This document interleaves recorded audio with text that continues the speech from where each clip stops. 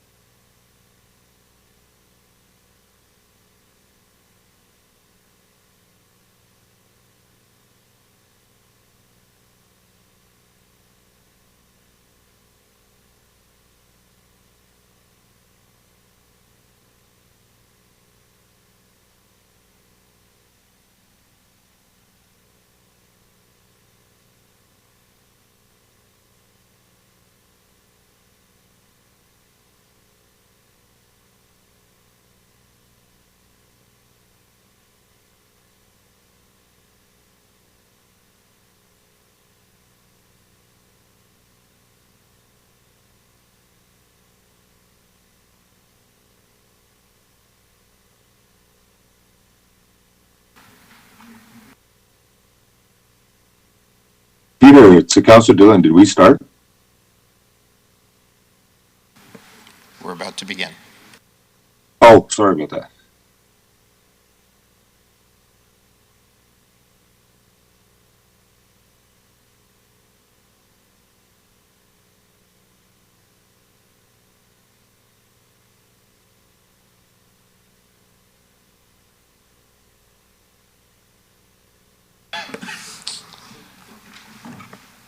Good morning and welcome to our virtual meeting of Brampton's Committee of Council. We will begin the meeting with the City Clerk calling the roll for attendance at today's meeting.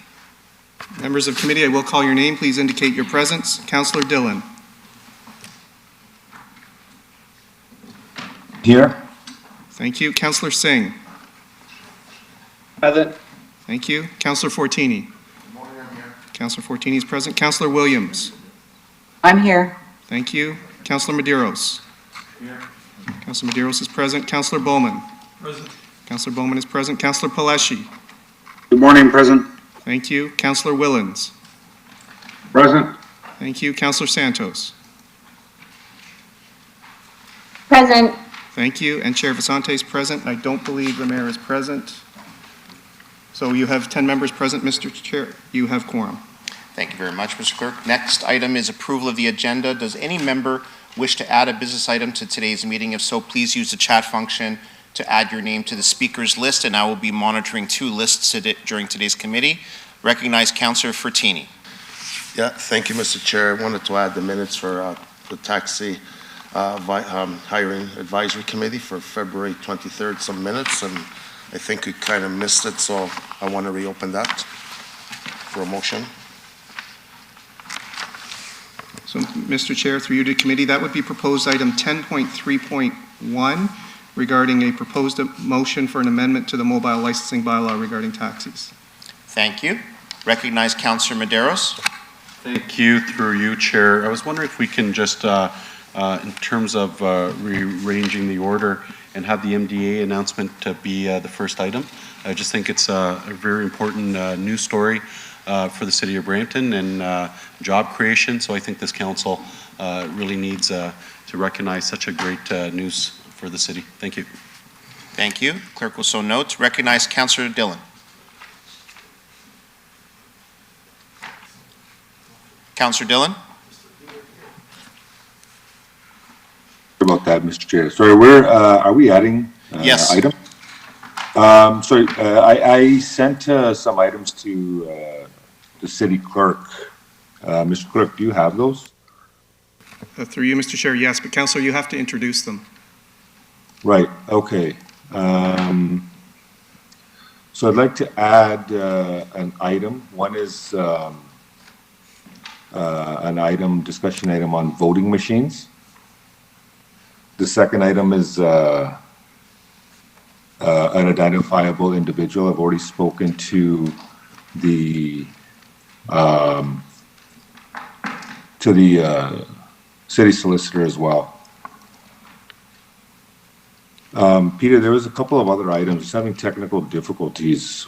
Can you bring those up or no, that I sent to you? Through you, Mr. Chair. So Councillor Dillon, I believe the other two items that you were contemplating to add were a discussion item regarding Ontario Dump Truck Association strike and a discussion item regarding extension of Thorndale Road through 9225 the Gore Road. Is that correct? That's correct, yes.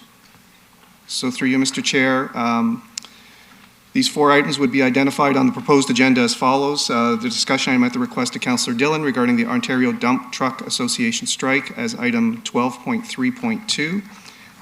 Discussion item at the request of Councillor Dillon regarding the extension of the Thorndale Road through 9225 the Gore Road would be item 8.3.2. The discussion item regarding voting machines from Councillor Dillon would be identified as 10.3.2. And the added closed session item proposal regarding a personnel matter about an identifiable individual, including municipal or local board employees, would be proposed item 15.6. Thank you very much, Mr. Clerk. Councillor Dillon, do you have anything more to add? Thank you. Thank you. Recognize Councillor Williams. Thank you. Through you, Chair. I'd like to add a discussion item on the LDD moths. Through you, Mr. Chair, then that would be added as proposed discussion item 9.3.4 regarding Lamantria Despair Moth Burlap Trap Kits for residents from Councillor Williams. Thank you. I see no further speakers on my list, so we have a motion moved by Councillor Bowman to approve the agenda, but before we go to the vote, we have the clerk. Through you, Mr. Chair, through you, Mr. Chair, just to advise that a couple of things on the agenda. 15.5 under closed session was an item regarding solicitor-client privilege and a plan position procedure, criteria, or instruction to be applied to negotiations. That item was listed on the original agenda, and staff have advised that report is not ready to proceed, so that item is to be withdrawn. 15.5, it'll be brought forward at a future meeting. There also is an added delegation in regards to, request in regards to the added discussion item from Councillor Dillon regarding the Ontario Dump Truck Association strike. So that'll be identified as delegation 6.8. And finally, there is correspondence from Sarah Singh, MPP, Brampton Centre, in regarding an email received from the MPP's office yesterday regarding Queen's Park motion for Cancer Care Centre, and that correspondence can be considered under the Government Relations Update, item 7.3. Thank you very much, Mr. Clerk. So we have a motion moved by Councillor Bowman to approve the agenda. Instead of seeking a recorded vote for this item, I'll ask if there is anyone opposed to the motion. Otherwise, your vote will count in the affirmative.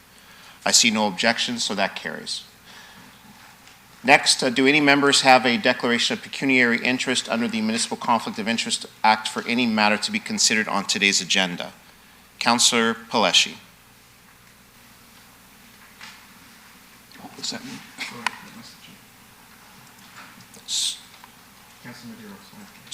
I'm sorry, we have just a little technical difficulty. It's Councillor Bowman. Thank you very much, through you, Mr. Chair. In an abundance of caution, I will declare a conflict of pecuniary interest on Delegation 6.7 as I sit on the board, the advisory board for GAVE. Thank you. Councillor Medeiros. Thank you. Through you, Chair. Similar to Councillor Bowman, I also would like to declare a conflict of interest as I also sit on the board of GAFE. So Thank you. Mayor Brown? Yes, out of an abundance of caution, since I sit on the advisory board, I would like to declare a similar conflict. Thank you very much. The clerk will so note for the meeting minutes. Next, we're moving on to our consent agenda. Committee, as part of our consent motion process, I will read each agenda item that is subject to the consent motion. And we'll begin with item 8.2.1, a staff report regarding the initiation of subdivision assumption 2073737 Ontario Inc., Castlemore Drive, east of McVean Drive. That is on consent. Item 8.2.2, a staff report regarding the initiation of subdivision assumption Sora Developments Corporation, south of Steeles Avenue, east of Goreway Drive. That is on consent. Item 8.2.3, a staff report regarding the all-way stop review for Stony Lake Avenue and Fishing Crescent in Ward 1. That is on consent. Item 8.2.4, a staff report regarding all-way stop review for various locations in the city in Wards 2, 5, and 9. That is on consent. Item 8.2.5, a staff report regarding the traffic bylaw 93-93 administrative update file, IAC. That is also on consent. Item 8.2.6, a staff report, a request to begin procurement, the hiring of 3 mechanical and electrical consultants for engineering services on an as and when required basis. On consent. Item 8.2.7, staff report, request to begin procurement, the hiring of a general contractor for the replacement of existing refrigeration plant, ice pad, and underground glycol distribution piping at Gage Park. That is on consent. Item 8.2.8, a staff report, request to begin procurement for the hiring of architects and construction managers for various new construction projects. That is on consent. Item 8.3.1, the minutes of the Brampton School Traffic Safety Council for March 3rd, 2022. That is on consent. Item 9.2.2, a staff report regarding a budget amendment and request to begin procurement for the supply and delivery of one 95-foot platform aerial device. On consent. Item 9.2.3, a staff report regarding the Terremoto cricket pitch renaming rights. On consent. Item 9.3.1, the minutes of the Brampton Sports Hall of Fame Committee for March 3rd, 2022. On consent. Item 9.3.2, the minutes of the Brampton Senior Council meeting for February 1st, 2022. That is on consent. Item 10.2.1, staff report regarding bulk waste and property standards. That is on consent. Item 10.2.2, staff report regarding the 2021 transaction report executed by administrative authority. That is on consent. Item 11.2.1, a staff report regarding the Central Area CIP Building and Improvement Program clarification. On consent. Item 11.2.2, staff report regarding the Downtown Advisory Group. Hold, please. Held by Councillor Bowman. Item 12.2.1, staff report regarding the 2021 external funding update. On consent. Item 12.2.2, staff report regarding the annual statement of remuneration and expenses for 2021. On consent. Item 12.2.3, staff report regarding the tax rebate program for low-income seniors and low-income persons with disabilities. That is on consent. 12.2.4, staff report regarding the purchasing activity quarterly report, fourth quarter 2021. Held by Councillor Bowman. Item 12.2.5, staff report regarding active consulting service contracts. That is held by Councillor Bowman. Item 15.1 from our in-camera open session meeting exception under section 2392K of the Municipal Act 2001, a position plan procedure criteria instruction to be applied to any negotiations carried on or to be carried on behalf of the municipality or local board. Councillor Bowman? I just have a question about 15.1 and 15.2, why those would be in consent, or in closed session. Aren't those normally reports that we get in open session?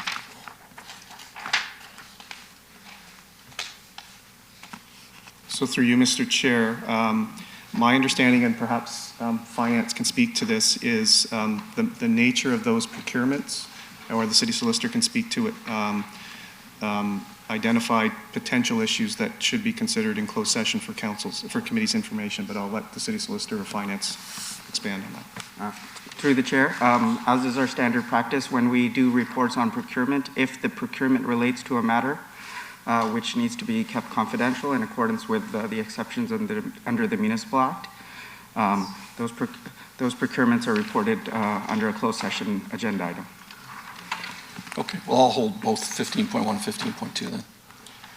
Very good. So 15.2, an open session meeting exception under section 2392A and D of the Municipal Act 2001, the security of the property of the municipality or local board and litigation or potential litigation, including matters before administrative tribunals affecting municipality or local board, has been held by Councillor Bowman. Next, we have 15.3, open session meeting exception under section 2392C and K of the Municipal Act, the proposed or pending acquisition or disposition of land by the municipality or local board, and a position plan, position criteria, or instruction to be applied to any negotiations carried on or to be carried on by or on behalf of the municipality or local board. That is on consent. Please hold. 15.3 has been held by Councillor Santos. Thank you, Councillor. Item 15.4, open session meeting exception under section 2392B of the Municipal Act 2001. Personal matters about an identifiable individual, including municipal or local board employees. That is on consent. And as the clerk noted before, item 15.5 has been withdrawn. The clerk will summarize these items to be included on the consent motion for approval. So through you, Mr. Chair, to members of committee, and in the interest of time, I'll just refer to the items that are actually held for consent, with the balance noted by the chair to be part of the consent motion. So held is by Councillor Bowman, 11.2.2, staff report on downtown advisory group. 12.2.4, staff report regarding purchasing activity quarterly report for Q4 2021, held by Councillor Bowman. Item 12.2.5, a staff report regarding active consulting service contracts, held by Councillor Bowman. Items 15.1 and 15.2, open session meeting exception under section 2K of the Municipal Act, position plan procedure criteria, instruction to be applied to any negotiation to be carried on by or on behalf of the municipality or local board. That item is held by Councillor Bowman. 15.2, the open meeting exception is 2A and E of the Municipal Act, security of the property of the corporation of the local board and litigation or potential litigation, held by Councillor Bowman. And then, 15.3, an open session meeting exception under section 239(2)C and K of the Municipal Act, a proposed or pending acquisition or disposition of land by the municipality, and a plan procedure criteria or instruction to be applied to any negotiations carried on or to be carried on by or on behalf of the municipality or local board. That item is held by Councillor Santos. Thank you very much, Mr. Clerk. So we have a motion moved by Councillor Medeiros to approve the consent motion, and we will have a recorded vote. All members in favor of the consent motion, please indicate. Councillor Dillon. Yes. Councillor Singh. Yes. Councillor Fortini. Yes. That's a yes. Councillor Williams. Yes. Councillor Medeiros. Yes. It's a yes. Councillor Bowman. Yes. It's a yes. Councillor Paleshi. Yes. Councillor Willens. Yes. Councillor Santos. Yes. Mayor Brown. Yes. Chair Vasante. Yes. Motion carries unanimously, 11-0. Thank you very much, members of committee. We have no announcements, so we'll move to our revised order today with staff presentation, item 11.1.1, a presentation about the MDA business retention timeline being presented by our Director of Economic Development, Claire Barnett. Welcome, Claire. Good morning, and thank you very much, Councillor. Thank you for the opportunity to highlight this exciting announcement that was made just a couple of weeks ago, confirming Brampton as the location selected for MDA's new purpose-built global headquarters and center of excellence for space robotics.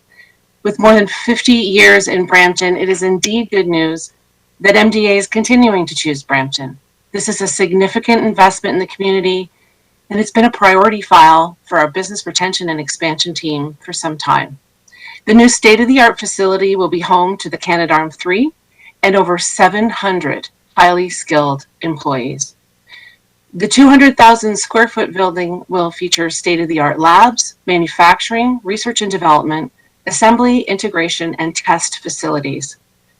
The Center of Excellence at MDA will house a unique space robotics mission control center, enabling MDA to provide critical on-orbit operations capabilities to commercial and government customers alike.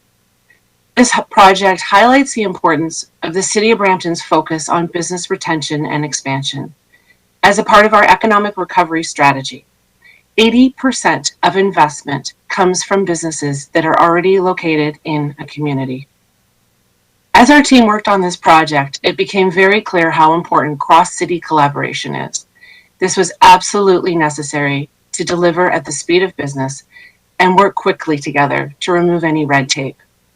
This project also highlights the importance of relationships with businesses like MDA in our city, like developers, CANF, and other levels of government. Next slide, please. For the past 5.5 years, the Economic Development team has worked across all departments to help bring this investment to fruition. And I'm excited to showcase the work that was done to get us here today.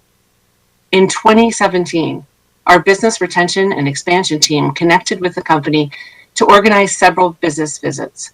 And during those visits, MDA raised concerns about their lease was about to expire and their existing building no longer fit their image and their vision for the future. As a result, Economic Development Department led a team of colleagues from across the city to present creative options to MDA and worked with several developers in Brampton to find viable options and solutions. In 2018, MDA hired a U.S. site selection firm to manage the process, and EDO worked closely with the site selector to produce a full site selection pitch for MDA. During the meetings with the site selectors working with MDA, they raised the need for the City of Brampton and other levels of government to provide incentives, as this was an important factor in their location decision. As the Economic Development Office and Brampton Transit began to build the transit value proposition, the site selection was put on hold by the client as the scope of the project began to change. In February of 2019, Council directed staff to initiate a study to explore potential for a citywide community improvement plan to attract office employment. And as the Economic Development Office and colleagues began to prepare a package on potential incentives for the company, it really escalated the need to have the CIP in place. In the summer of 2019, the city also amended the development charges bylaw. This new incentive now offers purpose-built office buildings over 50,000 square feet, an exemption from paying the city's portion of DCs. As the Economic Development team worked with the developers to build the marketing pitch, we also were with transit colleagues and Mayor Brown to finally give our official pitch to MDA in June of 2019. We continued to advocate with various levels of government to escalate the file and the importance of the file, and sent a letter committing our resources and confidence in MDA's preferred location, now known as the CANF lands. There wasn't a single area of business development that this company did not go through during this whole process. In December of 2019, there was a change of ownership that announced that MDA would become Canadian again. That was great news for Canada and Brampton. And during this time, the company also went through a rebranding and launched their initial public offering. In 2020, during COVID, it was important that we stayed in front of the company and that we continued to develop the relationship with them. We sent a letter from Economic Development expressing our continued support and a note of congratulations for becoming a wholly owned Canadian company. Also that year, we partnered with them with the Trillium Advanced Manufacturing Project. That project's goal was to conduct a supply chain analysis of advanced manufacturing companies in Brampton. MDA has a robust supply chain in the GTA, and having access to Brampton's large network of metal fabrication businesses is seen as a distinct advantage to the Brampton location. In 2021, We saw the Peel region approve major office incentives that was beneficial for this company, and MDA also delegated to council on its future plans for the company and its recent successes. In months to follow, CANF finally received approval from Committee of Adjustment on Consent to Sever and Minor Variance applications, and a building permit was issued to CANF to allow construction to commence, and the final site plan approval was provided. In January of 2022, due to the spread of Omicron, the announcement was delayed, but staff, we continued to work on a marketing plan for Steeles and Mississauga Road area so that we could build off of the momentum that MDA announcement would provide. And finally, on March 10th, MDA officially announced their commitment to Brampton by joining industry leaders and corporate neighbors, including Medtronic, Canon, Air Canada, and Loblaws. The building is currently under construction, with the lab slated to be operational by the end of 2022. And the project was funded generously with a $25 million grant from the Ontario government. This new facility will be home to MDA's growing team and will further unlock the potential of their world-class engineering and space mission expertise. Next slide, please. Thank you to the team from across the city that helped. Transit, planning, building, economic development, finance, communications, and everyone that played a role in retaining this important employer in our city. Some members of the team are online today and in the chambers, and I would like to acknowledge their hard work and commitment. We also want to thank members of council for supporting this important business retention file. And to close out this presentation, we'd like to play a short video highlighting the unveiling of MDA's new global headquarters, where innovation meets imagination. Thank you. Thank you, Claire. We're just going to queue up the video right now.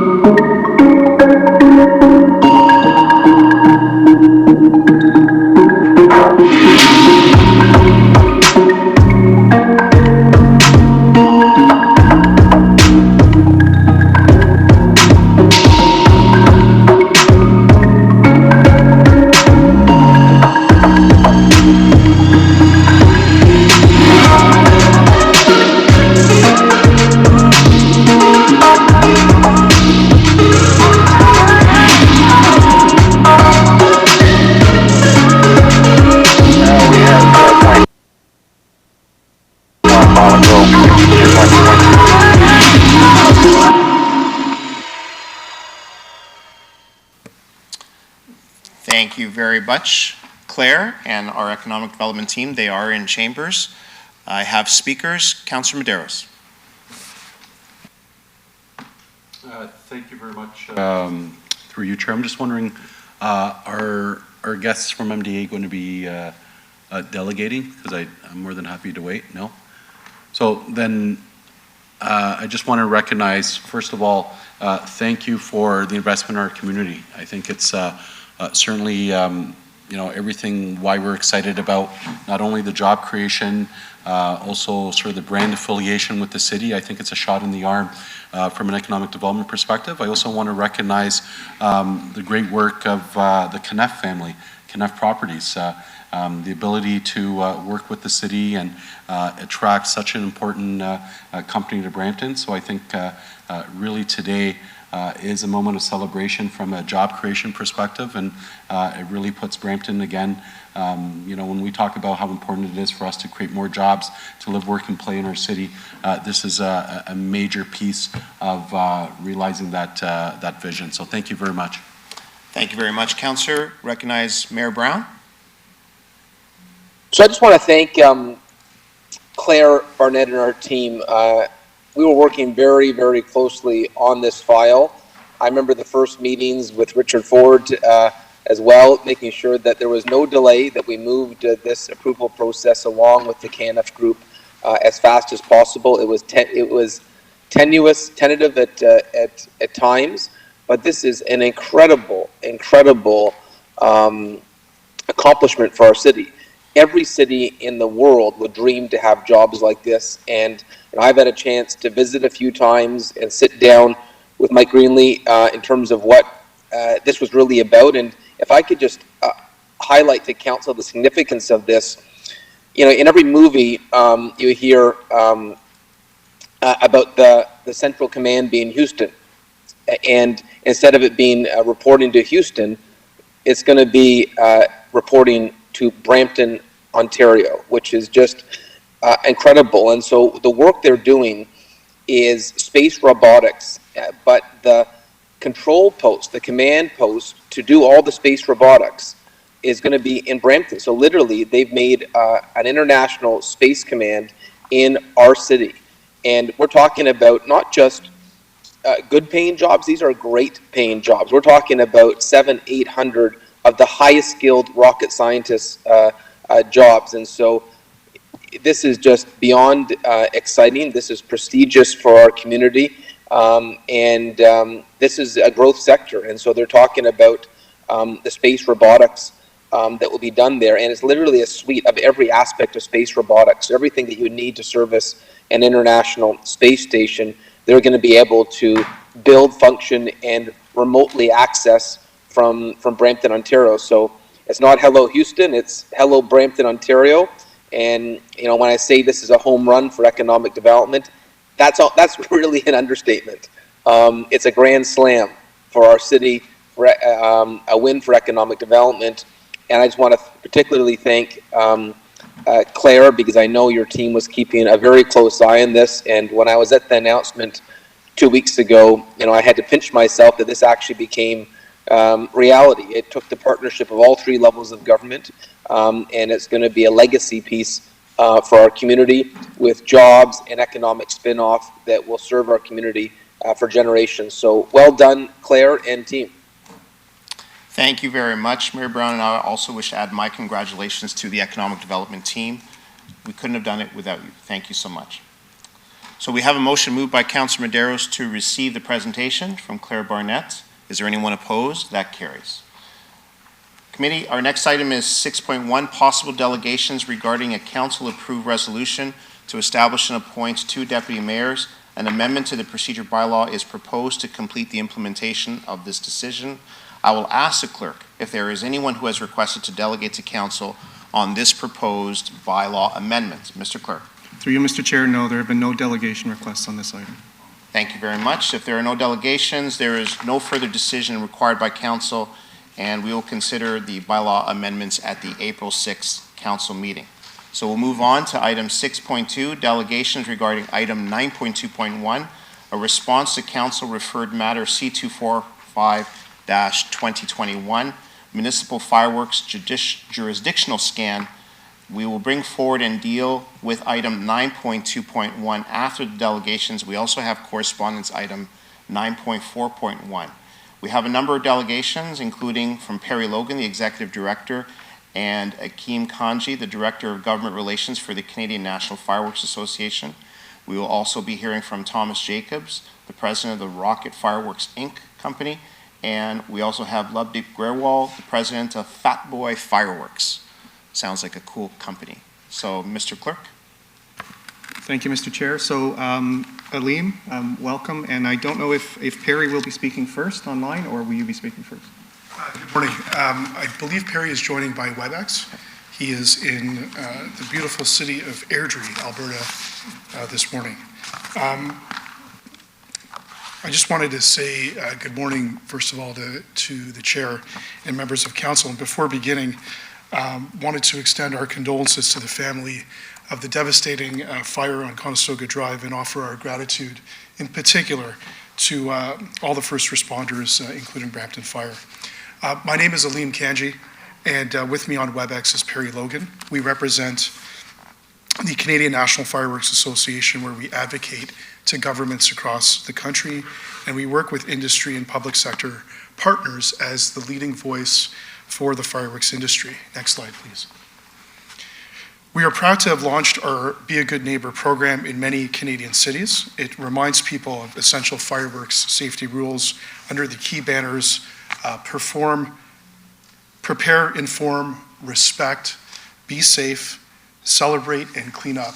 And this here is a guide that is required to be included with the sale of every consumer fireworks sale, and the content can be modified to a community.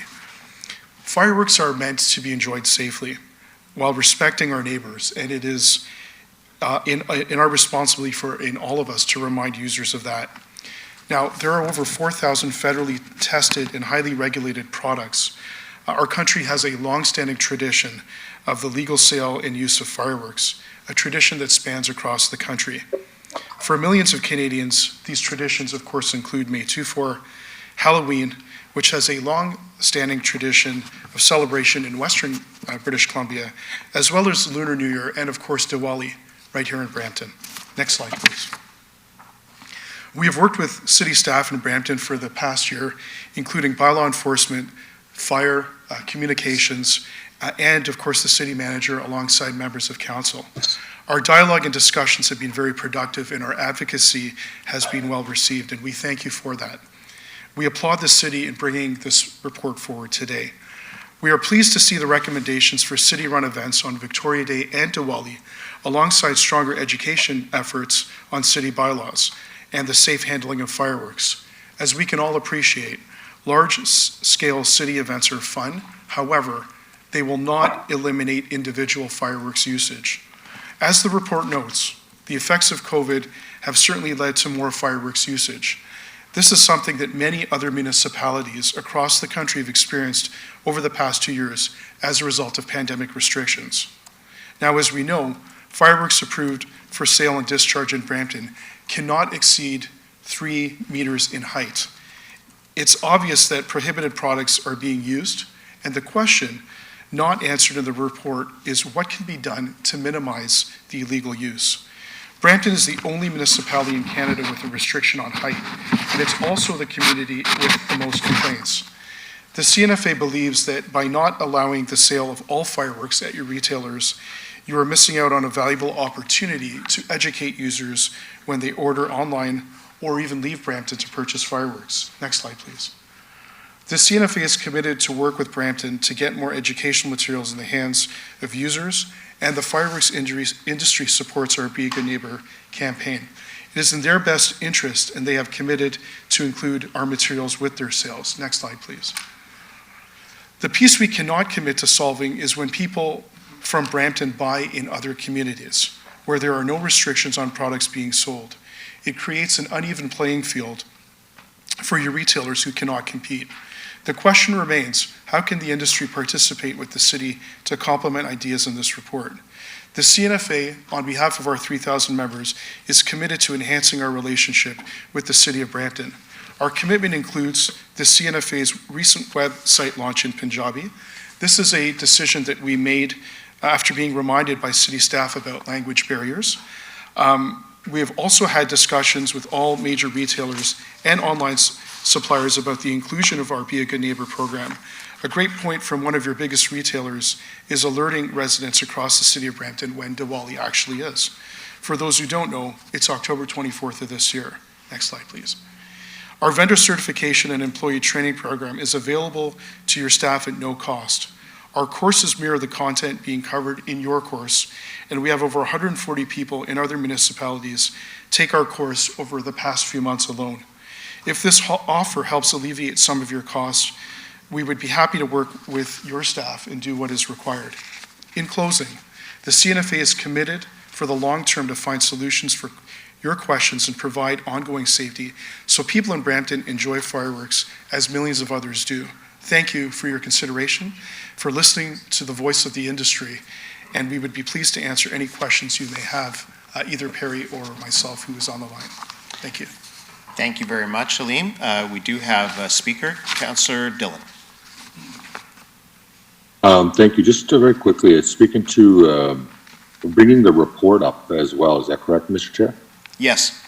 Right. I just have a motion that I wanted to move forward. I don't have any questions for the for the delegate, but I just wanted to thank them for the information that they did provide now in their comments. I did have a chance to read their website in Punjabi. I thought it was very detailed and very specific in some of the safety measures and a lot of the things that their organization is doing. And so thanks to Mr. Kanji, and if we'll be able to bring the report up, I'd like to move the motion.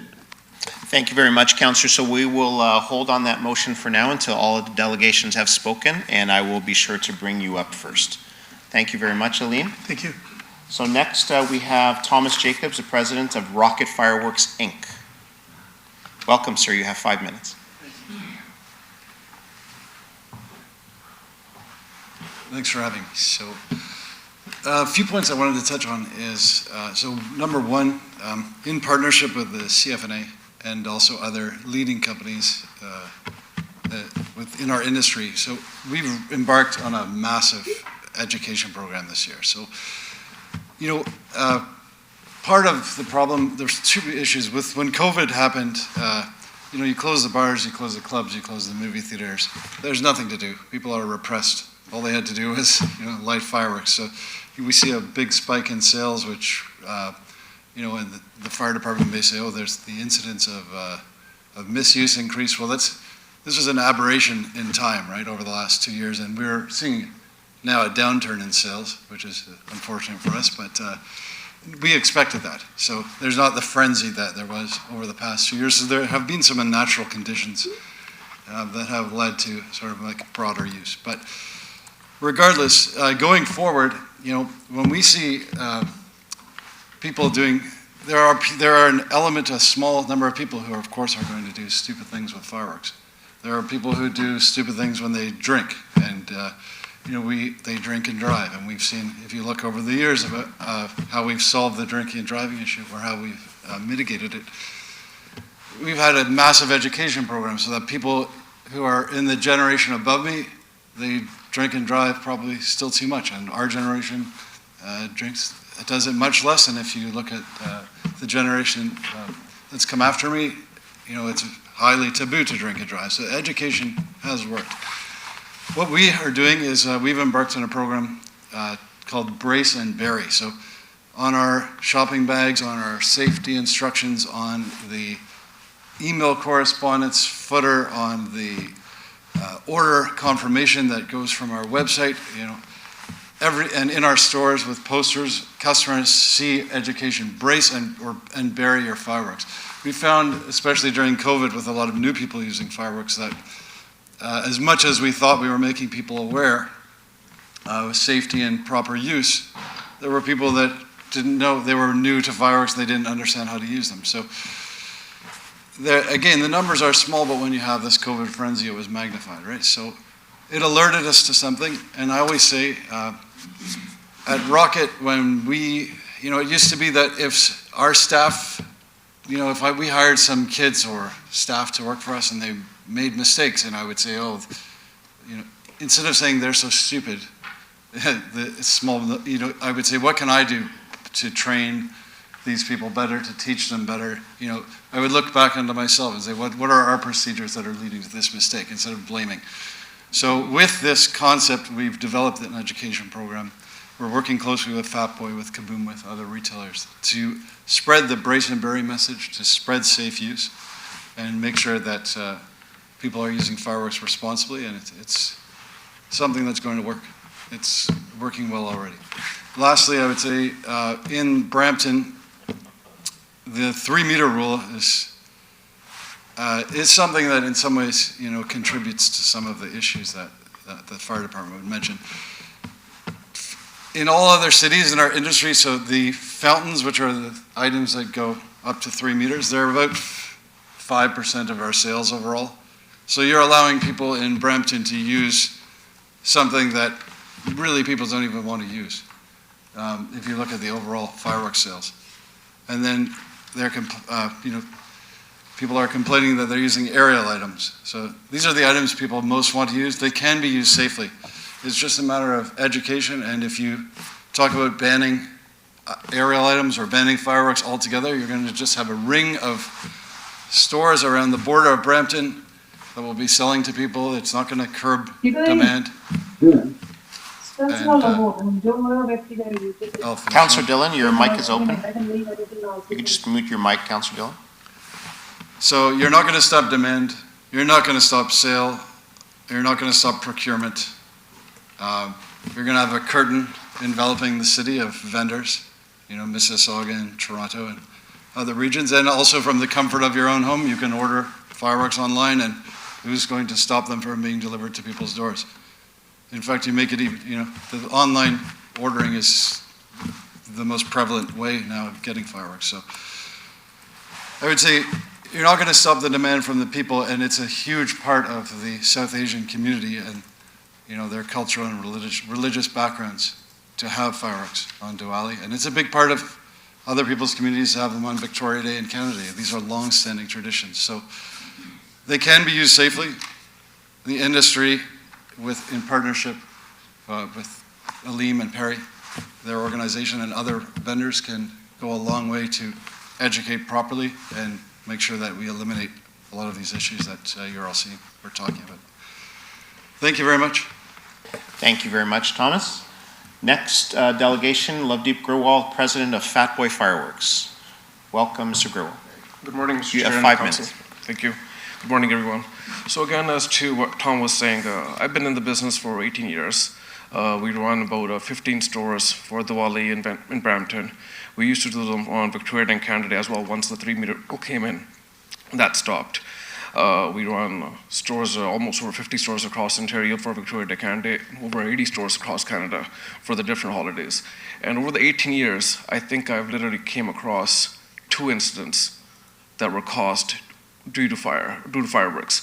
And one was in Brampton. It was a house fire in Brampton. That's when the 3-meter rule came. But that was because we had this other rule, which I have no idea whoever made that, was the 50-foot wide rule. That would have never complied because every fireworks are meant to be celebrated with family. And the type of housing we have in Brampton, there's not many lots that are 50-foot wide. And that whole, if you read the report that was produced after the fire department, and the reason caused by, once the homeowners were interviewed, it was like, we got scared of the bylaws officer coming because somebody complained, so they ran inside and they took a sparkler, which you can get at any time, but from a bakery, from a dollar store, and that was put in a garbage can, which caused the fire. That was uneducation and the scared of, I live on less than a 50-foot wide lot, I'm gonna get in trouble, I'm gonna get fined, which ended up causing an issue.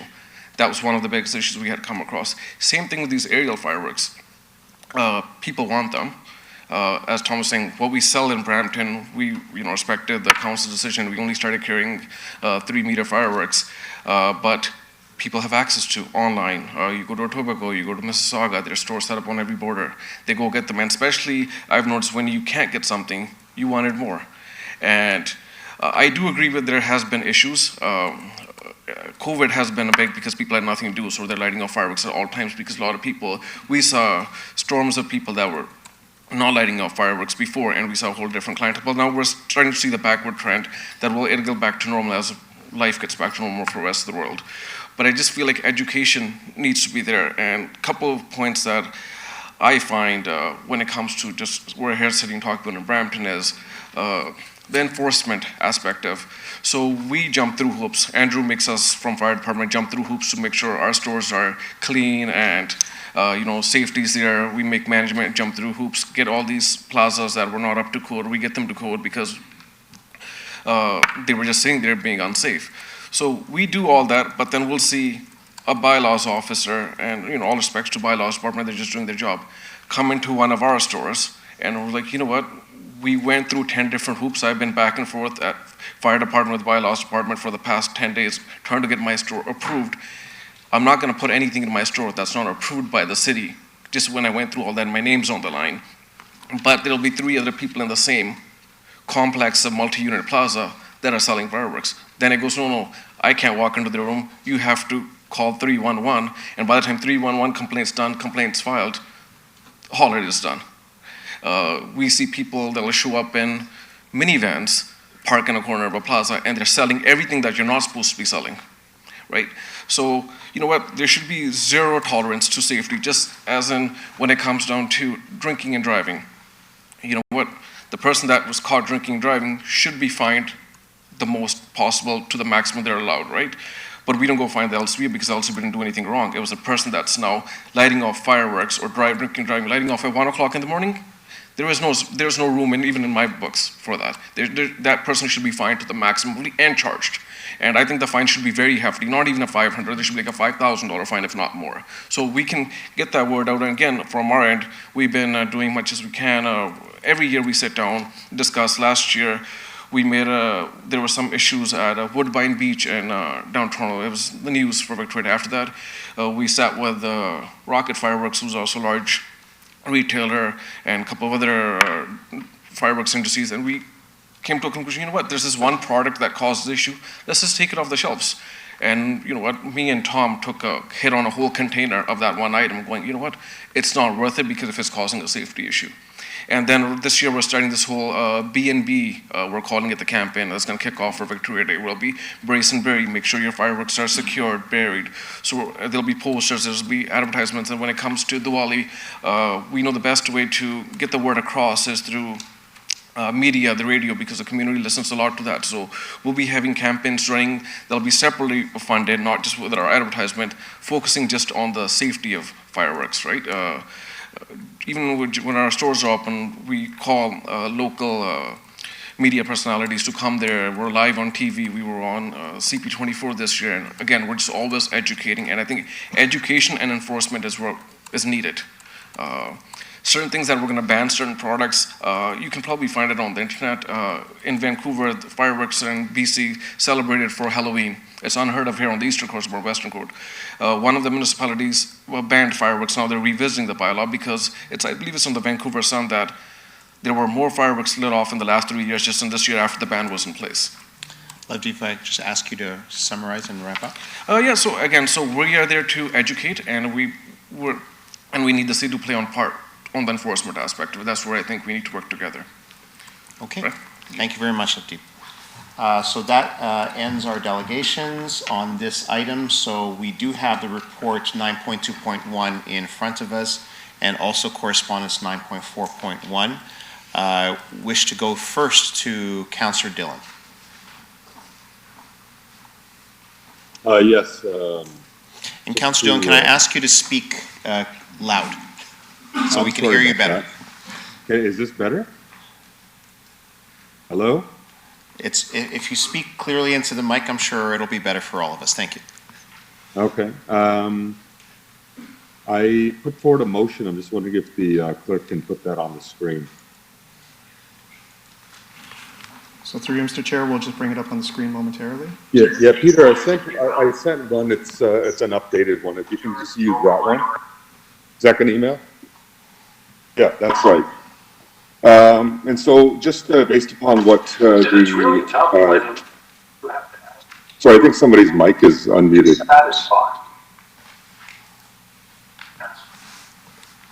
So I think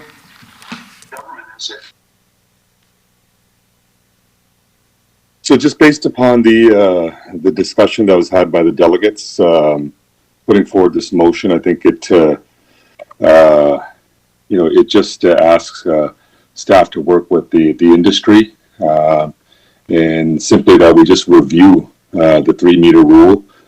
From what they had indicated, we're the only municipality that has this rule, and I think we need to put, speaking in the interest of putting safety first, I think we should just review it as well, and for staff to come back and we can have a discussion at that time, or we can get some additional information. Thank you very much, Councillor Dillon. We have the motion on the screen, but I have further speakers. Councillor Bowman. Thank you very much, Mr. Chair. I guess Councillor Dillon's motion is on there. Yeah, there is a staff recommendation as well. Can we put that up? Okay, staff be directed to implement an enhanced fireworks safety education program. $18,000 strategic communications, and the council endorse a 1-year pilot to implement a city-run event with pyrotechnics on Diwali and Victoria Day at Garden Square. Would that preclude fireworks on Canada Day and New Year's Eve?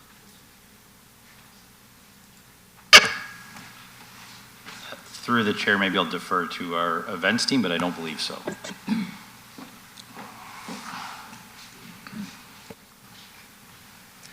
Through the chair, the fireworks for Diwali and Victoria Day would be only in the case that the fireworks permit was to be canceled. Fireworks permit for the other two events? No, for residents. So in the case that there was no longer to be that permit program for residents, then we would implement an event to then replace that. Okay. Thanks, Greg. I understand that. I'm just trying to mull it over in my head that instead of allowing the public to light off fireworks, we would hold a single Secured. fireworks display at one location somewhere. Correct. Okay. Perfect. Thanks, Greg. My other questions, and I did meet with Chief? Through the chair, thanks. I believe the intent is to still allow the 4 days, but this would be in addition to allowing public to do it. So there'd be the 2 additional events on Diwali and Victoria Day, pending approval in the 2023 budget. So it will be in addition to the Victoria Day and, Canada Day and New Year's Eve. Okay, and that would be at a cost. 4 public-led events, provided council approves that direction there. Okay, and what's the budget for those 2 fireworks? I thought it was on there. Maybe we just haven't scrolled up enough. Yeah, through the chair, I believe it's 150,000 and 200,000. And if you look at the bullet point, the last bullet point of the overview, I believe it provides those details there. Yeah, so another 350 grand. Correct. Okay, it's not in our current budget, so that would have to be found somewhere. Through the chair, yeah, the intent would be to bring that back for next year. So 2022, there'd be no additional events. It would come back for council's review in 2023 for consideration as to whether we would add these 2 new public events through the events budget. Okay, and I have met with the representatives of the fireworks groups. We met, I guess, digitally, and I did have some questions for you guys as well. There are locations across the world that have low decibel fireworks compared to what we currently have. Because a lot of the complaints we get are about the noise. They're not about bad usage, they're not about how they're being handled, they're about the big booms that scare animals, that scare wildlife, that scare pets. Can somebody speak to that, the lower decibel fireworks? Yeah. Oh, please, yes. If you want, sorry, this is Perry Logan. I could speak to that if you'd like, Councillor. In terms of silent fireworks under the Explosives Act of Canada through the ERD, they don't recognize that term yet because the products haven't been approved in Canada. So there's no such product available in Canada at this point. What we recommend, because this question comes up in pretty much every community, is you would work with the person doing your show and create a decibel level, because part of the process of approval to get into the country is a decibel level of a product. The most explosive one, if you will, the loudest one, is about 150 decibels, to give you a comparison, like a fire engine when it's behind you in your vehicle. So it really comes down again to education and more determining what your show wants to accomplish. I mean, there's distance components, there's height components, there's all kinds. I mean, I've had this conversation in Blue Mountain 2 weeks ago, out on a mountain's top. So our suggestion, recommendation at this point, because of the lack of availability, is to talk to your show provider, the professionals that do these products, and they could build a show that could address the volume, but you'll never eliminate it. Not at this point anyway. The products are just not available. And, Perry, thank you for that. That was Just that answers that for you. Just so everyone's clear, that's Perry Logan from the Canadian National Fireworks Association. Through you, Mr. Chair, just to add to the question from Councillor Bowman, I would encourage everyone, and I'm happy to share this with you, a recent report that was done by the municipality of Halifax that looked at this very question on silent fireworks. It's a fascinating report that staff put together, and ultimately the conclusion, and I'll share that with you, is that silent fireworks don't exist. The whole notion of fireworks is to provide a sensory experience, and I know that they're using things in other countries, drones as an example in Asia, in China in particular, but the conclusion of the report in Halifax that was done, I believe about a year ago, is that silent fireworks don't exist. The only ones that do, that are silent, are sparklers, which are obviously a different type of fireworks that get used at birthdays, etc. But in short, according to the City of Halifax and the report that was approved by council out there, is that silent fireworks just don't exist. No, but there are fireworks that are at least half the current decibel level that we allow fireworks today to be shot off at. And I think Perry might want to jump in here on that in terms of the decibel readings and usage around those. Perry, you still there? I am. Yeah, there's 4,000 products available in Canada, like I think Liam touched on in his report. It is about what the audience wants to see and hear. We talked to I've worked with the Humane Society and with the SPCA on this topic as well. It really comes down to the evolution of the industry. As more and more people are requesting it, the ERD will take a bigger look at it. But it really, like, each product is rated, if you will, based on the decibel level. I mean, the top end, like I said earlier, is 150 kg, or decibel, pardon me. There's definitely lower. And so there's been municipalities in Ontario and all across the country that have had this request. So that's our direction on this, because as of right now, I mean, it gets confusing because people will hear about silent fireworks somewhere else in a different world, different country. But in Canada, like I touched on earlier, they're just not available based on a lot of different factors. So that would be what I would suggest, is you sit down with the person that's doing your show, you have a determination on that, and determine what you're trying to accomplish, and they can build a show accordingly. Okay, thank you. Sure, welcome. Lovedeep, what date did you say Diwali was on this year? October 24th. Right, and that's what I wanted to discuss as well. I believe last year Diwali occurred on a Friday, and it ran I got complaints about Diwali lasting the entire weekend. Fireworks going off Friday, Saturday, Sunday night up till 4 o'clock in the morning in some places. And I'm not going to speak for other councillors. I would imagine you also had complaints about that. And it's not just Diwali, don't get me wrong, it's Victoria Day. Victoria Day, we have complaints about fireworks going off on the Saturday night, the Sunday night, the Monday night. So there seems to be an issue here, not with just the fireworks themselves, but with people lighting the fireworks off on days other than those designated days. And we've tried education here. We've tried it. I think this council, last council, and I remember Grant Gibson even prior to that council. We've been talking about this now for 10 to 12 years, what to do about this. And, I don't know if all the education in the world is going to solve this problem for us. Mr. CAO, sorry. Do you know how many complaints we had last year regarding fireworks? I'm just going to ask, through you, Mr. Chair, I'm just going to ask JP Maurice to come down, and we have a bit of a synopsis ready for you. Through Mr. Chair, good morning. Excuse me. Last year we had 785 complaints for the total year of 2021. 70% of those complaints were on Diwali, and the other 10% was Canada Day and then Victoria. Those are the three main events where we have the most of our complaints. Okay, and JP, of all those complaints, do you know how many we were actually able to get to? How many charges we laid? as you know, through the chair, as you know, it's very difficult and challenging for us to attend. But we can see the fireworks, but by the time we get to the residence, the fireworks have stopped.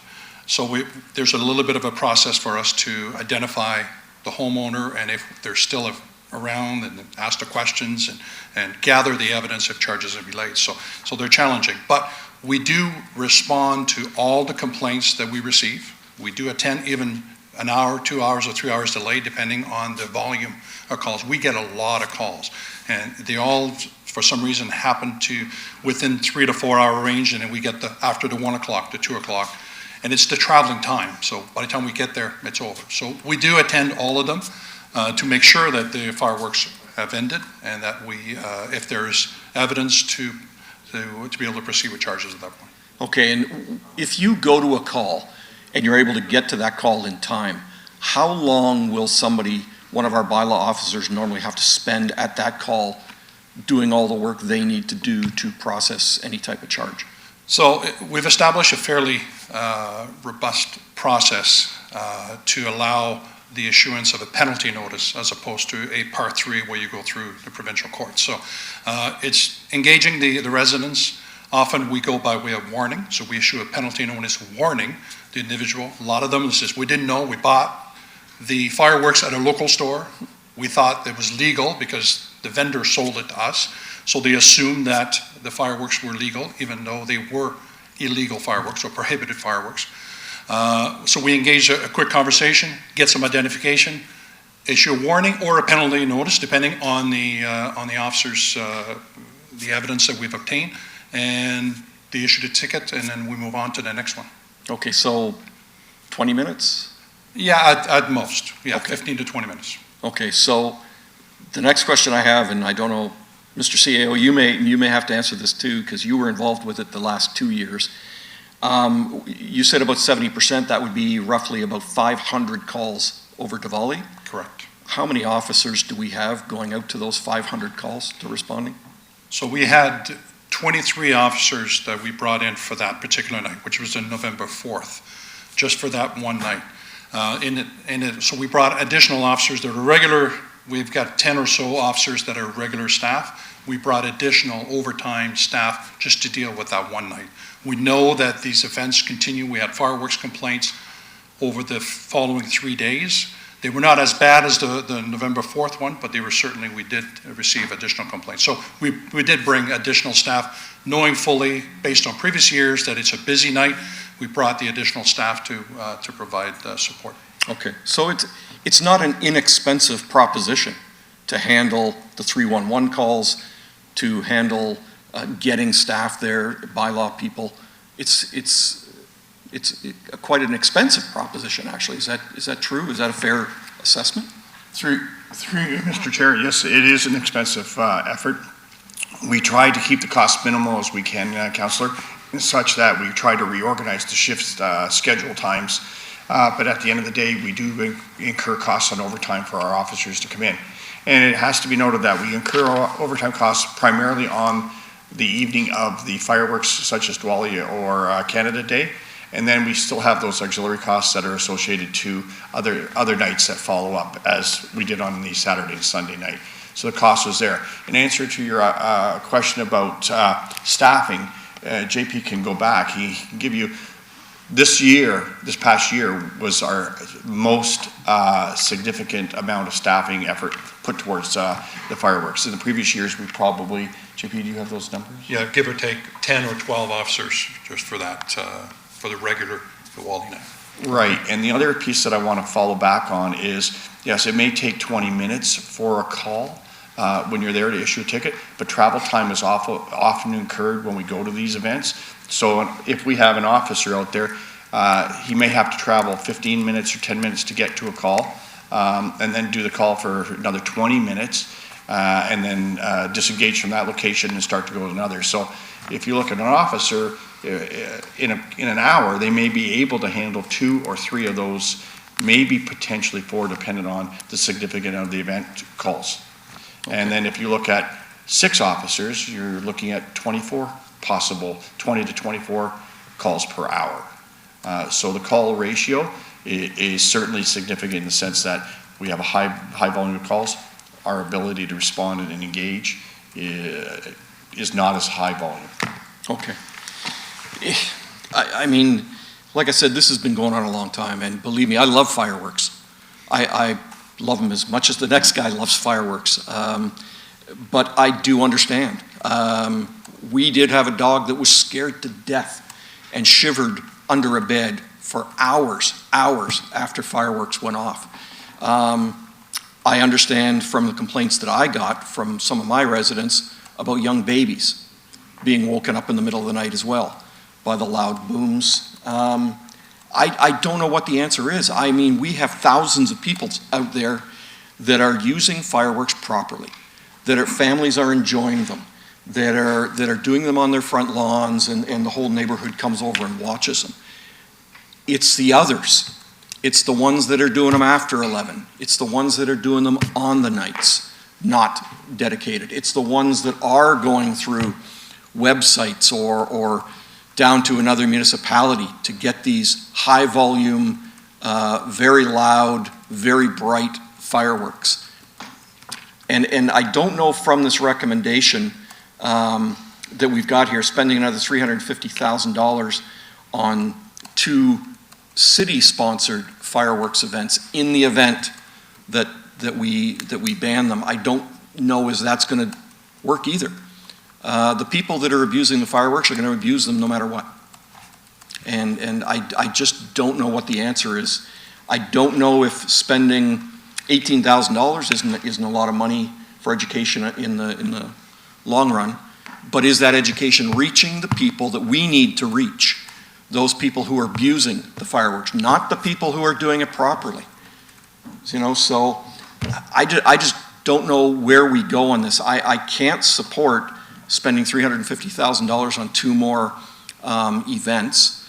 I do support a little more education, but I'd like to know that the education reaches the people we need to have it reach. And I mean, like I said, for those people who are using them properly, and for those families in neighborhoods, and those people who are lighting them off on Diwali on the given day, great. We love it. Let them do it. Let them celebrate. They're doing it right. It's just reaching these others that I have the problem with. So I don't know. I don't see anyone else on the board, but we'll see who else wants to speak to it. Thank you very much. Thank you very much, Councillor Bowman. Are you then moving for receipt of the report? I will move receipt of the report, yes. Okay, for clarification, thank you. I do have other speakers.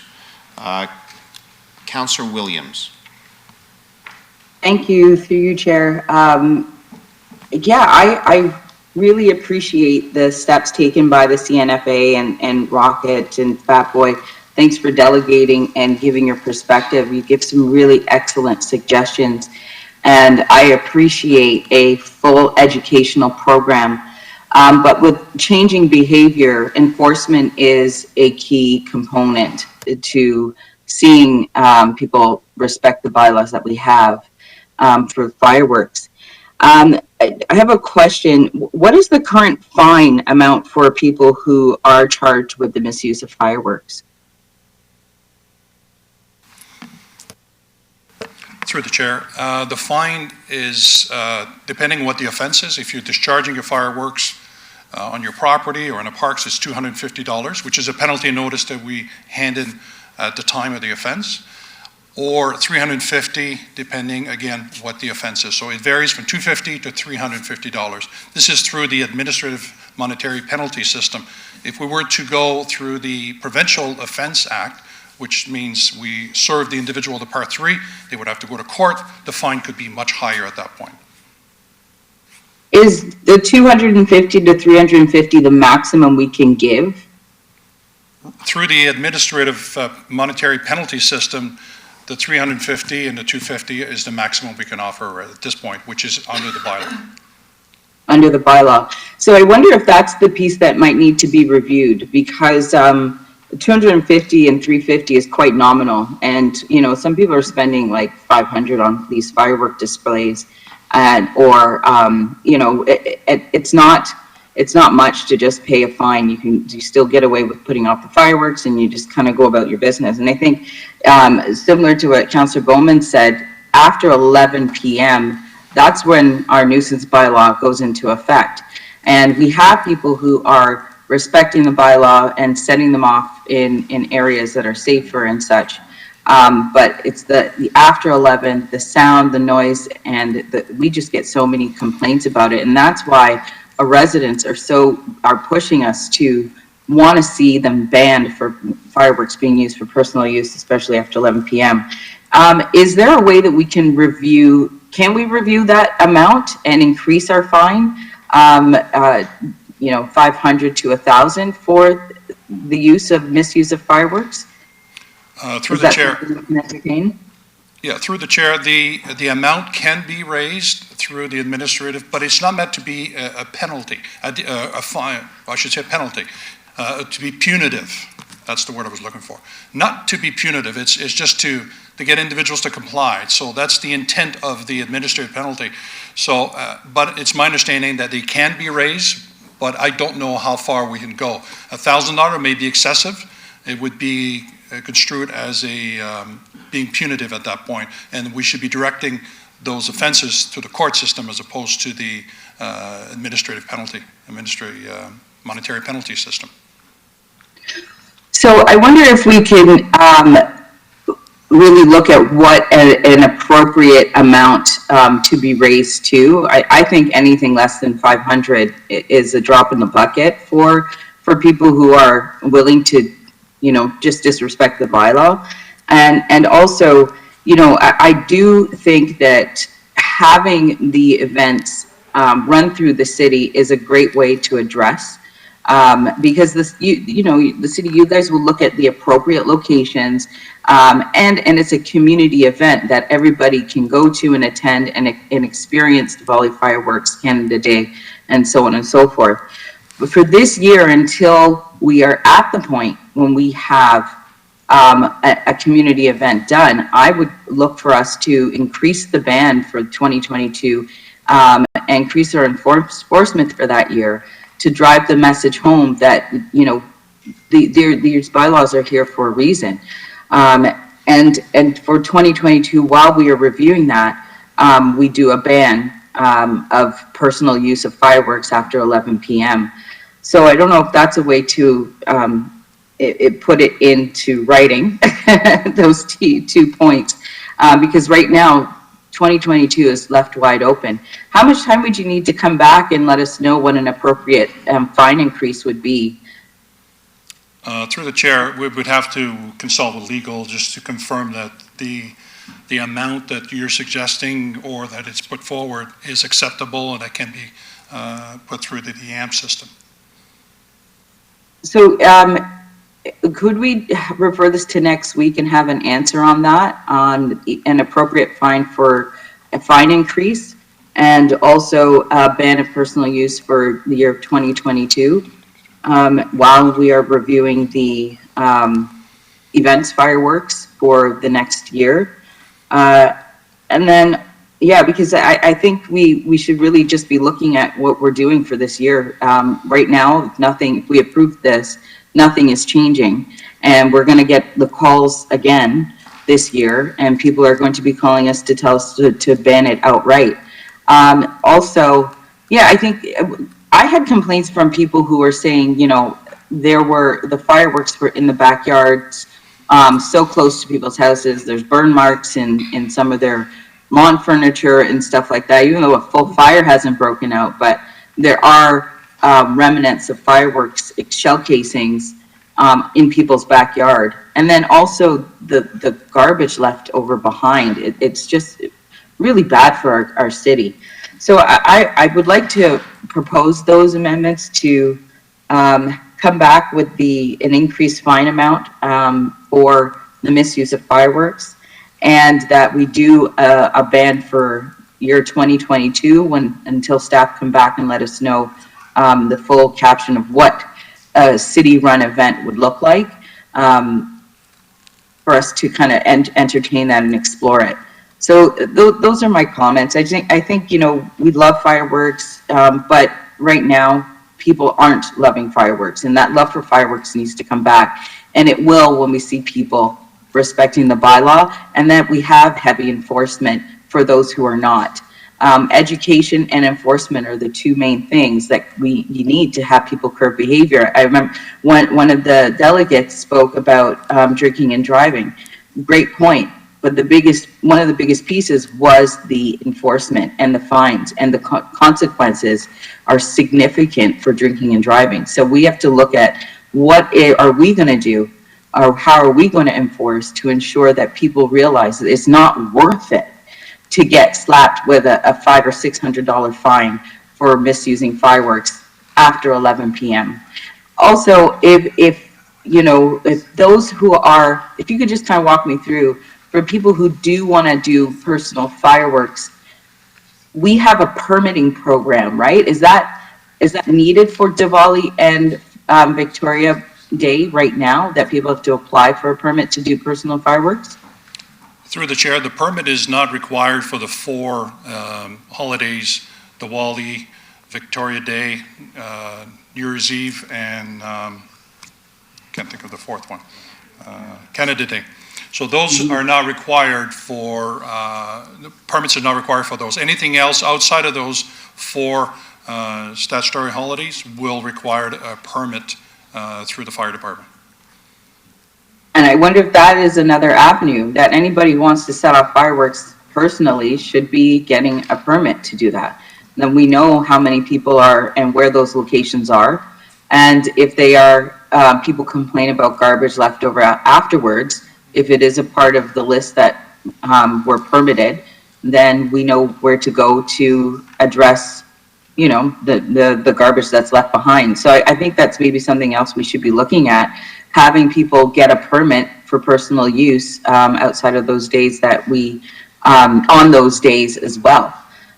So if staff was to report back on that too, the feasibility of us making permits for those days, especially for 2022 and beyond. So those are my comments. I just think we need to find a solution. There is a solution that we can find, because we don't want to stop people celebrating these auspicious days in our calendar year. We just want people to do it safely and respectfully. Thank you. Thank you very much, Councillor Williams. I'll just ask the clerk to clarify that direction, if it's a referral or a bylaw amendment. There's a number of items packed in there. So through you, Mr. Chair, yes. So Councillor Williams, I'm just confirming, we do have on screen a referral. Is your intent to refer this back, or were these standalone motions? Because I've captured 3 requests that you've put into your motion. One is that staff report back on an increased fine enforcement system. Staff report back on an amendment to necessary bylaws to prohibit personal use of fireworks in 2022. And then the last comment you made would be and/or reporting back on a personal fireworks use permits system. Yes, that captures it quite well right now, and I'm just seeing the rest of it being typed out. Yep, So that captures it. So through you, Mr. Chair, so Councillor Williams, we're taking your motion then as a referral. Is that your intent? Yes, I would like staff, because before we implement something, we need to know how much we can respectfully increase our fines to. So if staff can report back on that, it would be good for us to kind of guide the conversation further. So through you then, Mr. Chair, the committee is now in a referral debate on the merits of referring or not referring this matter. So Councillor Williams' motion is to refer back the report for further consideration. So that would encompass Councillor Bowman's motion just to receive the report, and Councillor Dillon's additional motions in terms of his proposals. Thank you very much for that. Next speaker, I recognize Councillor Dillon. Thank you. And you'll be speaking to the referral, Councillor Dillon. Yeah, I'll speak to the referral. I guess it's kind of related to the motion as well. I believe last year I had moved, sorry, and the screen is just moving quickly. If you can scroll up, Mr. Clerk. I believe last year I had moved the motion for staff to report back on what would happen if we were to ban fireworks. And I think this was the correct me if I'm wrong, Mr. Clerk, or even the CAO. I think this was the report back, and in the report itself, it says that a ban necessarily cannot be enforced. I think that's why we have moved towards the education piece. There was a couple of there was a group I was speaking to in regards to the ban as well.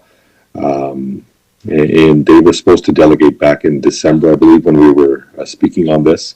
And they were in agreement that with the report as well. And I guess the best route forward, which is for education. And so I just wanted to clarify if this is indeed that report back, if staff could just comment on that. Through the chair to Councillor Dillon, that is correct. This is in fact the report, and we looked at a number of different benchmarking groups, and many of them restricted, but there's no outright ban. They had a permit system in effect, but no outright ban, and it would present, I'll say, extreme challenges to enforce. And just for clarification too, fireworks, whether they're permitted or not, are not allowed after 11 p.m. on any of those 4 days as well, just for clarification. Yeah, and so that's just maybe just like a friendly, just or just respectfully to Councillor to Williams, if she wants to maybe kind of look at that particular portion of her referral, because this indeed is the in terms of prohibiting, this is indeed the report that's come back. And the second thing is just to Councillor Bowman's comments. Can you put number 3 up and just show Mr. Fay just for the motion? Yeah, I'm almost indifferent to this, and so I guess if somebody wanted to even push this out to next year just because of the costs, I would be okay with that if council does decide to pass that, or depending if we refer this or not. I think that Garden Square might be a small venue, and that perhaps that we could possibly have this at Chinguacousy Park. And I guess with doing the significant cost, there could be an opportunity for vendors or sponsors. Well, it's already there anyways, but it would cut the cost down. And so, but I think a bigger venue might be more appropriate. And so, just some comments that I wanted to add in there. And I guess if any other members of council wanted to also comment or see if that's an option, I think we might want to change Garden Square to Chinguacousy Park. But I'll listen to the rest of the conversation. Thank you. Thank you, Councillor. Next, Councillor Palacio. Thank you, Mr. Chair. So I agree with a lot of the comments that have been said. Just based off of Councillor Dillon's last comments, I would also support something like this moving to Chinguacousy Park. I'd ask though that it be removed from the motion, and I know we're speaking to the referral, but when this does come back, I would ask for the budget of the pyrotechnics be removed from the motion, and just ask our sponsorship team to look for external sponsorships or vendors to have this at a zero cost to the taxpayers. I'm sure that's a pretty big price tag, like Councillor Bowman had mentioned. So I'd rather see us go out to the community and to businesses to see if there's opportunities for sponsorships. Peter, Charlotte, can you scroll back up to the referral? I have a couple requests that I'd like to add if Councillor Williams would be okay with. I'd like for us to go out to the veterans in the community and get their input on fireworks across the city or at one specific location to better understand how this impacts their life. I'd like for them to be able to provide comments is one of my requests. The other request that I have is that 311 no longer need a exact address location when providing an SR number. For anybody that knows, when they're sitting at home and they're hearing these fireworks, it's almost impossible for you would have to physically leave your house, go out and look at the exact address of somebody that was breaking the rules and at 1, 2 o'clock in the morning to find the address. So I'd like for that to be an opportunity for 311 to adapt and change that requirement. If those would be taken as friendlies. Yeah, absolutely. Those are great suggestions.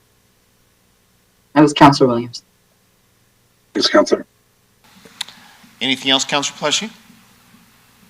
No, just finalizing the adaptation of 311 requirements to no longer need an exact address. Thank you. Provide an SR number. Thank you very much. Thank you, Mr. Chair. Councillor Fortini.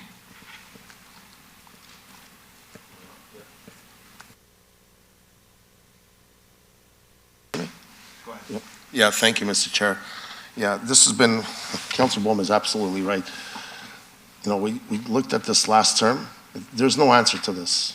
We could have all the bylaws that we want. At the end, it's always those people that could go purchase them anywhere they want, and they could come back and lay them the days that the festival's not on. And it's hard for 311 or bylaws to run around chasing these people. Councillor Williams brings up a good point. I think the fines should be a lot heavier. $300 is nothing. I think this is the only way. The other thing is, I'd love it to have it in Chukuzi Park, but we have to look at also all the parking. When it happens Canada Day, we have a big, big disaster there of all the parking, and that becomes a safety issue for the fire trucks or ambulance to get through. So, these things, events, I think where it would be really good is a power rate center. There's no residents around. It doesn't block safety. But when we start going into the Gore Meadows or Gage Park or Chukuzi Park, we got to be very careful. And I've seen what happens on Canada Day. People are parked on both sides of the roads. And when you got to get a fire truck, just like happened now, last week, or what happened in the past, the truck's not going to be able to get there, or an ambulance. So we have to really pay attention to the safety, not only about the fireworks, also the parking, which is really concerning. And I see that. So I think the Power Rate Center would be a deal for even Canada Day. It would be great there, because it doesn't involve in the parking around, and people will have to take buses and stuff, and there's no residents around to affect anything. But to spend the money on education stuff, there is no, this is the same thing we do with smoke alarms. We try to educate, but you're always going to find the people that don't listen. End of story. So there's no really answer to this. But I do agree with Councillor Shemaine Williams. The fines should be a lot heavier. And maybe some of these people are going to say, you know what, it's not worth taking the chance. Those are my thoughts. Thank you. Thank you very much. Councillor Dillon, you have a question? Asked if we, during the chat, if my amendment was being referred as well. I believe that would be the case, Councillor Dillon. So, members, I see no further speakers on the board. So, first I would like to move for receipt of the delegations, moved by Councillor Dillon. Is there anyone opposed? Thank you, that carries. And next we have had a robust discussion, and we have a referral to staff. I know they've been busy taking notes here. So I have a motion for referral, moved by Councillor Williams. Is there anyone opposed? Councillor Fortini. Just addressing that, I know when they're going to report back to look at also the parking and the safety issues of all when we have these type of fireworks around the side streets, and how we could address all this, because even in Canada Day, we have to really look into this. I know we put signs up, it's great in the daytime. And then when it comes around 6 o'clock, 7 o'clock, when they see the fireworks, they're parked in people's driveways, both sides of the roads. So maybe we should look at getting a tow company, say, you know, you're parking on one side, you just tag and tow. Never mind about putting bylaws and police around. As soon as they see them, they're gone. So people will maybe not park on both sides of the road. It's easier to get people moving. Staff will respond. Through you, Mr. Chair, yes, we can look at all that. My concern is that our commitment to Councillor Williams was going to be to get this report back as quickly as possible. I just see that timeline becoming a little bit longer now. So you'll have to have patience with us. All good ideas, all ideas we will look at, except now we're into Q2, possibly the end of Q3 to get this report back, because it will require some extensive research. Thank you, CAO. So I'll ask Councillor Williams, are you okay with an extended timeline for reporting back from staff? Will that impact the timeline for Victoria Day? Because Victoria Day is coming up. And so I wonder when if Councillor Bertini will indulge that the issue with the street parking and safety concerns can come back when staff report back on the location and feasibility of a city-run event. Yeah, I'm fine with it. Just like I say, you know, I know Canada Day's up.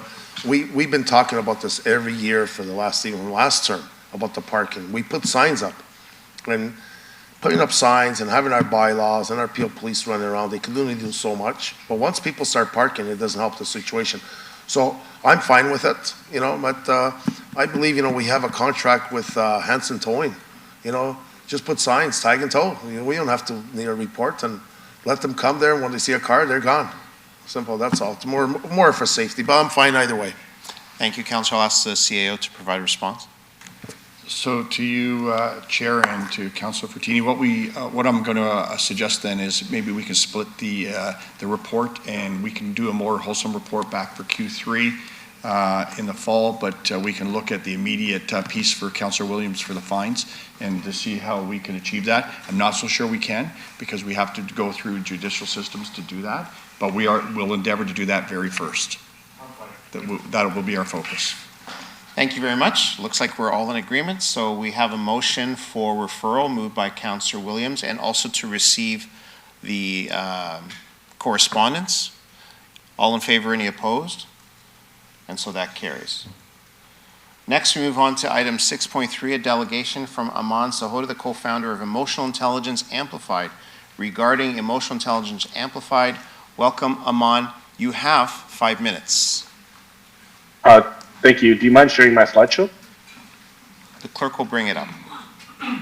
Thank you. Perfect. Go ahead. Thank you for that. Hi, everyone. Thank you for the opportunity. My name is Amit Sahota, and I am co-founder of EI Amplified. I'm here today as I received the Canadian EdTech Startup of the Year award and was named a top 21 in learning and technology. I was born and raised in Brampton, attending 5 different Peel schools, and still live in the area, actively coaching at Louis Arbor Secondary School and mentoring at Boys Club. We are a tech company that focuses on amplifying the emotions that are being felt within the community. I wanted to start today's delegation by asking you, how was your day yesterday? How did you feel? What words came to your head, and how did those words relate to different emotions that you feel? Why did you choose those words? Now think about the times you saw others discriminated against, or times that you were discriminated against, and how you had to hold in your emotions. Think about the stories and feelings that were not shared. How has your emotions impacted your well-being? When you're sad and depressed, how does this affect your mindset? Are you able to learn and work efficiently?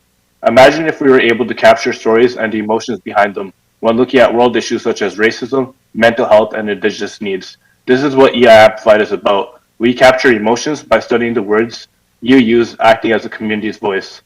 Next slide, please.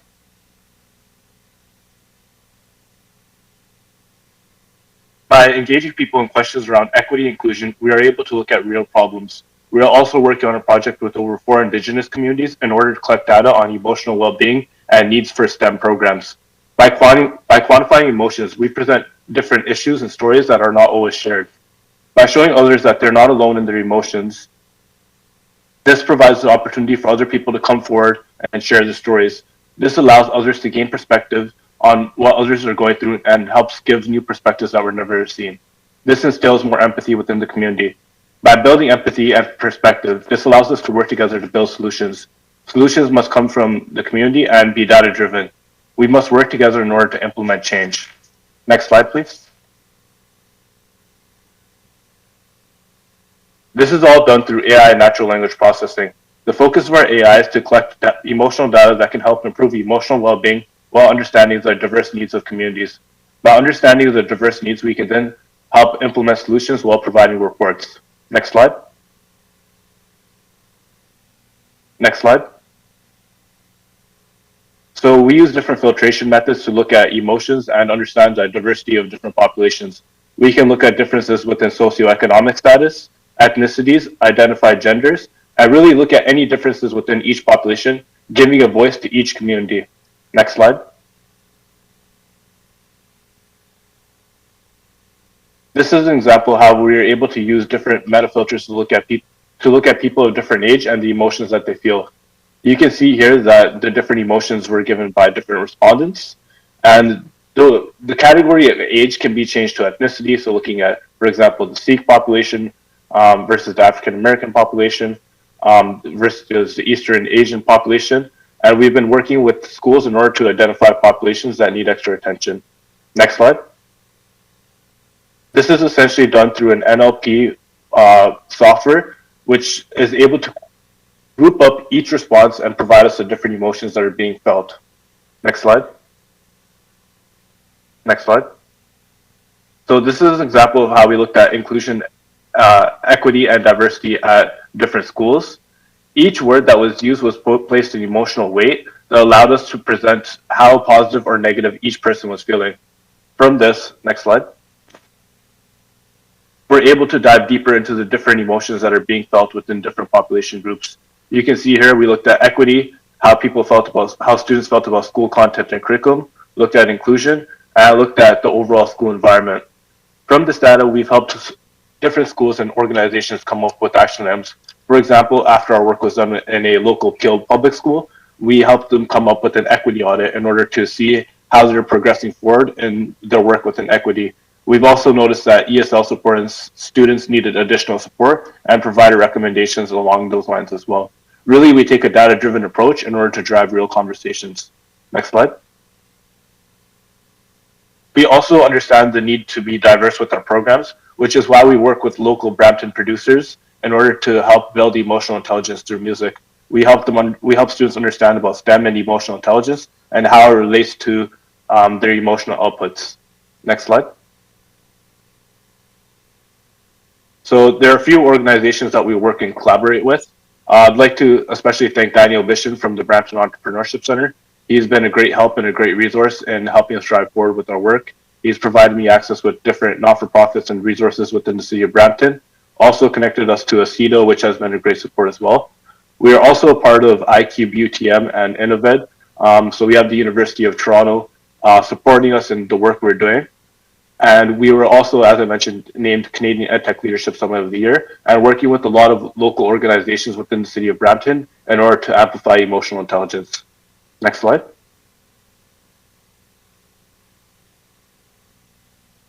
So by us all working together and understanding all stakeholder emotions, we can work together to make change. As the winner of the Canadian EdTech Leadership Summit and another community member like you from the city of Brampton, I would request that the city helps amplify our voice within Brampton by connecting us to different organizations or institutes that are looking to make change. Brampton's 2040 vision is our vision, and we are here to help tackle public engagement, collaboration, design, technology, and help build stronger identities. I'd like to thank the city of Brampton for presenting me this opportunity to speak at this delegation, and I would be happy to take any questions. Thank you very much, Aman. I do have questions. Councillor Dillon.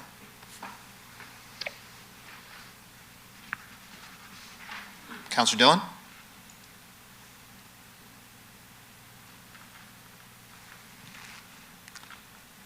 So sorry about that, Mr. Chair. Thanks so much for the delegation. Really appreciate the work that you guys do and your presentation. There's a couple questions I have for you. Number one is, what are you guys looking to in the next couple of years, what type of impact are you guys trying to make? And if you can tell us a little bit more about the music program as well, I'd appreciate it. Yeah, thank you for that question, Councillor Dillon. So the impact we want to make within the next 2 years is impacting every school in Peel, providing data for each school in order to look at how they feel about equity and inclusion, but also seeing how new initiatives are actually driving change within the school. We're really focused on building a model within education because education is the place to make change. So I would say within the next 2 years, we're going to be really focused on building those equitable opportunities for students, building inclusive environments, and helping promote diversity. With our online music technology program, that was actually co-created with people I went to school with in the city of Brampton. They're local Brampton producers with over 25 million plays. And we always saw that music was a huge part of how our emotions are impacted and the huge emotional outlet. That's not always discussed, and we often see that things like gun violence, gangs are related to music, but we need to talk about how music is a way to express your emotions. And some of the messages that are being portrayed are not always positive. So we want to really give students a tool in order to express their emotions while understanding the power of things like media and emotions, while providing them the tools and resources that we wish we had when we were youth in order to successfully grow as individuals. We also focus on soft skill development with this program and look at entrepreneurship and marketing strategies as well. I hope that answers your question, Councillor Dillon. No, I appreciate that. Thanks so much, Amin. Thank you. Thank you very much, Councillor Dillon. I see no further questions. Thank you very much, Aman, for your delegation. I have a motion moved by Councillor Dillon to receive the delegation. Is there anyone opposed? And that carries. Thank you. Next, we have item 6.3, a delegation from Glenn de Barrowmaker, Chair, and Gaita Morthy, Founder and CEO of South Asian Autism Awareness Center regarding a proposal to create a Brampton Autism Center. Welcome, Glenn and Geeta. You have 5 minutes. Thank you, Mr. Clerk, and thank you, your worship and members of council. I've been told by the clerk I should ask for an extension to the 5 minutes. I hope to be within 5 minutes, but in case I go a little over, I'm asking your indulgence to give me that authorization to do so. It's Councillor Dillon. Can I move that, Mr. Chair? Yes.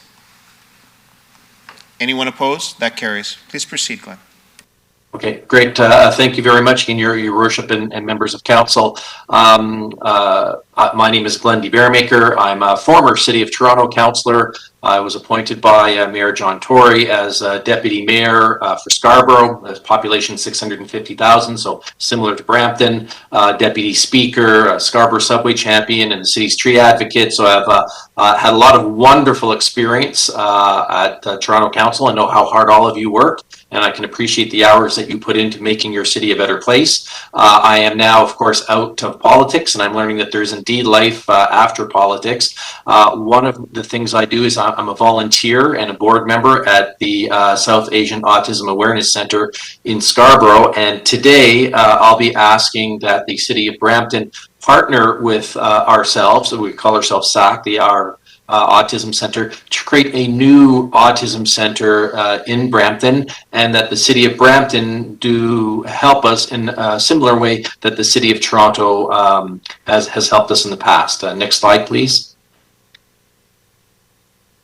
Our South Asian Awareness Center that exists today, our purpose is to really help all families that need access to autism services, especially communities that are culturally, linguistically, or economically have a variety of different backgrounds. Next slide, please. Who we help now, again, a very quick profile. Over 90% of the families that we serve are newer Canadians coming to Canada in the last decade to 2 decades. We speak a full spectrum of languages. Most of the families we help are lower income families, reporting incomes of 40,000, family incomes of $40,000 a year or less. And we try and target younger children, because the earlier you can intervene and provide therapy for children, the greater their chance of success in reaching their full potential. Next slide, please. Very quick history. Geetha Murthy, who actually was just called away to another meeting, founded the organization in 2008. Started off in her basement with 2 children. We now actually, and you see down to 2022, we're actually over 500 children now, over 40 full-time staff. We are literally growing by the month. Next slide, please. And we help by providing children, hundreds and hundreds of children, and this is what we want to do in Brampton, to bring these services to hundreds and hundreds of children in Brampton and to their families, their mothers, their fathers, their aunties and their uncles, their caregivers and their siblings. So everything from behavioral analysis to speech therapy to occupational therapy, a lot of focus on mental health programs because of the family dynamics. Next slide. This is something we bring to all of Brampton. Who we would be helping in Brampton, we expect certainly that the majority of families we would help, similar to what we do now, would be newer Canadians, wide range of languages, including Punjabi, Urdu, Gujarati, Hindi, Tamil, Tagalog, etc. Mostly we would focus on lower income families, and again, we'd focus on younger children to get them help as soon as we can. Next slide, please. Specifically, if you say to me, well, Glenn, how can Brampton help? We're asking Brampton to partnership with our charity the same way the City of Toronto did. And the City of Toronto has actually provided 11,000 square feet, 13,000 square feet of space at a below market rent, which is $2 per year. To fund any renovations to the building if that's necessary, and finally to fund the annual operating cost of the building. And you'll just see in this photograph, in this slide, this is part of the 11,000 square foot main building that we have. You can see that beautiful floor. You can see the basketball nets. You can see the padding on the wall, just in case the kids get excited and run into the wall. And I have to say, we deal with special needs kids, and very often they do get excited and they do run into those walls. So the padding is necessary. And even if you look at the top of the slide, you'll see the HVAC system. We cannot help the 500 children and families that we're helping today if we don't have the bricks and mortar and the place for people to gather in this sanctuary. So this is what we're asking Brampton to do. Help us find, provide us with, or help us find 10 to 15,000 square feet of space and have it ready, and that's how we can help the families in your city. Next slide, please. And of course, I would think you would say, well, what would SAC bring to the table? If our city invests these resources to help the children in our city, in our region, how would you help us as a charity? And we bring with us a huge party, if you will, a huge partnership to the table. We have professional doctors, nurses, therapists, mental health experts, social workers. We have partnerships with agencies, Hospital for Sick Children, McMaster, you name it. We have partners with all the autism providers currently. And of course, we have a stable fee-for-service funding model, which means we're sustainable. And we have partnerships with many donors, which means we would bring hundreds of thousands of dollars per year into Brampton with us when we opened up the Brampton Center. Next slide, please. This is just a list of some of the logos of some of the public agencies we help, including, University of Guelph, York, Toronto, McMaster, Centennial. And next slide, please. Also our private partners. So again, these are the donors that would come with us to Brampton. Your Bad Boy store, your Hondas, a lot of foundations would help us create this beautiful center. Next slide, please. And of course, one of the things we always emphasize is the volunteers. We have over 150 volunteers, so that when you bring your child to our center and your child is different, your child has special needs, when you have a professional therapist or doctor meet you at the door and one of these charming young students is there, your child is going to be loved and respected and cared for. And that's very important for the child. It's also very important for the parent to feel secure and safe in an environment. And of course, in Brampton, most of these youth that you're seeing here today come from Scarborough, Pickering, and Markham. In Brampton, really Mississauga, Caledon, Brampton, Oakville, those young people get practical experience at our center. They are becoming doctors, nurses, mental health care workers. So the volunteer component is very important for us and would be very important in Brampton. The next slide, please. In an ideal scenario for us, if Brampton was to agree to this, to help us, as the City of Toronto has done in the past, that we would find a location and sign a lease agreement later this year in 2022, renovate the building in the fall and into early next year, advertise the partnership, hire the staff, recruit the volunteers, recruit 150 children and families. And in 2023, we would expect the center to open with 150 children. Our biggest challenge, our biggest problem, we believe that on day one, the first day that our center opens, we will not have 150 family waiting to get in. We actually think there'll be about 400 or more families at the door waiting to get in to a facility where, again, as professionals, we would like to open up with only 150 children and their families to make sure things are operating properly and then slowly ramp up. And we have it in this slide to 2026. We could probably do it in 12 months if we had to. Next slide. And that's just our contact information. Next slide. And that's our presentation and our ask to City of Brampton is to partner with us to help literally hundreds and hundreds and hundreds of children in Brampton that desperately need help. Thank you, Your Worship, and happy to answer questions if there are any. Thank you very much, Glenn. We do have speakers. First, Councillor Dillon.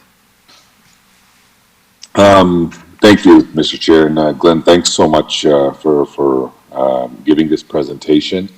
And thanks for reaching out to myself and some other councillors as well to discuss your proposal.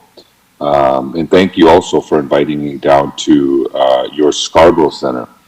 And it kind of made me wonder a little bit about Brampton and our healthcare and how we are lacking in so many ways in our city in terms of the healthcare we provide to our residents. And one of the things we dearly need is a center such as this. And I've had a chance to firstly, my son is 8 years old now. He was diagnosed at the age of 3 on the spectrum. It was one of the most difficult times for myself, my wife, and my family. We had to go through a lot of I would say cultural ignorance from people we know and our family members who would say nothing's wrong with him. You don't need to do anything. And what we found out was that by not doing something, it presents more harm to a child down the road. Getting the assistance the child needs is vital. And one of the challenges we faced here was where do we go? What do we do? Who do we see? And most importantly, where do we even start? And there was nowhere where we could go. We traveled down to Oakville, and there was a doctor who right away just prescribed, I believe it was Ritalin. And aren't you going to do any more tests, or aren't you going to do anything else? He said, no, just take this. And we said, no. We went through many more challenges. We finally, down in Vaughan, we went to something called Boomerang. It's by sick kids, and they did a diagnosis. And since then we've had different opinions. He's improved so much, and it's been such a blessing for us. But a lot of kids don't have that opportunity. And I was just a couple of months ago, I was at somebody's house in my ward, and there was a father and a lady who wanted to commit suicide because they have had so much issues with their autistic son. They built a room in the basement, and they put him in the room. They sit outside. He chews on the walls. He's become extremely violent. He's a big boy. He's 6'4". He's about 20 years old now, and they don't know what to do. And I'm just sharing these because it's just one of many that I've dealt with families who've had trouble, and I'm sure there's many more. And we're lacking in Brampton, and we've always said that we're lacking in healthcare, but I think just provincially as well, but particularly for the South Asian community. So I just kind of wanted to share that before I get into a couple of questions that I do have for Glenn. I actually also wanted to mention as well, even before that my experience at your Scarborough Center. I was just shocked on how, exceptional the center is in terms of your staff there, your volunteers, just the resources that are available, the progress that a lot of these kids have made, or even adults have made. There was a basketball gym there. They were shooting around. They were coming to me. These people with the autism, these children, these kids, they were talking to me, and I got to listen really from your staff there on how much improvement they made. Some of them were very, some of them were violent before. Some of them are now working. So I thought it was just phenomenal, and just the different rooms I went through, the sensory room. And the different things that they do. A lot of them are starting to cook now. They travel themselves, and they couldn't have done it without the support system. So Glenn, questions I have for you are, if you, for example, hypothetically now, like if you were to get support from the city of Brampton, how would you, sustain going forward in terms of your funding and your paying any bills, or would you be paying rent?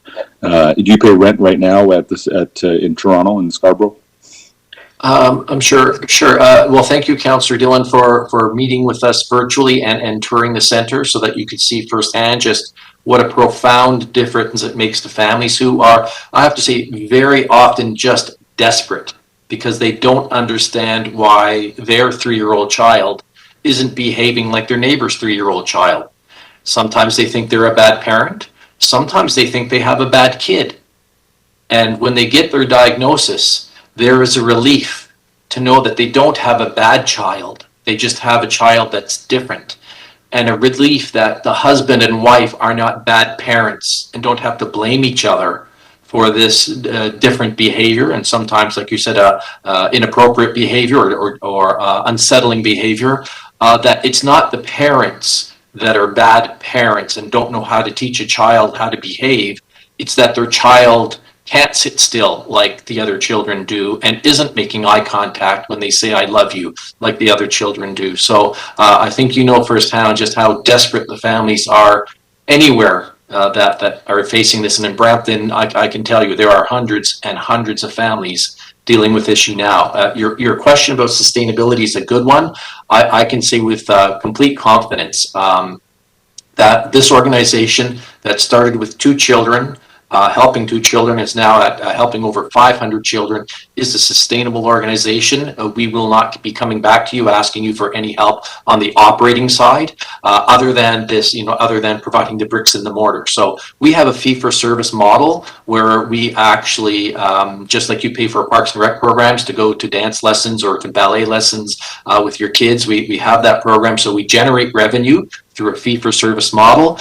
We have very committed donors who've been with us for over a decade. There are provincial programs that do help us with funding as well. So when we bring that package with us to Brampton when we walk in the door, so we are fully financially secure and independent and have positive cash flow and reserves. The other question you asked is, do we pay rent at the Scarborough location? And the answer is, well, technically, yes, we pay a below market rent of $2 per year. We are currently paying the common fees and the utilities, which add up to be about $70,000 per year. So our request to you as a city council is to provide the bricks and mortar, like all the slides that you saw, like actually the slide that's still on the screen now, are from our facility. So the City of Toronto had an old empty 11,000 square foot industrial unit that we shared with the TDSB. It had been empty for 15 years. So we the City of Toronto, renovated that at a cost of $1 million and then rented it out to the Autism Center for $2 a year. So we're asking that Brampton help us in a similar way if they can find space that they have in their own inventory or find other space for us to use, and then lease it to us for $2 a year. Glenn, so much. And I'll see if there's any other speakers, but just to our clerk, am I able to move a staff to report back or work with the center to see if there's any locations and maybe staff could report back at a future date? Through you, Mr. Chair, to members of committee, yes. An item like this where there is no accompanying staff report, it can be either received or referred to staff for a report back. Thank you so much. And so I'd like to move that if there's any, to report back on, potential locations, speaking with the center on their specific needs. Again, if anybody else wants to add to that, I appreciate that too. Thank you, Councillor Dillon. Next, Councillor Medeiros. Thank you through you, Chair, and thank you, Councillor Dillon. I think you stole my game plan, but I'm happy that you moved it, and I think would be more appropriate considering what you've shared with us that you be the mover. Glenn, thank you again. Nice to see you again, and I was fortunate as well, along, I guess, with Councillor Dillon, maybe other councillors, to have been approached and also received this presentation. I guess my question to you, Glenn, and with all that's been said already by Councillor Dillon, which is really moving, and everything, all the information that you shared, so I will stay away from that sort of, I think, really touching emotional aspect of the impact this will have on families. Getting specifically more to sort of the numbers, the need, how did you find, or how do you come up with the number 400, or why do you think there will be such a need in Brampton? I know anecdotally there's a need. I get approached by families who try to navigate this maze of difficulty, and I also had the fortune, as you know, from a recent sort of, I guess, networking relationship to work with an individual who's actually investing in Brampton and just happens to be, I guess, very instrumental in, I guess, the autism world from a Canada-wide perspective. But Glenn, can you speak to how do you identify the need, which I believe there's a need, but can you speak to a little bit of that information? And then after the second question I have, just regarding your partners. So when you say that, what comes with the center, notwithstanding all the great work and impact on the families, is the community impact, is these investors or these sponsors, whatever you want to talk about it, because the one aspect is certainly that sort of financial sponsorship and that support. So you think they'll also bring those investments here to Brampton, I mean, supporting your center. The second aspect, which is really interesting to me, when you talk about the volunteers, and I remember when we met, you articulated these volunteers are volunteers who are students, who are studying in the field or in professional fields. And why that interests me is because as we're building sort of this healthcare ecosystem here in Brampton with a medical school, and an exciting announcement by Sheridan College regarding a school dedicated to nursing. And an important aspect of all this has been the diversity aspect, having more culturally appropriate healthcare in Brampton. And this really meets that strategy, that need, and really aligns well with other organizations. So I guess there's a third question there, and sorry to pin them out, but would be, essentially, do you see yourself, does the center work in sort of partnerships with other sort of community partners, specifically in the medical field, be it through research opportunities, be it through, because I think there would be some great sort of synergies here in the city of Brampton with your center and some of the sort of exciting announcements that we've had. So I know there's a lot on your plate, but being a former politician, I'm sure you're fast on your feet, and look forward to your answers. Great, thanks, Councillor Ed. Thank you, Councillor, and thanks for meeting with us, and thanks us for referring us to that individual, again, it's a small world. The person you thought might be able to help us or might be interested in what we're doing was one of the founders of Autism Canada. He's building in Brampton, investing hundreds of millions of dollars in Brampton. So when we connected with him, he said, you know, you're what I've been looking for many, many years. So this is a person who is investing literally hundreds of millions of dollars in Brampton, has not, to my knowledge, contributed financially to the autism community in Brampton yet. But I think meeting with us, I think that one individual, just a very quick example of our partnership. So that's one individual who I believe will make substantial donations to help the center, probably in the millions of dollars the center doesn't exist in Brampton today. So if we're able to create a Brampton center, I think we already have one donor in Brampton who will literally be the first one to donate the first $1 million. So I think there are many, many people who want to help, but you can't help people if they don't exist. So in terms of very quickly the numbers, our center now helps for over 500 children. In the business, they call them clients, but I think it's a sort of a colder term. Sorry. But we have 500 children at our center today. We have a waiting list of 400 children. So when you say, well, what statistics or how do we know that there's a demand in Brampton? We know there's a demand in Brampton because we're in Scarborough, which is 650,000. The population is similar to Brampton, which is about as well, I think 600 and above 600,000. So the demographics are similar, the need is similar, the statistics in the population are similar. We have teachers in Mississauga and Brampton calling our center in Scarborough saying, can you bring your diagnostic clinic to my school? Because we have some questions about a couple of our kids in this school, and you're the only one that we can turn to. So we're coming to Brampton and Mississauga now on an ad hoc basis. We don't reach out to those schools. The principals of those schools reach out to us because they've heard about us, as well as some of the parents coming to our center in Scarborough now live in Brampton. They drive an hour and a half from their homes to come for their child to get therapy, and then they drive an hour and a half back. So we know that the demand is there from everyone that we've talked to, from our other autism service providers. And again, we have no doubt, again, our biggest problem will be who will be the first 150 families in the door, because there'll be hundreds of people lined up behind them. And so we have a commitment to help to meet the need as quickly as possible. But you know, on opening day of a restaurant, you don't want to have too many people. You want to make sure that the system is operating first. So in terms of numbers, we're very confident the numbers are there. In fact, we think we'll be overwhelmed.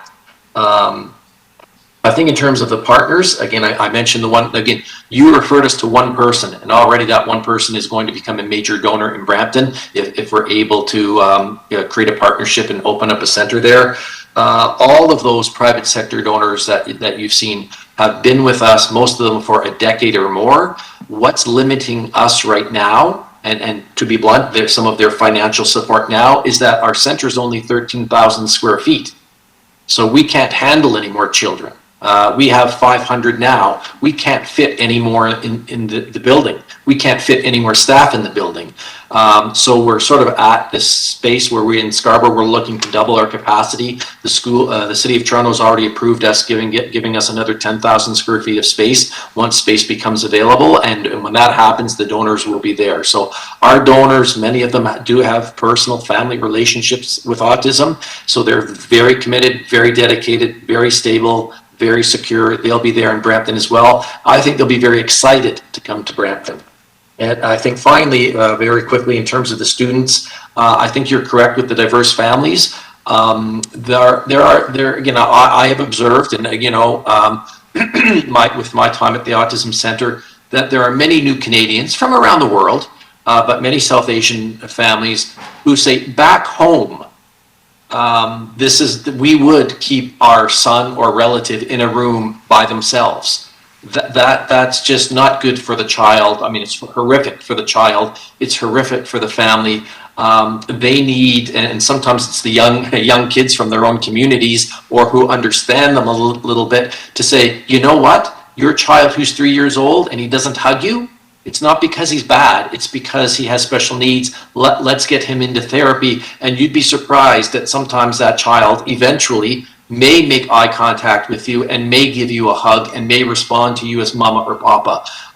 Because we're dealing with families that some of them, literally their own children's don't respond to them the way other children do. And that's heartbreaking for parents. So having the support of those young people, having those people who are going to become doctors and nurses and social workers, have a facility in Brampton that can partner with Sheridan College and the universities and McMaster, I think would be a really win-win-win for Brampton. But of course, most importantly, it'll be a win for hundreds of families in Brampton. And I can guarantee you, there are hundreds of families in Brampton today that are not getting the services that they need or that they are legally entitled to because they don't know the service exists. And we want to change that as quickly as possible. Yeah, and thank you very much through you, Chair, and thank you, Glenn. And just lastly, the one thing I would assure you is that the Brampton community is very caring. And this is one of these sort of organizations, and I'm confident that this will, will find you the bricks and mortars one way or another. And I'll take this opportunity also to members of council, because I know, Glenn, we've talked about some of the limitations that we have as a municipality in terms of having space available, that for every councillor who either deals with the developer or deals with anyone investing in Brampton that might have available space, let's please keep this organization in mind. My last question, Glenn, is in terms of the timelines. We do have a motion moved here by Councillor Dillon. I also, I don't want this to go into the abyss of bureaucracy, and I appreciate that staff have a lot on their plate. I would like this to make this a priority. What sort of timelines would you like to sort of start the ball rolling and seeing something come back to council realistically? I would leave that to you, but I would suggest that, again, maybe perhaps 2 months. As a former councillor, I'm laser focused always on election dates, so that I know that this fall will not be a good time for councillors because you'll be looking at the election, and I think council shuts down at a certain time. So I don't think it would take long for your staff, who have been helping other charities with long-term care facilities and affordable housing options.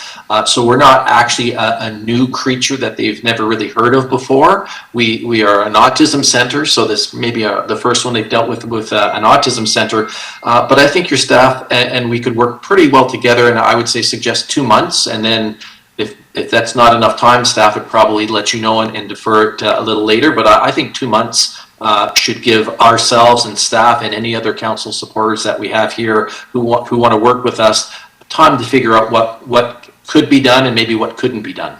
Thank you very much, Glenn. I won't take up much more of your time, so I'd like to move that as an amendment. If the mover of the motion can take that as a friendly, that within 2 months.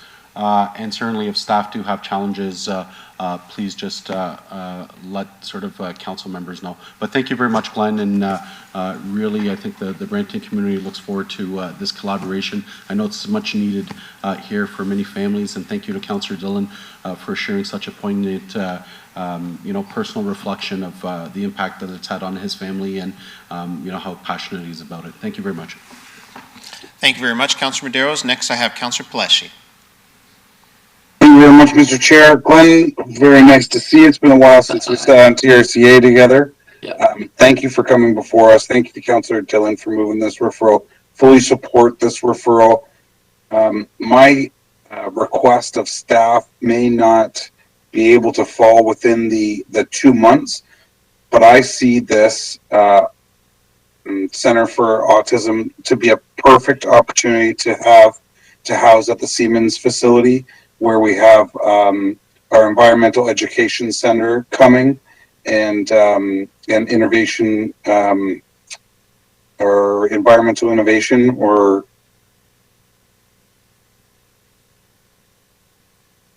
why am I getting a brain cramp here?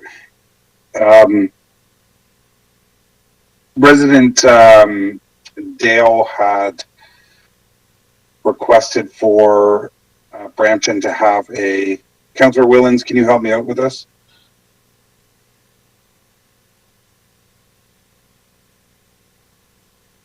I'm not sure where you're going, but Siemens would be a good location.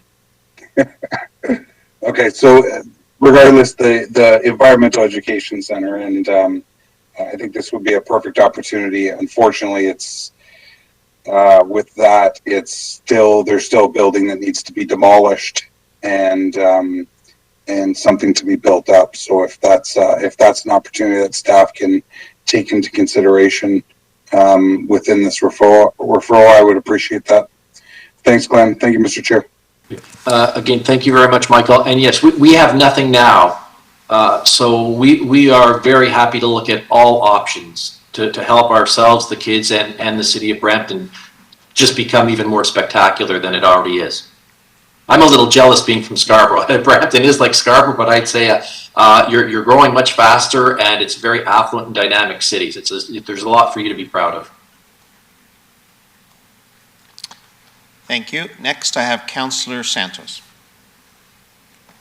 Thank you so much, and through you, Mr. Chair, I think, Glenn, you're hearing a lot of support from Council today. I have a nephew who is also on the spectrum, and when you and I and Councillor Vicente spoke a couple of weeks ago, we shared with you that we think that this is great. And so I do support this referral back to staff and the timing around it as well. And agree with all of my colleagues who spoke today. So thank you, Glenn, for bringing this to us. And we missed Geetha today, but tell her that we said hello and that you did a great job. Yeah, thank you. And good seeing you again as well. Thank you very much, Councillor Santos. I see no further speakers on the board. So members of committee, we have a motion of referral of the delegation to staff moved by Councillor Dillon, and the motion was amended as well. Is there anyone opposed? That carries. Next, we move to item 6.5, a delegation from Glenn McIntyre, the president of Brampton Hockey, Inc., on behalf of the Brampton Sports Alliance regarding the community sports group policy. And we have staff presentation 9.1.1 and report 9.1.2 regarding the community sports group policy. The committee will recall that this matter was previously considered and referred back to staff for further consideration. Now, before we receive Glenn's delegation, in accordance with the procedure bylaw, we will receive the staff presentation first from Rob Tyrone, the manager of Recreation Planning and Community Services. Welcome, Rob.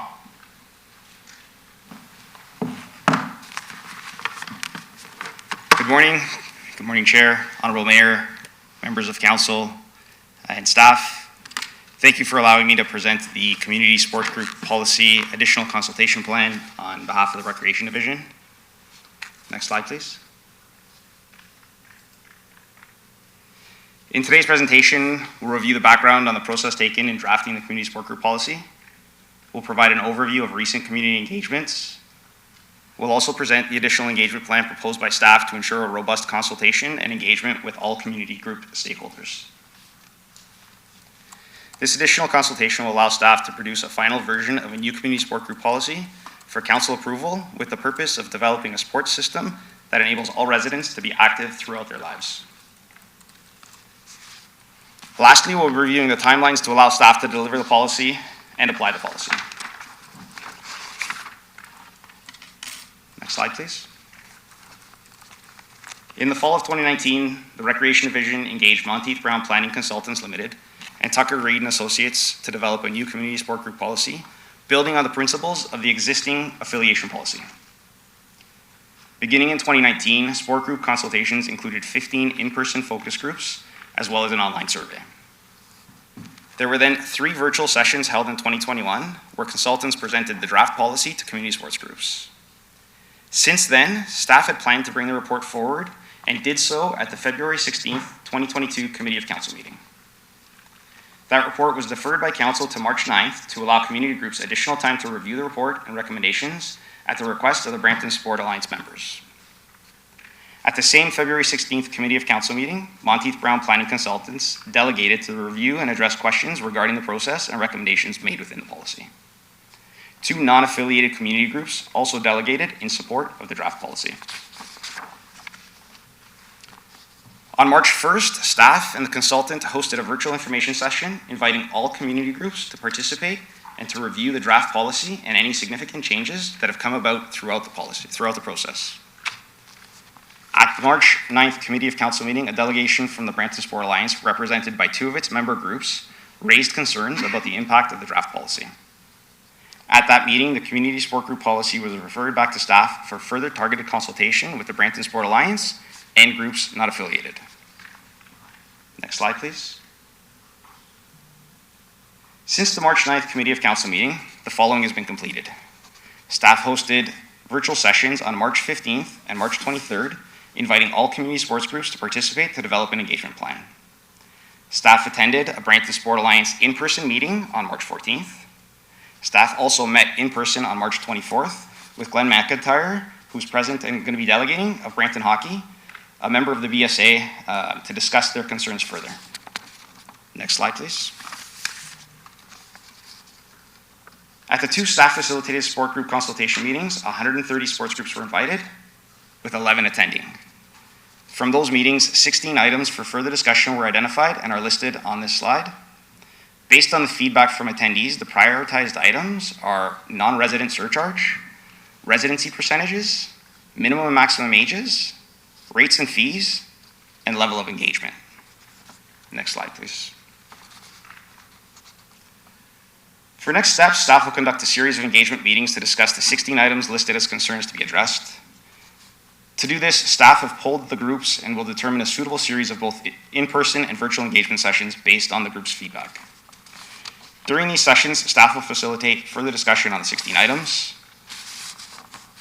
identify follow-ups that are required by staff and the sport groups, consider options for policy updates based on feedback from stakeholders, and keep groups informed of any updates to the draft community sport group policy. Next slide, please. In an effort to keep progress made from delaying further, staff proposed to conduct both the additional consultation plan and revisiting of the draft community sport group policy, while in tandem working towards updating the facility allocation policies. It's anticipated that the final draft policies can both be brought back to council for final approval in the winter of 2023. The policies would then be set to be in place for the respective sports primary seasons beginning in fall of 2023. This should allow organizations adequate time to plan for and adapt to any new requirements of the policies. Staff have also received and reviewed the letter from today's BSA delegation and will also address those items and concerns through the upcoming consultation process. So that concludes our presentation for today, and thank you for your time. Thank you very much. Next, I'll have Glenn come down. The floor is yours. You have 5 minutes, sir. Thank you. Good job.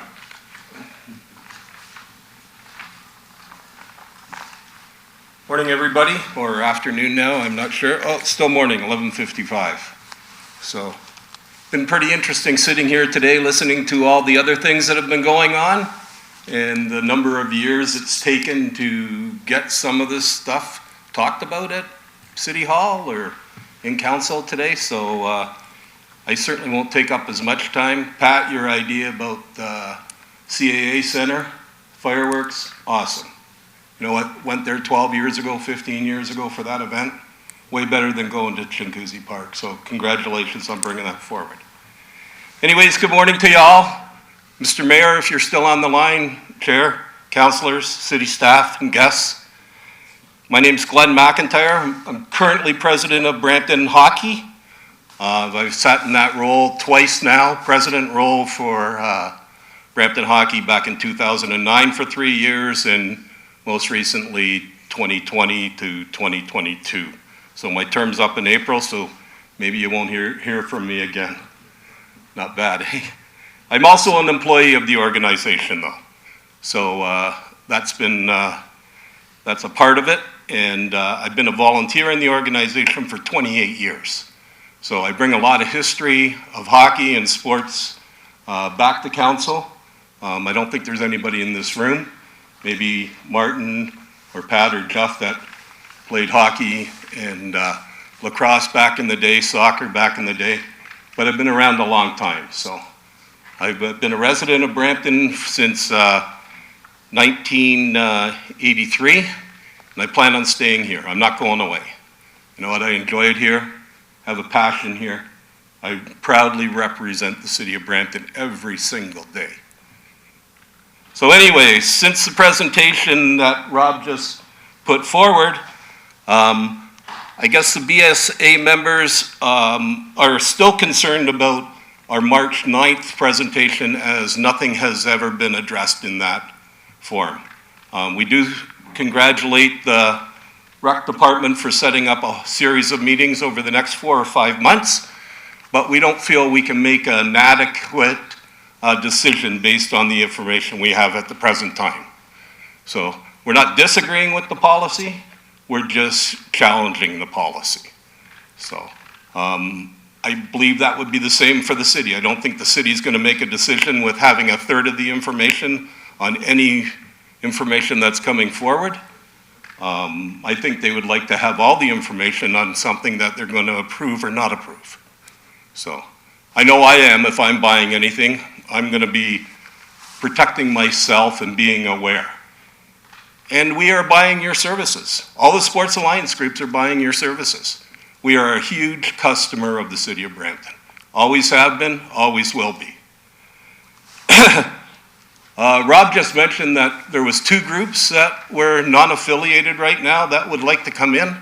So we're kind of catering to those 2 groups. There could be a million more, but there could be those 2 groups. And we're willing to disrupt the 21 groups that are presently here and presently supporting a Sports Alliance in Brampton.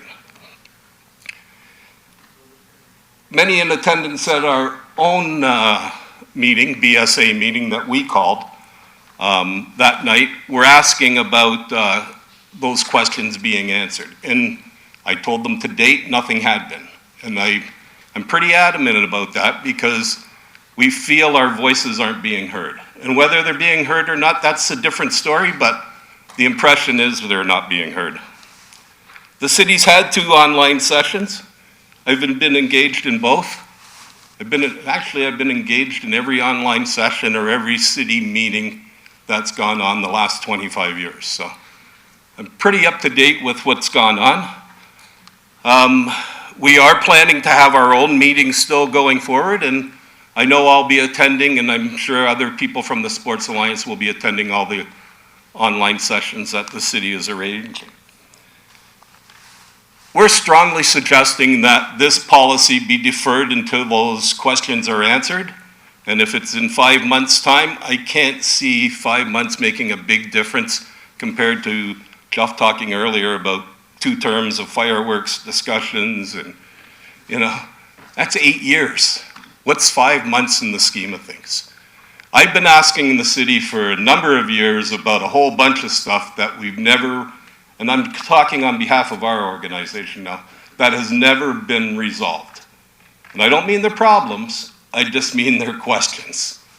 So I have a hard time saying that there's a lot of faith that we're going to get our questions answered. I certainly hope so. I truly believe that's why we're here, to make it better. So we had Weekend of Champs last weekend, or Day of Champs last weekend down at South Fletcher's. I believe about 6,000 people passed through that building that day. That'd be a light number, but I believe that was the case. Talked to a guy, 9 o'clock in the morning, he's wandering around the lobby looking for some direction on where to go. So, like always, I'd say, can I help you? Yeah, do you know where my team's practicing? And I said, I don't think there's any practices here today because we're having our Day of Champs. He says, yeah, the Mississauga North Stars. Then you're probably on rink 3. And I told him that, and we helped him out, we got him all settled down, right? Last night, our 14 AA... If I may interrupt you, Glenn, just for a moment. We need additional time, moved by Councilor Medeiros. Please continue, Glenn. Yeah, sorry, I didn't realize the 5 minutes was up. Thank you. Last night, our 14U AA team was down at South Fletcher's, and the Mississauga Blackhawks were in there practicing, and those coaches were talking to the players, our players, as they were coming in. The fella on Saturday that I met, he hung around to see Day of Champs because he was interested maybe there's some kids that he could recruit for his team. We fight this battle every single day, and this policy will allow those people to come here. You know what? Why do those teams, two teams in the last 3 days, pick Brampton to come? Ice raids. they can't get ice in Mississauga for the same rate. You charge them what the Mississauga rate is, I'm sure they're not here. But I also understand that the facility has to make money. You know, I'm a taxpayer, I want them to make money. But I don't think that they should be approaching, and I don't know how that gets stopped, but approaching our membership and asking our membership to come play in Mississauga. We already have the equivalent of almost 17 teams playing in Mississauga, and for various reasons, people chasing that dream in the GTHL or whatever it is, it doesn't really matter. It doesn't help our cause. All we're doing is taking away from youth sports. And on Saturday, I took a picture of this banner that hangs in every single rec center, that the city hung in every single rec center, and it says, "Proud members of the Brampton Sports Alliance." It lists our 21 groups, and at the bottom it says, "Fostering minor sports in Brampton." That's all these groups have done for the last X amount of years, and if someone can tell me when the Sports Alliance came into existence, it's been that long. So. Anyways, I know you guys get sick and tired of hearing from me, but I certainly won't be going away. All I'm asking for is have our questions answered. We'll regroup and hopefully be able to put something through in 5 months' time if they can get that, if the city staff can get that time together. Thank you very much, Glenn. Mm-hmm. I will just make a small... Oh, sorry, I do have to go on record here, because I said I'm representing the Sports Alliance groups. Dan Wilkinson from Brampton Skating Club certainly supports, and I can forward the email, certainly supports me being here, but he said their club would like to advocate for themselves because they have a lot more issues than I've gone forward with. Out of the other 20 groups, I haven't heard a peep out of them. Thank you very much, Glenn. So, just a correction for members of committee. I used the wrong designation for the report that we will now also bring before us. It's report 9.2.4. And I have speakers on my list. I'll first go to Councillor Medeiros.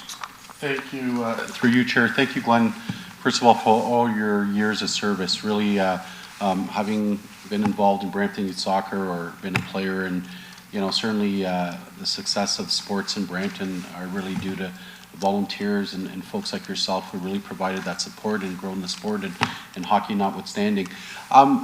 In terms of, I have no problem with the deferral. I'm just wondering in terms of the time, when are the scheduled consultations with the Sports Alliance coming up? Do you know the dates roughly? Rob would have to answer that question. Would staff have an idea? I don't think we've been informed. When's the next consultations with the Sports Alliance?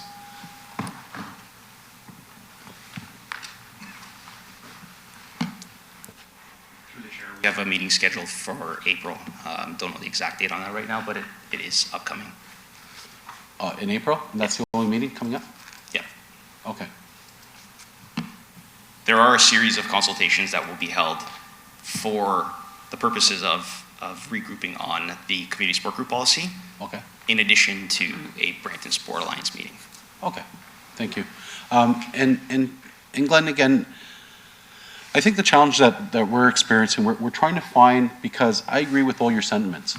I also agree with staff, well, not agree, but I do support staff trying to sort of get this right. And you know, I am concerned when I hear things such as, you know, because I think we were pretty clear last meeting when we directed staff to meet with you and meet with the Sports Alliance and get that feedback. But it's concerning coming back to us, and what seems to be the disconnect, you know? And I'm not trying to sort of, I don't want to create conflict or anything, but what are some of the issues that you think that still need to be resolved? The 16 points that Rob presented. All 16 points? All 16 points. So it's not even a question of, you know, we're almost there. No. It's a pretty sort of large divide, according to the Sports Alliance. Correct. Okay. And so, and now I think what I'm understanding is you need those 5 months because you don't think within that time frame of after April, those 16 questions won't be addressed. Well, the Sports Alliance, the city has told us they need the 5 months. Over the course of the next 4 to 5 months, we'd be hosting a whole pile of meetings to address those concerns. So, Okay. you know what, if it could be done in one meeting, by all means. Believe me, I don't want to meet on a regular Oh, basis. no, listen. I got a lot more important things to do than this. I know you're a sports guy, and Yeah. many of us are. Last thing you want to do is be dealing with these meetings and Yeah. stuff. Yeah, no, I understand. This isn't helping our hockey organization out right now. Yeah. Now, in terms of what I'm hoping is, could we not, before we make a decision to defer this for 5 months, could we not sort of get another, maybe staff can speak about, let's have a series of meetings maybe in April, try to clarify this, and then after, maybe come back, report back to us to see if we're almost there, or if there's still this wide disconnect, and then I'd be happy to, myself, or I think many of my colleagues would be happy to move for 5 months. But I would sort of don't want us to tie us to those 5 months until there might be other options. So maybe staff can just maybe provide a comment, Rob? Thank you. Through the chair, we believe that a lot of these 16 concerns are already addressed in the current draft. We're going to use the time, the next 4 to 5 months consulting, to go through all of the concerns and identify all of those concerns and how they've been addressed, and determine if there are any that need to be revised or revisited. So you want the 4 to 5 months? So the recommendation put forward through the report and through the presentation is that we proceed in tandem with our allocation policy, utilizing the priority listing of the draft policy, and then bringing both back for final approval in the fall of 2022. Okay, thank you. And sort of, I don't want to put anyone on the spot, and this is kind of awkward in terms of, because instead of creating this. We've been friends for a long time, but we're also enemies. No, I just want this to, we're trying to find a mutual way to work. Now, Glenn, that sort of approach you're saying that you guys don't agree with. You would prefer. You know what, if we can get all the meetings done in 1 month, 2 months, then so be it. Okay. Forget about the deferral for 5 months. I'd like to get the questions answered or we would like to get the questions answered so we could move forward. So if we just defer this till, for example, till the end of April, is that enough time, do you think, a window of time to, have more meetings with staff and trying to hash out some of this stuff? I'll leave that to Rob to answer. I'm available anytime. What would you say, Rob? Rob, if I can. So through the chair, Yeah. sorry. Just to give some context, I think the issue at hand is not the 16 questions. It's more the priority list. So the focus of youth versus nonprofit youth versus adult nonprofit. If we get that approved, I'll say approved lightly, if we get that agreed upon today, we'd be able to continue the work. The 16 questions most of them hinge on pricing, for example. If council is okay with moving forward with saying youth are the priority right now, we'd be able to start building our pricing model out. So there's some stuff that's going to happen in tandem. I don't think by the end of April we'd be able to hammer through all of that. We'd have to go through the allocation policy, which is another consultation. So we're asking for approval on the priority list. I think that will really help push some of this through. And we're committing to the engagements. I think that's the one piece that we're going on the record to say that we are willing to engage with the BSA and the non-BSA, because there are a lot of groups. I guess through the chair, the challenge is, as much as I appreciate, staff's recommendation, but when we have, someone who would speak on behalf of the Sports Alliance, which represents so many clubs, it's just quite challenging. It just seems we're kind of, we're damned if you do, damned if you don't, and we can't proceed, because what I'm hearing from you, Glenn, you don't want us to proceed with any of this until we get those questions, at least the opportunity for the engagement. Correct. Okay. So I'm happy to move deferral, Glenn, till after April, and maybe staff can come back and we can consider that the pricing option. I do understand that staff want us to proceed, but I just personally don't feel comfortable with moving any part of this, knowing that the one recognized affiliated group being the Sports Alliance that we have in the city of Brampton with the history and tradition are not kosher with any of the aspects. So it really puts us in a sort of a pickle, and it's no disservice. It's not a reflection of the work of staff, because certainly I know staff are working hard, diligently, and providing maybe good solutions, but until we can bring the parties together, I will hold the deferral on the floor. Just I'll wait because I do see my colleagues want to speak. So I'll hold it, and then after I'll put it on the floor based on some of their comments. Thank you. Thank you very much, Councillor Medeiros. Next, I have Councillor Santos. Thank you, through Mr. Chair. Just a question to staff. We've deferred this already. I believe has been 2 weeks already, correct? From the last time we were talking about this, or a few weeks? Through the chair, that's, I think, 3 weeks since the last, the meeting on the 9th. Okay, and in those 3 weeks, the intention of the deferral at that time was to engage further with the various stakeholders, correct? Through the chair, yes, that's correct. Okay, and so now my understanding from the recommendation of the report is that in recommendation number 3, for example, on the board, there's still going to be additional consultations beginning in April anyway. Am I reading that correctly? Yes, that is correct as well. And within those consultations, as per what is recommended in the report, will that include the 16 various questions from the Brampton Sports Alliance? Yes, absolutely. And so if we were to defer this again, what would be the impact of deferring it again for another, I guess it would be 2 weeks or a month? Through the chair, so a couple of the points we wouldn't be able to really address. And I think that's the fundamental, is that if we don't have the priority list highlighted, we won't be able to address pricing or allocation. And so the way that the recommendation is written is that we're asking for the priority list to be agreed upon so that we can address the 16 pieces or the 17 or maybe 100 questions that are going to come out of those consultations.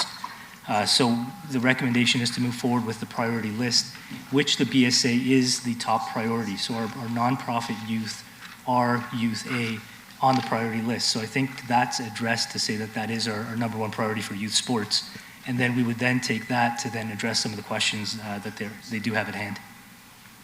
Okay, so I'm just trying to help move this forward because it's sounding like we can still proceed with what BSA would like, because BSA is considered one of the priority organizations that you're going to be looking at first.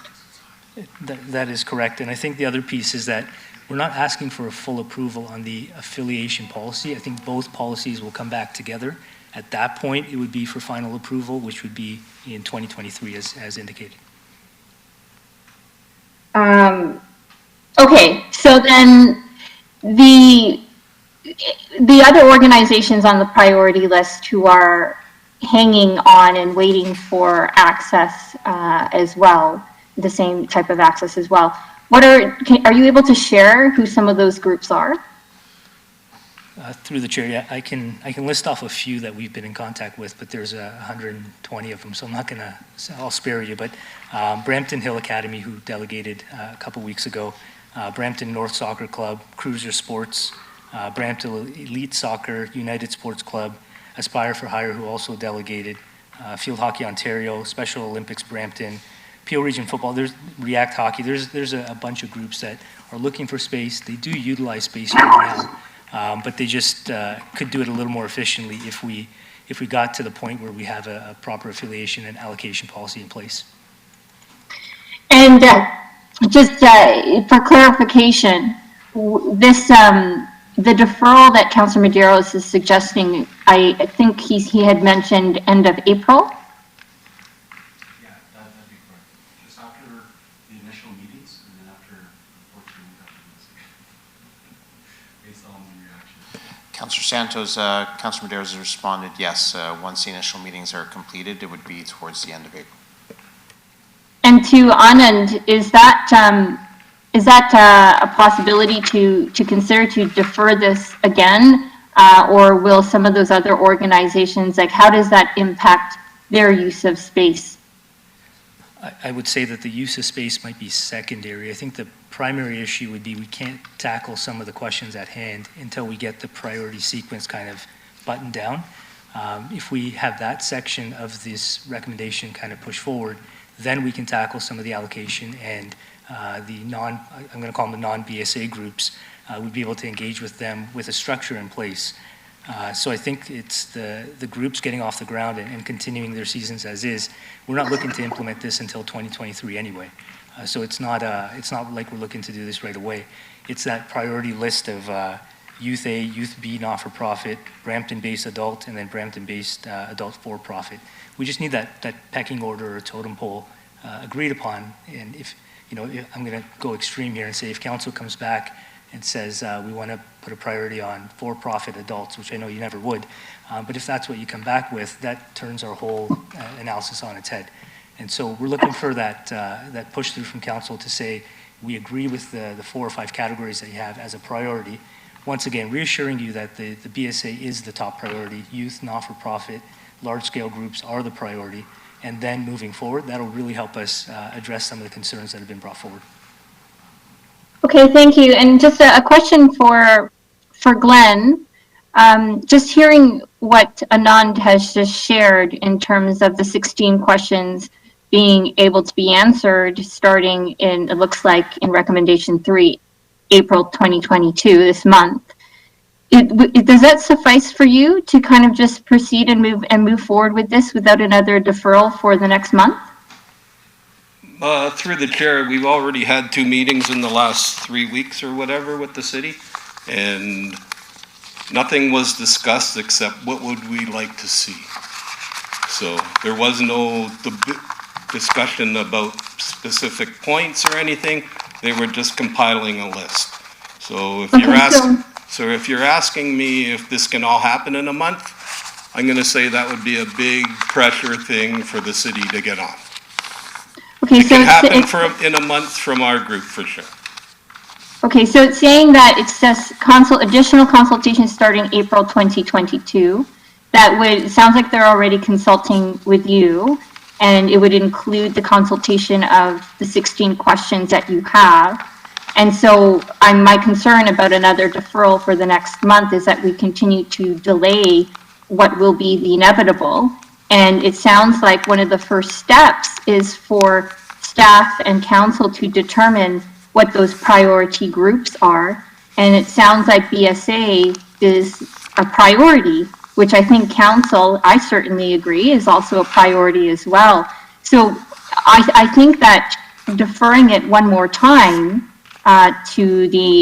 for like another month or whatever may actually do more harm in terms of moving this whole entire thing forward. Glenn, would you be okay with just moving forward? Because it's very clear to me in this recommendation that staff intend to answer your 16 questions as part of the consultation process as per recommendation 3. So through the chair, I'm going to say I have my doubts. And then nothing against anybody in this room or who's on council now. I've heard this story probably 20 times over the last 20 years. So if we can come to some conclusion and start to get some answers, I'm sure we could negotiate from that point. But having no answers, no. No. Okay, so then back to staff. If we pass this motion and just move the process forward with this motion today, will you be able to get back to Glenn and answer some of those questions? Sorry, Councillor, I cut out on the first part. I said if we are able to Glenn's question or point, if we are able to, through these recommendations and through this discussion that we've been having now, if we are able to move this motion today and these recommendations from staff today, instead of deferring it, would that give you the ability still to answer the 16 questions or begin to answer some of the 16 questions from BSA that they're concerned about? Through the chair, absolutely. So I liked how you rephrased it to say we would begin to answer the questions because it is a long process. But absolutely, if we get that priority list pushed through, we'd be able to answer some of those questions through our engagements with the groups. Okay, great. So Glenn, I guess in my feedback, because I'm just trying to move this along without having to defer it again, because it sounds like if there's another deferral, we're still going to be in the same spot as we were today, as we were 3 weeks ago. And so I think that the barrier that we have to kind of get over at this point is just to prove the priority groups as recommended by staff. Or priority categories as recommended by staff. And it turns out that BSA is one of those priority groups already. And certainly, and then based on some of the feedback from council, are you getting from council the sense that we would like BSA as one of those priorities? So was there a question there? No, that's for Anand. Oh, okay, sorry. So I would say yes, the BSA remains our top category. So we would continue engaging with them as well as the non-BSA groups that fall into the subsequent categories. Okay, great. So Glenn, it sounds like and to my colleagues, if we defer this again, we're going to be shooting ourselves in the foot because we're just going to be back in the exact same spot as we were 3 weeks ago, as we are today, as we will be a month from now. So staff are saying we just need to approve that first step of what the priority groups are, of which BSA is part of. And then staff will be speaking with BSA, I imagine soon, to get back to them on those 16 questions. And so I actually don't think a deferral will be necessary, given some of the answers, given some of the responses from Glenn as well. So I don't support a deferral. I think that a deferral is just going to delay things even further, specifically for Glenn. And let's just move the process along. Thank you. Thank you very much, Councillor Santos. Next to recognize Councillor Fertini.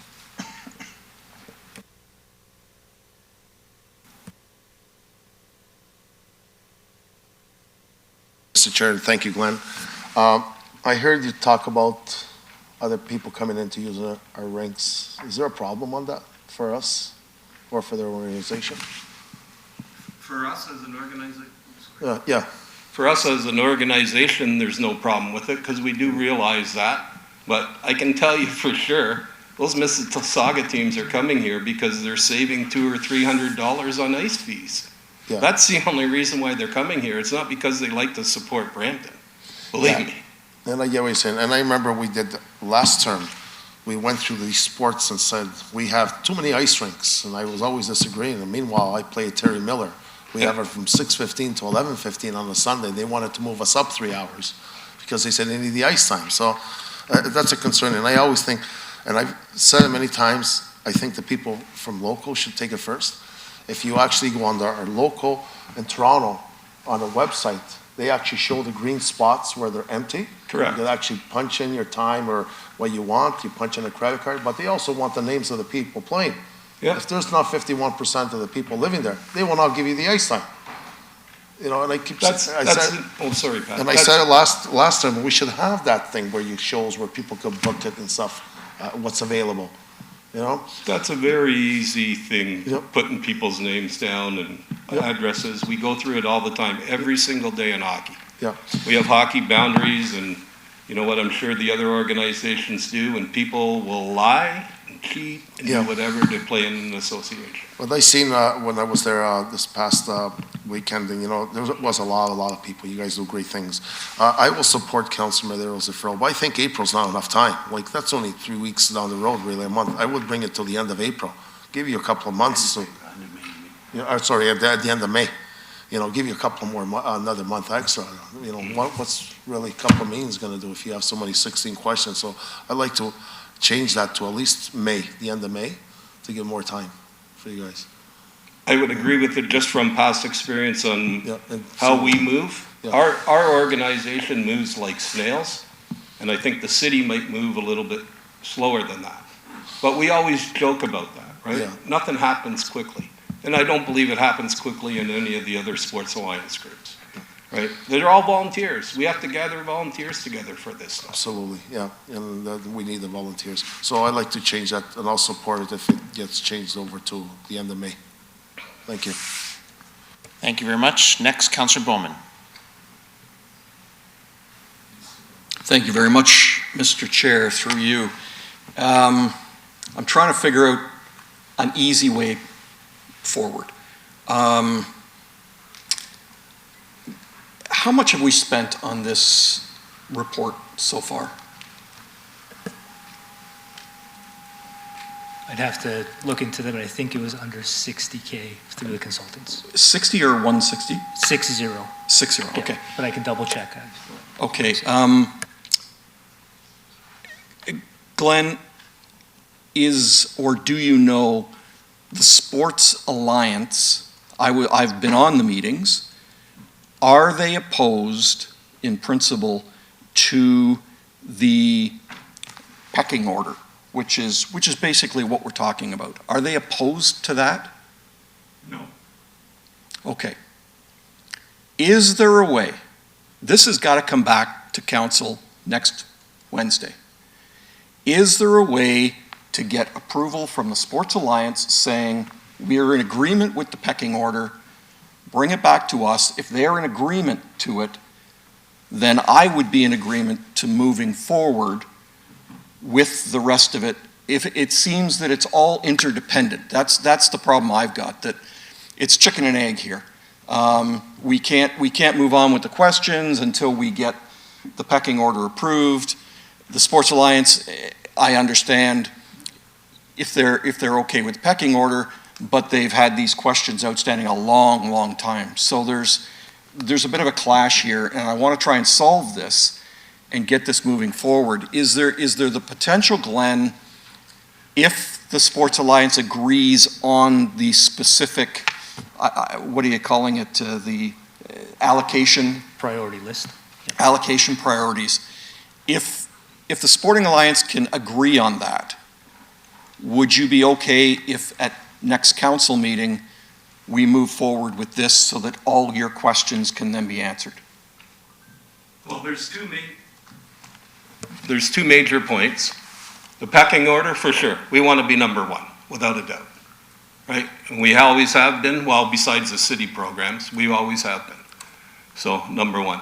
We don't want competing organizations to come in to compete with existing groups, whether it's soccer, baseball, swimming, basketball, doesn't matter. You know, we already have those groups here. So why wouldn't those groups want to join forces with us and make one big group? You know, that's the ideal thing. You know, take their expertise, take our expertise, and put it together. You know, and if the city wants to be involved in helping merge those groups together, great. That's pretty straightforward. Okay. It's always been that way. Okay. Until now. Until now, okay. So would there be discussions about merging some of these groups? The city of Brampton's merged groups in the past, many times. Brampton, Bramley Hockey. Yep. Would there be discussions about that after this allocation is decided? So through the chair, I think those are two separate issues, but there can always have those discussions. We've had it with minor soccer as well. So groups merge. I know some of the other groups are running very specific programs. We had a delegation for black figure skating. They are specifically servicing a underserviced population. Yep. And so for them to merge into the general program we have right now, they may not be open to that. I'll use girls hockey as an example. Merging girls hockey into general overall hockey puts them at a third or fourth rank in the overall organization. So they may want to stay on their own. So I think those conversations could happen, but I think the focus right now is to say whether you're youth versus adult versus not-for-profit, that's the piece that we really need. So I think you hit the nail on the head. If we get that piece approved through the BSA, non-BSA, that'll help us address a lot of the questions. Okay, and I'm sorry, and then merge was probably the wrong word to use, but more collaborate, work together is what I had in mind. Because I know that there's lots of, and special needs hockey and things like that, the cruisers, you know, they can't be merged into other groups, so I'm fine with that. So I'm just looking for a way forward, and I mean, if you guys can meet with the Sports Alliance before our council meeting next week and come back and say the Sports Alliance agrees with our allocation policy, then it's much easier for us to just say, okay, everything's agreed to now get on to those 16 items and working with collaboration. Because even if it comes to, we got no choice. We can't pass it today. And even if we put a deferral on, it still comes back to next council meeting. So, I'm just trying to think if we can get this done and come back to next meeting, then there's a much greater opportunity for us to move forward at that point. But if it doesn't happen, we can still put a deferral on the floor at our council meeting. And Councilor Medeiros, I don't mean to take your deferral away. No. Is that possible, collaboration between the two groups? Glenn, is that possible? I'll leave it up to Anand, because we've been requesting meetings for 3 years. We haven't had a Sports Alliance meeting in 3 years. Well, we've had one. Okay. So, I understand the COVID thing, certainly, but there was no excuse not to meet. Okay, so is that possible, Anand, to do that in a week and come back with agreement from the Sports Alliance that they agree this is how it should be done, you agree that's how it should be done? It's far easier for us to agree that that's the way it should be done as well. Through the chair, yep, that's a doable ask.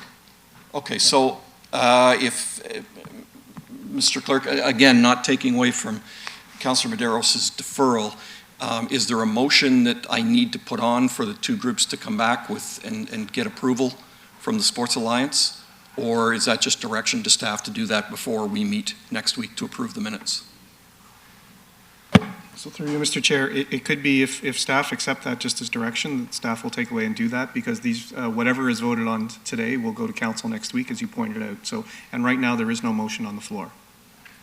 Okay, would you guys take that as direction? Yes? Glenn, would you on behalf of the Sports Alliance be willing to? If the city arranges a meeting, yes. Okay. Okay, well. We'll see how many people we can get there first.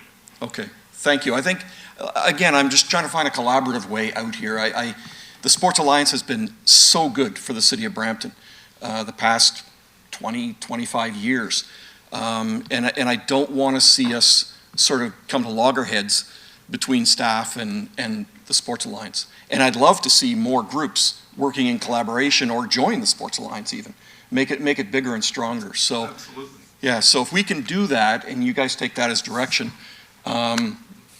that's what I would like to move forward. So I see Councilor Medeiros on the board, so go ahead, Councilor.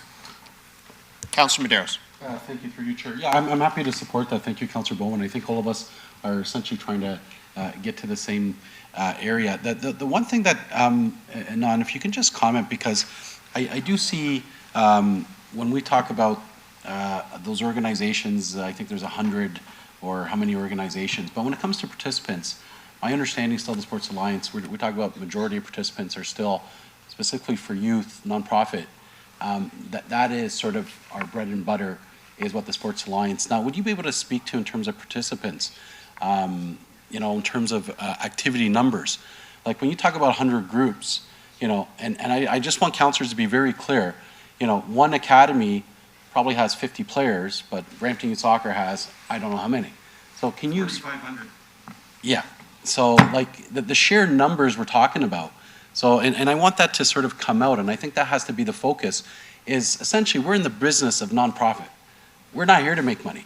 And, having gone, we just celebrated 7 Brampton players who went through Brampton Youth Soccer who play for the Canada national team. And all these for-profit academies, listen, that's great. But again, our focus here is nonprofit, is youth, and is affordable programming for families. So can you just speak to a little bit to numbers? Through the chair. So there are some larger groups as well. Brampton North is a large soccer group in the thousands. So it depends by sport, it does vary. Yeah. I'm just looking through my notes. So Aspire for Hire serves 1,800 Peel residents. And so there are some large corporations or organizations out there as well. Yeah. But you're right, the bulk of the youth sport is served through the BSA. I think that's a pretty easy answer for certain sports, but other ones are branching off and focusing on specific areas. They do have a little bit of traction as far as the size goes. Yeah, and through the chair, and I think this is a struggle that we have, because I do understand, and I've received calls from private organizations upset with me saying, we've heard your comments and we should be part of the group and we should have the same access. And I understand all that. But at the end of the day, my obligation is really to, what's the core value? Why do we have municipal sports fields? Why do we have this infrastructure? Is so we can provide affordable sports opportunities, programming, in this case sports, to families and for people to participate. Now, some of these private entities, we can't control what they charge. But do we have some influence in terms of what the Sports Alliance, in terms of the registration fees, being that's nonprofit? Like, there's a whole sort of body of consideration, and it's not just not wanting clubs to enter, it's what are we in the business of? And I think that has to be at the heart of our decision for many of us as councillors. And that's why when we talk about the support for Sports Alliance, and I know the history, the context, some of the councillors don't have, but, I could tell you that the sort of the whole concept is that if we bring more clubs together and there's be less, confusion about access to fields, and we have more opportunity for them to build programs which are sustainable to help develop players and help get to that level. Because one thing we remember from the sports, the Parks and Rec Master Plan, what we heard from the sports groups is that excellence was a big issue in Brampton. 15, 16 was great, but after 16, there was no excellence. Now, it's hard when they're trying to build that capacity of excellence, and we're trying to build the infrastructure, and then we get private entities coming in, and that takes away from the opportunity. And just lastly, regarding outside communities, I hear it in soccer as well. Victoria Park, Century Gardens, 2 gems of fields, and we have groups from Barrie, from Georgetown, Milton, playing soccer here in Brampton, and our Brampton teams don't have access. So I think people have to consider, I just want council members for next week. I'm happy with where we're going, but I just think that we have to understand what the fulsome sort of debate is here, and what the Sports Alliance is just not, enfant terrible. They're just not simply saying, no, no, no. They want a surety before they can move forward, because it does put their sport and sustainability, because again, they're a nonprofit. They can't just simply go increase fees and that competition, and that's why, there's a host of it, and I do appreciate all the staff's work, but I look forward hopefully to next week, some good news, and we'll move forward. Thank you. Thank you very much, Councillor Medeiros. I have another speaker, Councillor Willens. Yes, thank you. Through you, Chair. Thank you, Glenn, for coming in. You make some excellent points. And I was sort of looking both ways. I kind of agree with Councillor Medeiros with the deferral, but I kind of agree with Councillor Bowman and Councillor Santos that, maybe we got to get this dealt with and get it over with. I mean, I have a bit of history in sports in Brampton. I actually, as president of Brampton Minor Lacrosse of the day, some 20, probably 25 years ago, I sat on the very first Sports Alliance, and it was Dave Dash, and God rest Dave Dash's soul, but Dave Dash represented baseball. We represented lacrosse. Soccer was at the table. I believe hockey was there as well. And it was a challenge of how the challenge then was how to keep kids in sports and stop stealing from each other. Obviously, that's growing into other communities coming in and stealing our kids, so it's kind of expanded in a whole different direction. But back then, with Brampton Minor Lacrosse, we did have another field lacrosse organization that was started up in Brampton, and he was making money on it. And they weren't recognized by the Ontario Lacrosse Association, so we didn't have representation at the Ontario level in field lacrosse because we had this rogue group in Brampton. So Brampton Minor Lacrosse took that organization under their arms. Sure, the guy that was running it was disgruntled and upset, but it gave our kids opportunity now to play at the next level, to represent Brampton at the Ontario Lacrosse Finals and Associate. But no, I'm glad that we came, I think, leaning more towards what Councillor Bowman has said, if we can just hold this off and make a decision, if Glenn and with the Brampton Sports Alliance can work something out with staff and come back with, I guess, the pecking order is what Councillor Bowman referred to, I'd be happy with that. So just again, Glenn, thanks for coming in. I know you've hard at it for a long time. I remember when you were a trainer when our boys were quite young. So thanks again. Thank you very much, Councillor. Members of committee, so we're speaking to referral for next council meeting. Next, I recognize Councillor Santos. Thank you, Mr. Chair. I just, the reason why I put my name on the board is because I see the cursor blinking on the screen, and I believe that the clerk is waiting for a mover for a referral to council next week with direction to staff to confirm, I guess, the pecking order, the priorities identified with the Brampton Sports Alliance. So I'm not sure if Councillor Bowman has moved that referral. I'm happy to move that referral. I agree with Councillor Bowman. I think both Councillor Bowman and I were saying the same thing. So I'm also pleased with how this discussion has turned out, and I'm happy to move referral, Mr. Clerk, if you're looking for somebody to move that for referral to council next week with direction for staff. Thank you, Councillor. I see no further speakers on the board, so we have a motion. Glenn, you wish to comment? I just would like to comment to Councillor Willens. Dave Dash was very instrumental in putting together the present allocation policy. He worked for Proust, Dash and Couch, of course, president of minor baseball. And we have a VP of hockey development in our organization who was working for the city at that time, and he was quite involved with working with Dave and putting it all together in the legal thing. His name is Rob Beatty. Thank you very much for that information. And again, members of committee, we have a motion for referral to the next council meeting and for receipt of Glenn's delegation moved by Councillor Santos. All in favor, any opposed?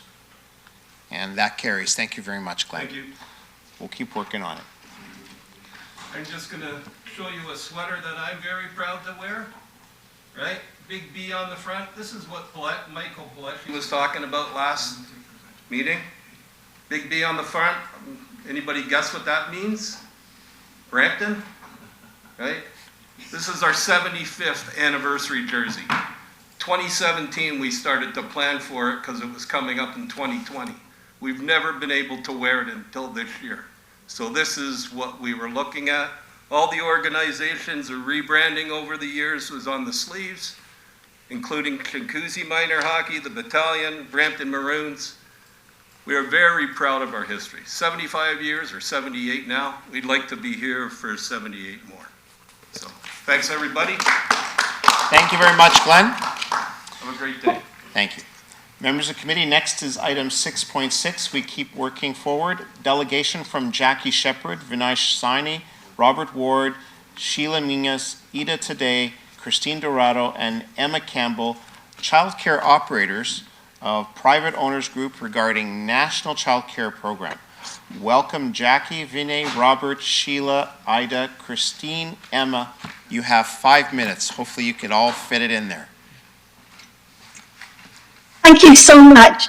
Good afternoon, through you, the Chair, to Your Worship, Patrick Brown, the Mayor of Brampton, to councillors, City of Brampton, city staff and guests.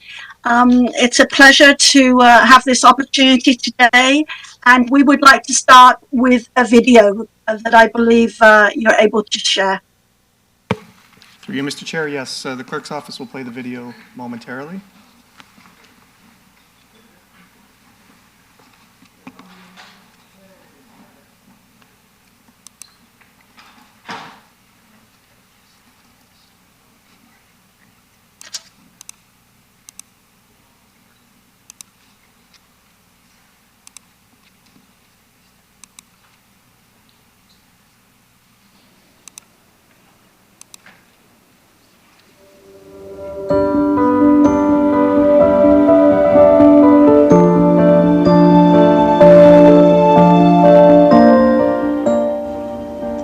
Our purpose is to gain support from the Province of Ontario for approximately 1,250 independent licensed childcare providers.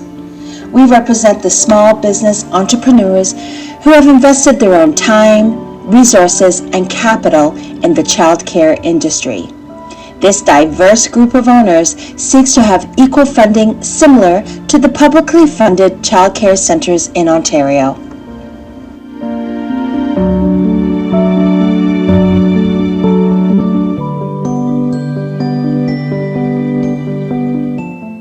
We we recognize the diversity of childcare that is currently available in the province of Ontario, and we want to provide parental choice through a standardized, equitable funding program.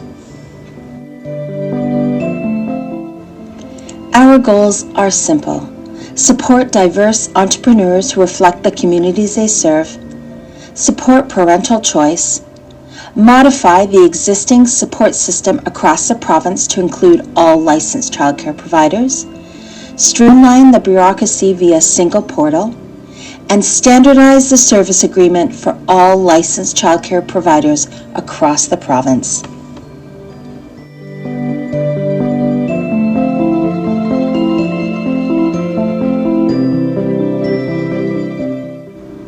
This group has come together to bring forward the fundamental rights of private licensed daycare owners.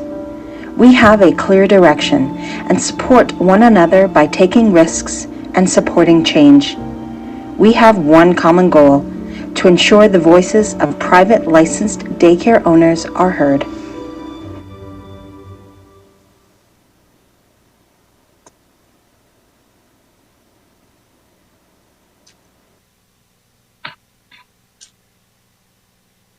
Thank you for playing that. Wonderful. Thank you. So I am part of the leadership team of the Private Operators Group.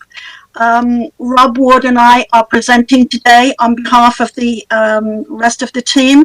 Vinay, Shella, Christine, Ida, Emma.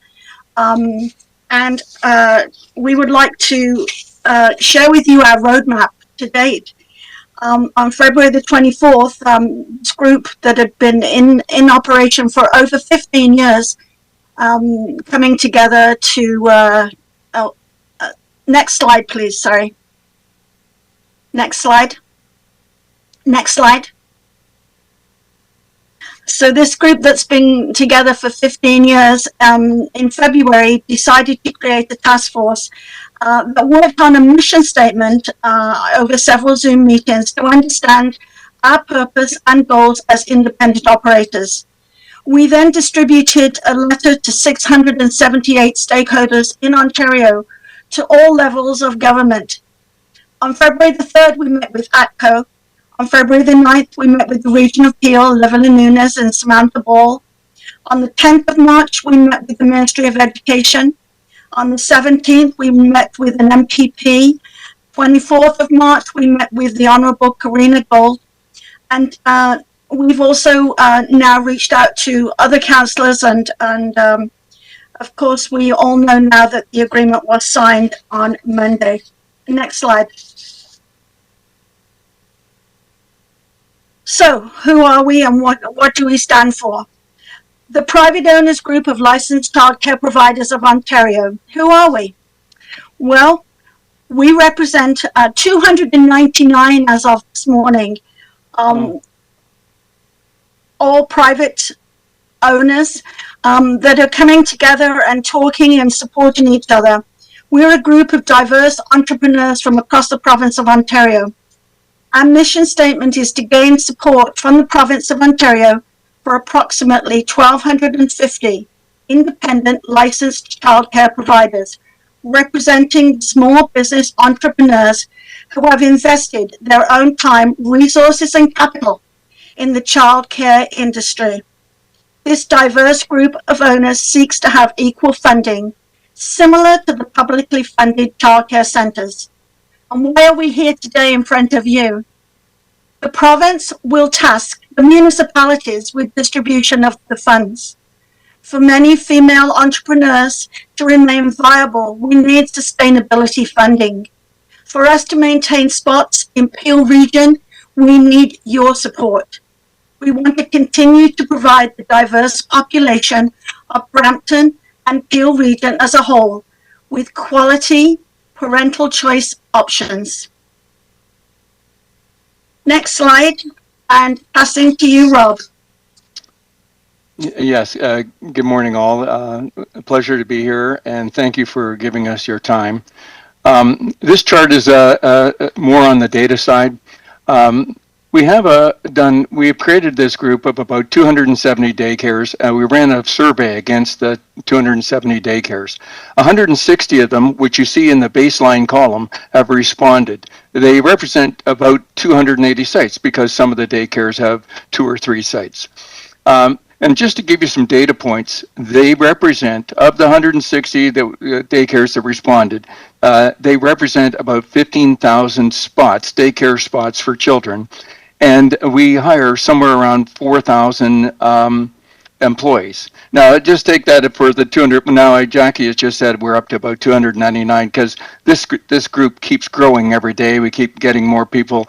Ideally, we would get 1,250 independent daycares in our survey, and we will get there one day. But these are baby steps in the right direction. But if you look at the 1,250, the final column on the right-hand side, the independent daycare owners represent about 117,000 daycare spots in the province, and in staff hire almost 31,000 staff. Now let me just drill that down right down to a Brampton Peel kind of environment.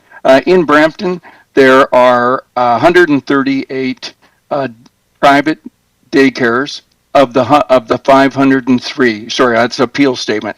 503 daycares in Peel, and 138 of them are private. That represents about 28% of the daycares. Those 28% also host 13,000 daycare spots right in your backyard and hire 3,400 people. So that's the dynamics of the numbers.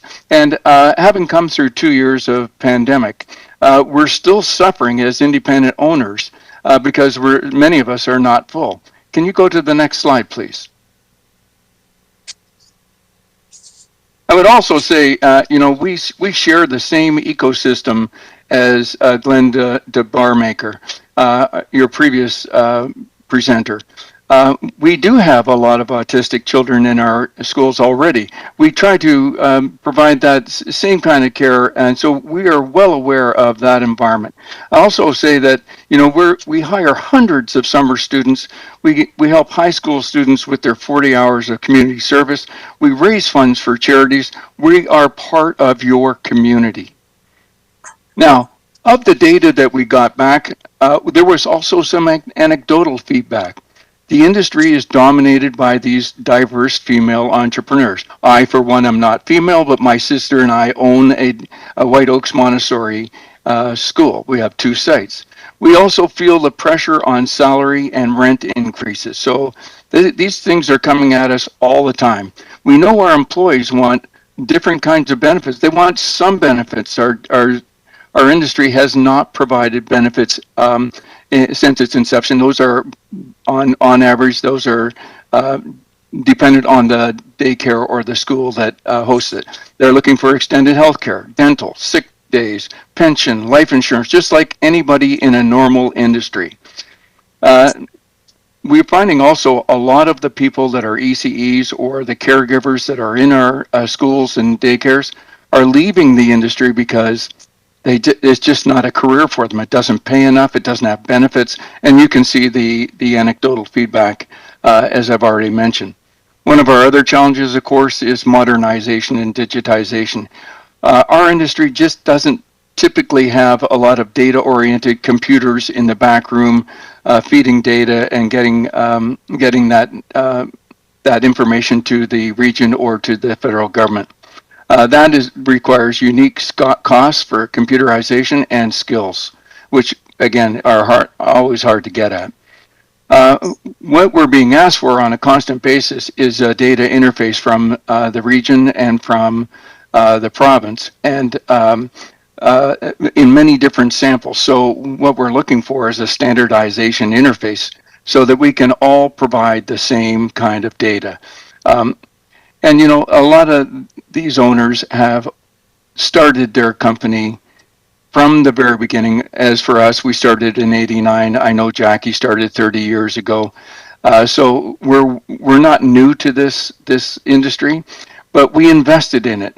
And we made it a family company. We expect to be able to hand our companies down to our children and continue. And if for whatever reason we sell them off, they become our form of retirement, just as if somebody had a full-time job in a corporation, they get a retirement. So this is our form of retirement if we decide to leave it. But the one thing we're afraid of is when legislation passed, as it did yesterday with the Canada-wide early learning childcare agreement. You'll hear this acronym, the CWELCC. Sorry to interrupt. So you are over time. I need one more minute. Can you just wrap up? Okay, thank you. Yep. Can you go to the next chart? Okay, so net it all out, we really need help to meet this $10 a day daycare with costs going up and our fees obviously going down.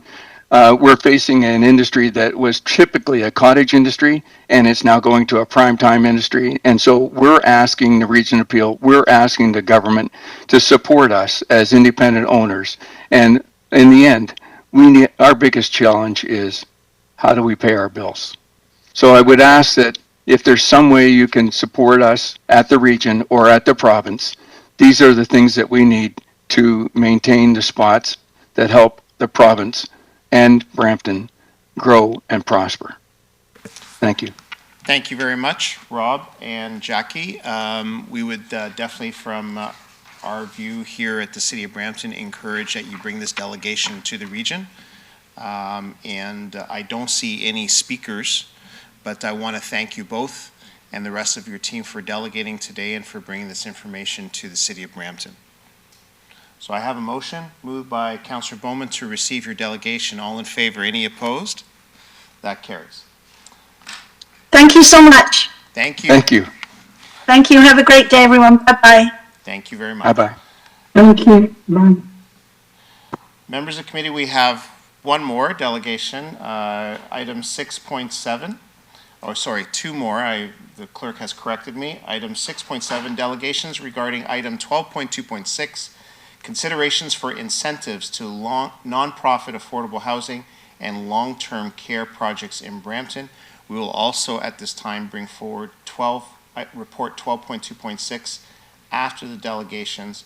We have delegations from Mike Labby, the president of Home Opportunities Nonprofit Corporation, as well as Ed Starr, the project manager, and Tanya Nguyen and Smin Tran Golden, Age Village for the Elderly.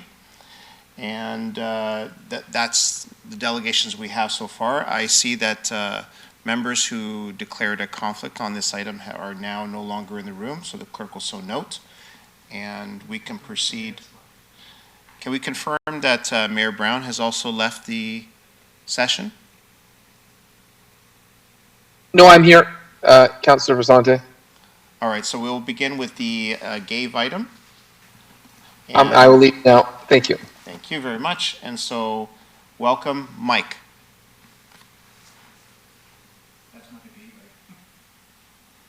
Through you, Mr. Chair. So the first delegation is from Mike Labbe, Home Opportunities Nonprofit Corporation, followed by the GAVE delegation. Mike, are you there? Hello, I'm standing in for Mike. It's Carol Jameson. Hi, Carol. Sorry, Mike had to go to another meeting because you're running a little long, shall I say? If you don't mind. But you have the floor, Carol, so please proceed. Thank you, I will. Yes, thank you for the opportunity, Council and Mayor Brown, to present to you today. We are a nonprofit development group who has developed an ownership model that requires no input from any, no monetary input from any level of government.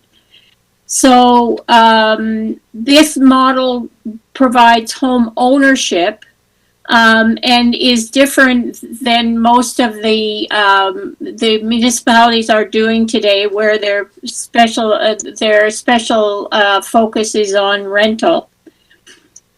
This presents, our model presents a huge economic development opportunity for the city of Brampton, as well as a solution for providing affordable ownership in large numbers.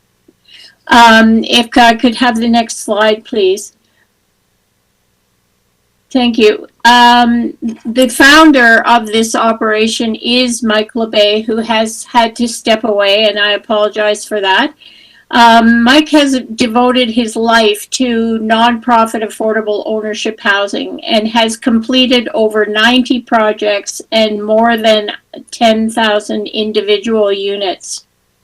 One of my sons lives in a beautiful Mike building, and it was done in the late 90s. His buildings are gorgeous, and you would not know that they're designed for non-profitability.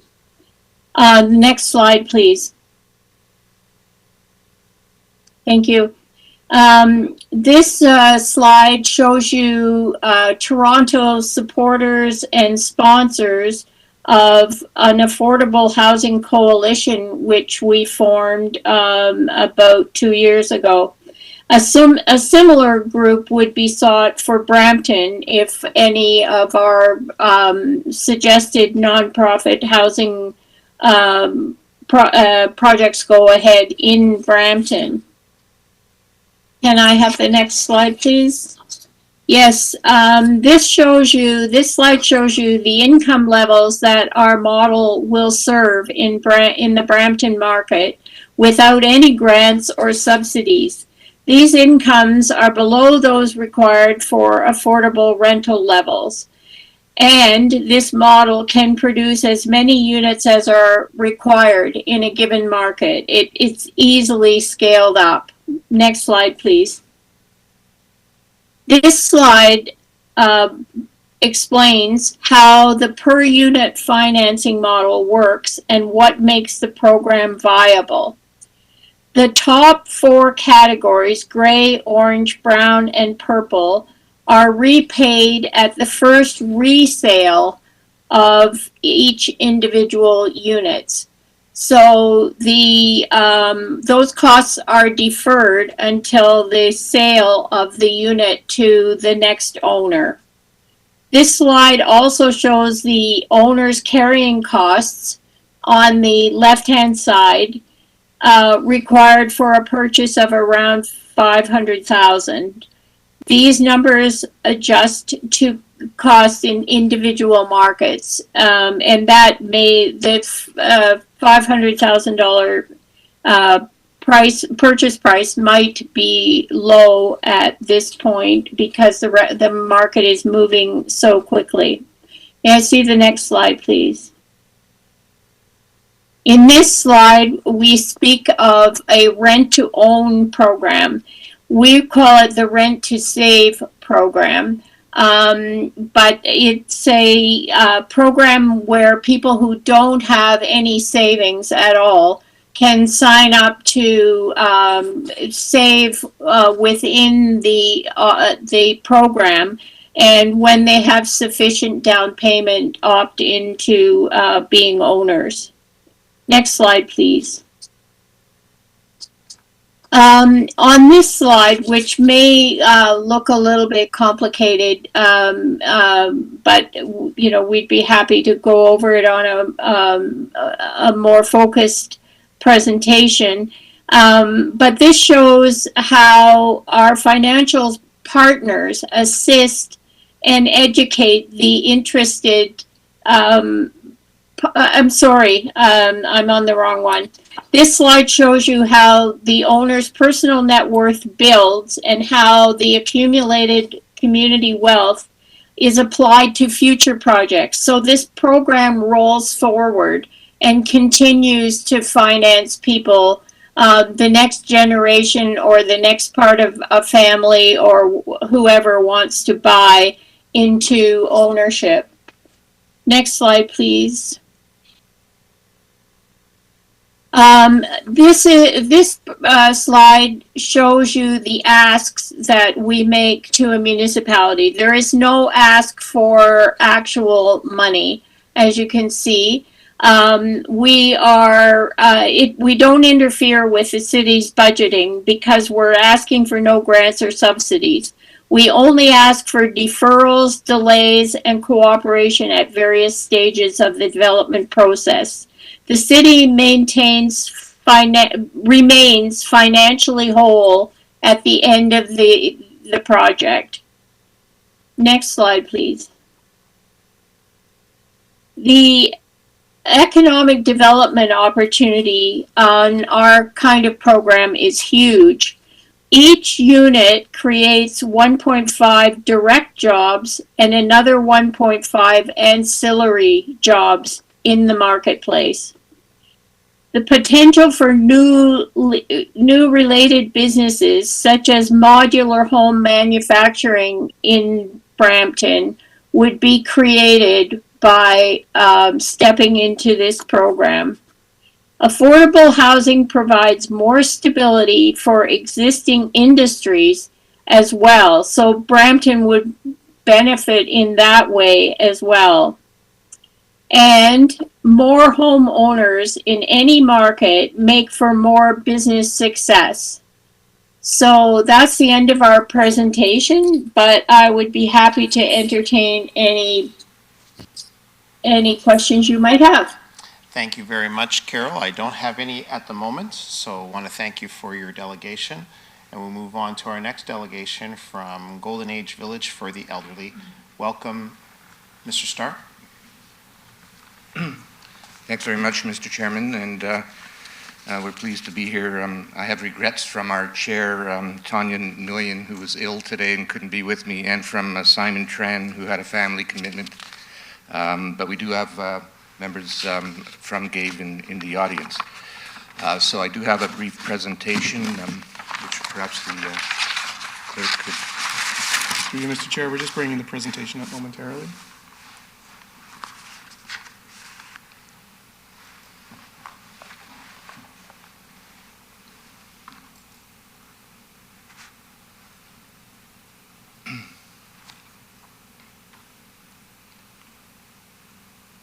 Bear with us a moment, please.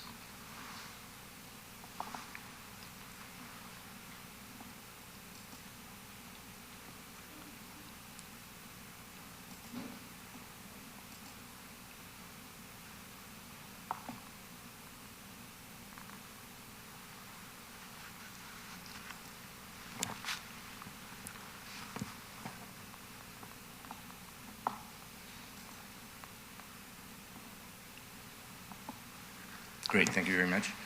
So we'd just like to speak briefly about our response, or GAVE's response, to the staff report about incentives for affordable housing and long-term care projects.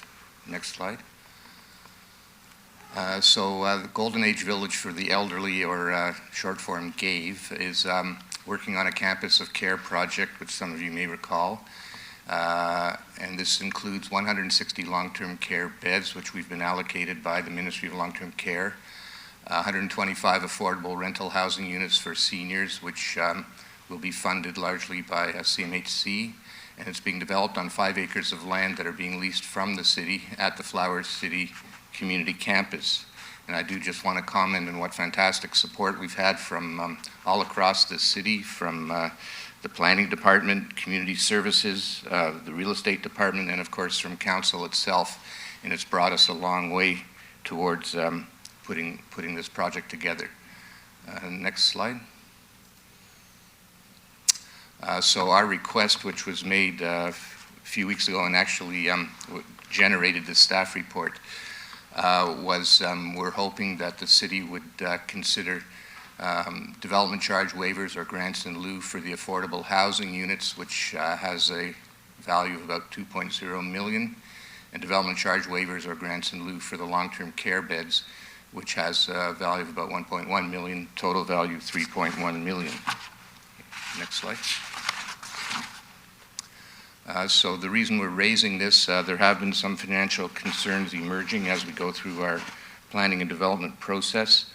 There's been a sharp rise in construction costs recently, largely due to pandemic-related supply chain disruption and shortages of labor and material, and this is putting pressure on the financial feasibility of the project. We're also seeing rising interest rates, which are putting further cost pressures on the project. So our most recent pro forma budget for the entire campus shows a capital funding gap slightly in excess of $2 million. And without further funding support, the project may be at risk, and the city may lose over $100 million in much-needed long-term care beds and affordable rental housing supply. So this is why we're really before you on this item. Okay, next slide. The impact of municipal support on funders in coming before you. We've been advised by project funders such as Ministry of Long-Term Care and CMHC that in addition to improving the financial feasibility of the project with this type of support, it also spreads the financial risk and enables them to offer more favorable terms, thereby further enhancing the financial feasibility of our project. So just this sort of incentive would make it better in all respects. Next slide. So we did read through the staff report, and actually we would like to commend staff. It's a very thorough report, well-researched and very timely. There are several key points raised in the staff report which we would like to highlight for the committee. The report notes that the city has previously improved incentives of this nature on a case-by-case basis. It points out that municipalities across Ontario are increasingly recognizing and accepting their role in contributing to the expansion of affordable housing and long-term care supply, and that a large and growing number of municipalities have implemented incentives of this nature in recognition of their important role in addressing local housing needs.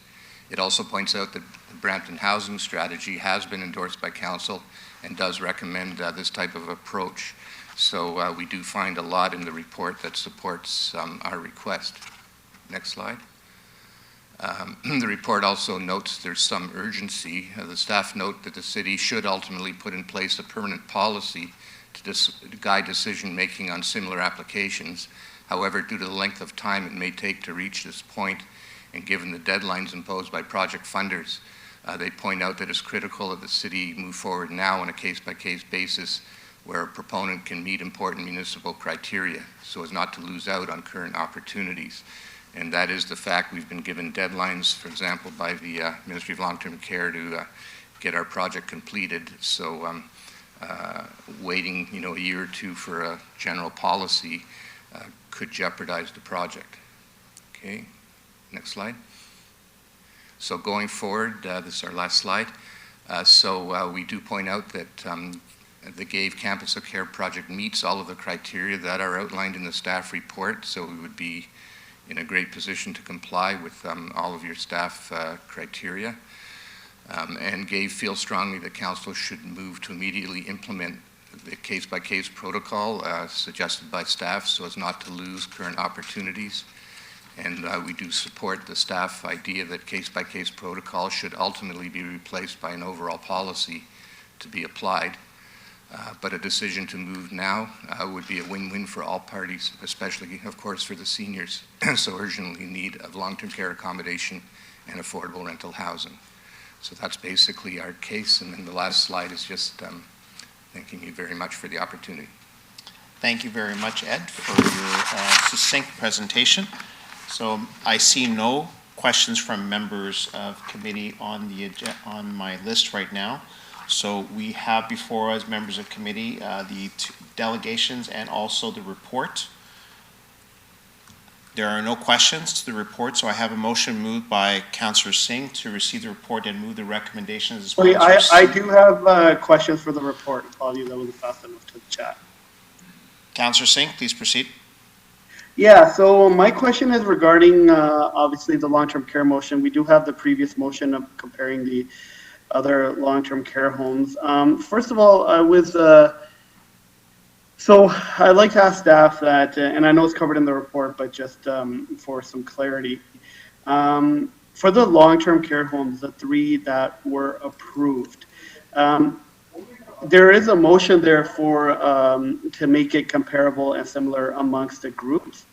And how do we intend to do that, given that some have gone land, some were told we don't have land and we need to look at private options. So obviously they'll be looking for some leniency on the DCs and permits. So how does staff intend to make things on a similar playing field for the three groups in particular where the motion was passed for?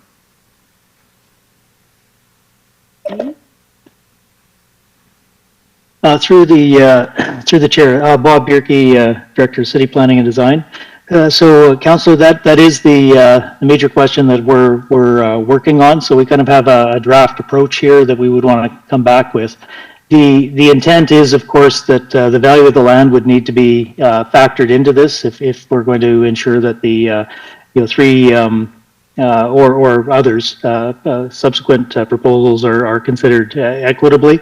And that is part of what we're doing, is trying to quantify the value of the land as well as the incentives to ensure that what we're providing is consistent across the board.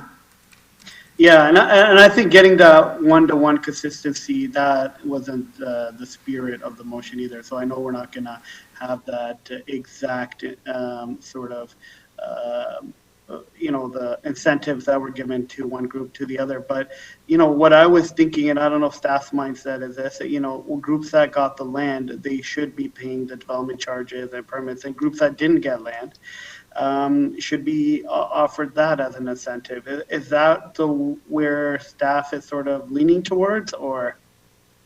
I think through the chair, Councillor, you're quite right that each project has its own individual dynamics, and that's part of the assessment. I don't think it would be realistic to have exact dollar equivalency, but in terms of the scope and the breadth of the incentives, something like what you're talking about is kind of what we were looking at. It's sort of the land is certainly a very significant strategic as well as dollar value component that can be very beneficial to projects. And as well, kind of for those that don't have the land, then the other incentives are the ways that we can contribute. So I think what you've indicated is along the lines of staff's thoughts at this point. Yeah, I do have a concern if we're giving both land and DC waivers to any group, whereas others didn't even get opportunity for land. So that would be my major concern. My second concern is a preliminary draft criteria. When it comes to particularly long-term care, it seems quite extensive. And it almost seems like we're adding another layer given, the ministry has its own stringent requirements. Can't we just leverage the ministry's requirements and say, for example, if you sign your development agreement, then we will give you, for example, a waiver of DCs. So, the province knows long-term care better than we'll ever know long-term care because it's not in our main core business. It is for the province. So why not leverage their due diligence instead of having additional requirements on our own? That's an excellent point through the chair that I think we'd concur with. We want to get that information. Part of it is just sort of we may get proposals of varying types. Of course, most of them will come through the ministry. Support for long-term care is kind of a new aspect for municipalities overall. Generally, that coming through the region. We've typically tended to focus on the affordable housing part of the equation. So we're trying to make sure we're doing all of our due diligence and not kind of overextending ourselves. We certainly recognize the need for it and the desire to support it. So that, as you say, this is sort of a draft list of the things we would like to make sure are in place. One of the ways to do that is to, as you say, leverage the ministry's review of the projects.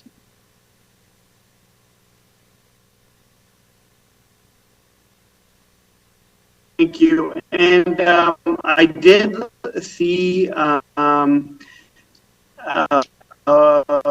the report the line as an interim measure until the upcoming citywide CIP for housing.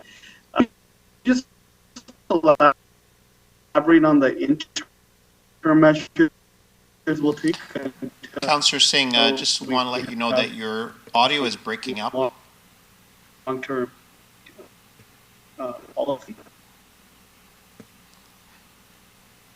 Councillor Singh, Sir, we're not reading you. Your audio is breaking up.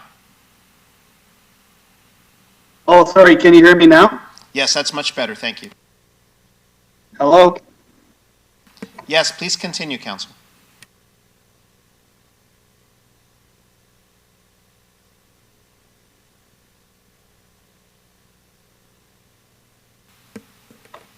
Sure, we're looking at. Can you elaborate on the interim measures we're looking at, given that Councillor Singh, there seems to be a technical difficulty with your connection. We're still not able to read you clearly.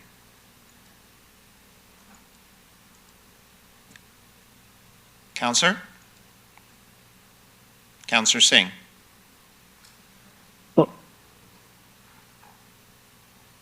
Councillor, if I may, what I'd picked up from what I could hear was sort of some clarification on the interim versus the longer term program. Some of the incentives that we're looking at through the CIP would be available once that CIP is in place. So that's sort of the fulsome, complete program. In the interim, sort of on a one-off basis, we can look at some of the exemptions that we were are being discussed related to this particular request, and that would allow us, I think, to kind of consider those prior to having the full CIP in place, which we'd expect to be later this year. Thank you. And can you hear me now? Oh, yes, yes. Okay, perfect. That was exactly my question. My last question is, given the long-term care application that came in together, this council, and I think we made the right decision, given the need for nonprofit long-term care, the need for culturally responsive long-term care homes, and the need, and given the challenges of COVID, the importance of long-term care, I think we did make a good decision to, help in land or with the development charges or whatnot. We know one group is currently obviously looking for land options still, and the one group has gone the private, has their own land, and one group obviously got city land. Are we gonna? All three projects are time sensitive, so is passing this gonna delay any delay their projects by any means, especially the two other projects outside of GAVE? Well, through the chair, council, that is absolutely not the intent. We recognize the time sensitivity and brought the report forward really to give the framework so that we can move forward as quickly as possible. I mean, we are, I think, administratively across all the departments doing everything we can to find the supports and respond to the requests that have been made. Again, with that direction to try and make sure we've got some reasonable equity between the various groups. So can I move a motion, because the one group is obviously going the private route. We're going to be negotiating with them on, I guess, development charges and permit fees. That I give that as direction so we can start working on that, given they're not looking for city land. And to keep things similar and comparable, we should move forward to provide some sort of similar assistance. And then Indus is, I guess, we're looking at both options still, so we'll continue to work with them, and I know we have some in-camera items related to that as well.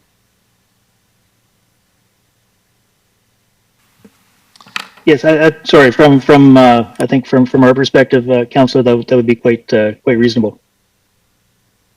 Perfect. So Indus we're covering with in-camera today, so I'll leave that from the motion. And I would just ask for the NAWAS Campus of Care, because they are using their own land, as a fourth part of the motion, that staff negotiate similar assistance as offered to other long-term care homes. NAWAS is spelled NIWAAS, formerly known as Sri Guru Nanak Sikh Center long-term care. Thank you. He's going to be clear. So, Councillor Singh, the clerk is asking for a clarification on your motion. Can you just enunciate it for us one more time? Sure. That staff begin working with NAWAS Campus of Care to provide similar assistance that was provided to other long-term care homes. This is based on a previous motion that was passed to provide similar and comparable support to the 3 applicants that received allocation of beds. And then I looked. Councillor Singh, can you just spell for the motion? It was NIWAS? Yep, NIWAAS, Campus of Care. Thank you. Thank you very much, Councillor Singh. I see no further speakers. So, members of the committee, we have the motion you see on the screen moved by Councillor Singh with the amendment. All in favor, any opposed? That carries. Thank you very much. Next, we'll just advise members of committee that it is now approximately 1:30, but we do have one delegate waiting. So we'll just go through that delegation as quickly as we can and the associated motion, and then we can break afterwards. So we are now moving on to delegation by Sarvjit Kaur and Bob Punia from the Ontario Dump Truck Association in regards to a discussion item made at the request of Councillor Dillon regarding the Ontario Dump Truck Association strike. Sarvjit and Bob, welcome. You have 5 minutes. Thank you so much, everyone, for accommodating us today. I'm here on behalf of the Ontario Dump Truck Association. I support them with communications and government relations.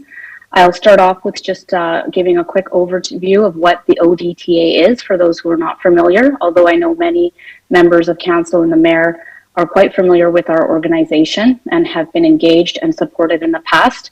We are one of the 2 major organizations that represent the dump truck industry. The Aggregates Association is the other one, and between the ODTA and the OATA, the Aggregates Association, we pretty much represent the entire dump truck industry in Ontario. As you may be aware, we are on week 2 of a job action, a strike you could call it, at the ODTA. The Aggregates Association also embarked on their own job action and a strike. Theirs started about a week prior to ours, and issues are similar. Our strike is to advocate for issues such as living wages with the increased costs of fuel, maintenance of vehicles, high insurance rates. Our members are basically finding that it is impossible to make any kind of viable living out of working as a dump truck owner-operator. And in some cases, going to work is actually costing them money. So wages and costs is one issue. The other major issue is having recognition of basic labor rights and standards, such as getting breaks, mandatory breaks as they are entitled to, washroom breaks, basic respect and dignity to be able to pause and eat a lunch, and other safety concerns such as overloading continues to be a problem in the industry. Some of you may know the practice of overloading is when a dump truck is basically overloaded more to what it is the safe capacity and legal capacity, which can result in serious safety issues both for the operators and the public. And, we had an incident even recently where an overloaded truck, the load froze, it tipped over, the driver was killed. So there is a plethora of issues that are immediate and need to be addressed that have spurred this job and labor action. And stepping back for a minute, I would just like to also give an overview of the state of the industry in general. Some of you may recall that there have been other protest actions.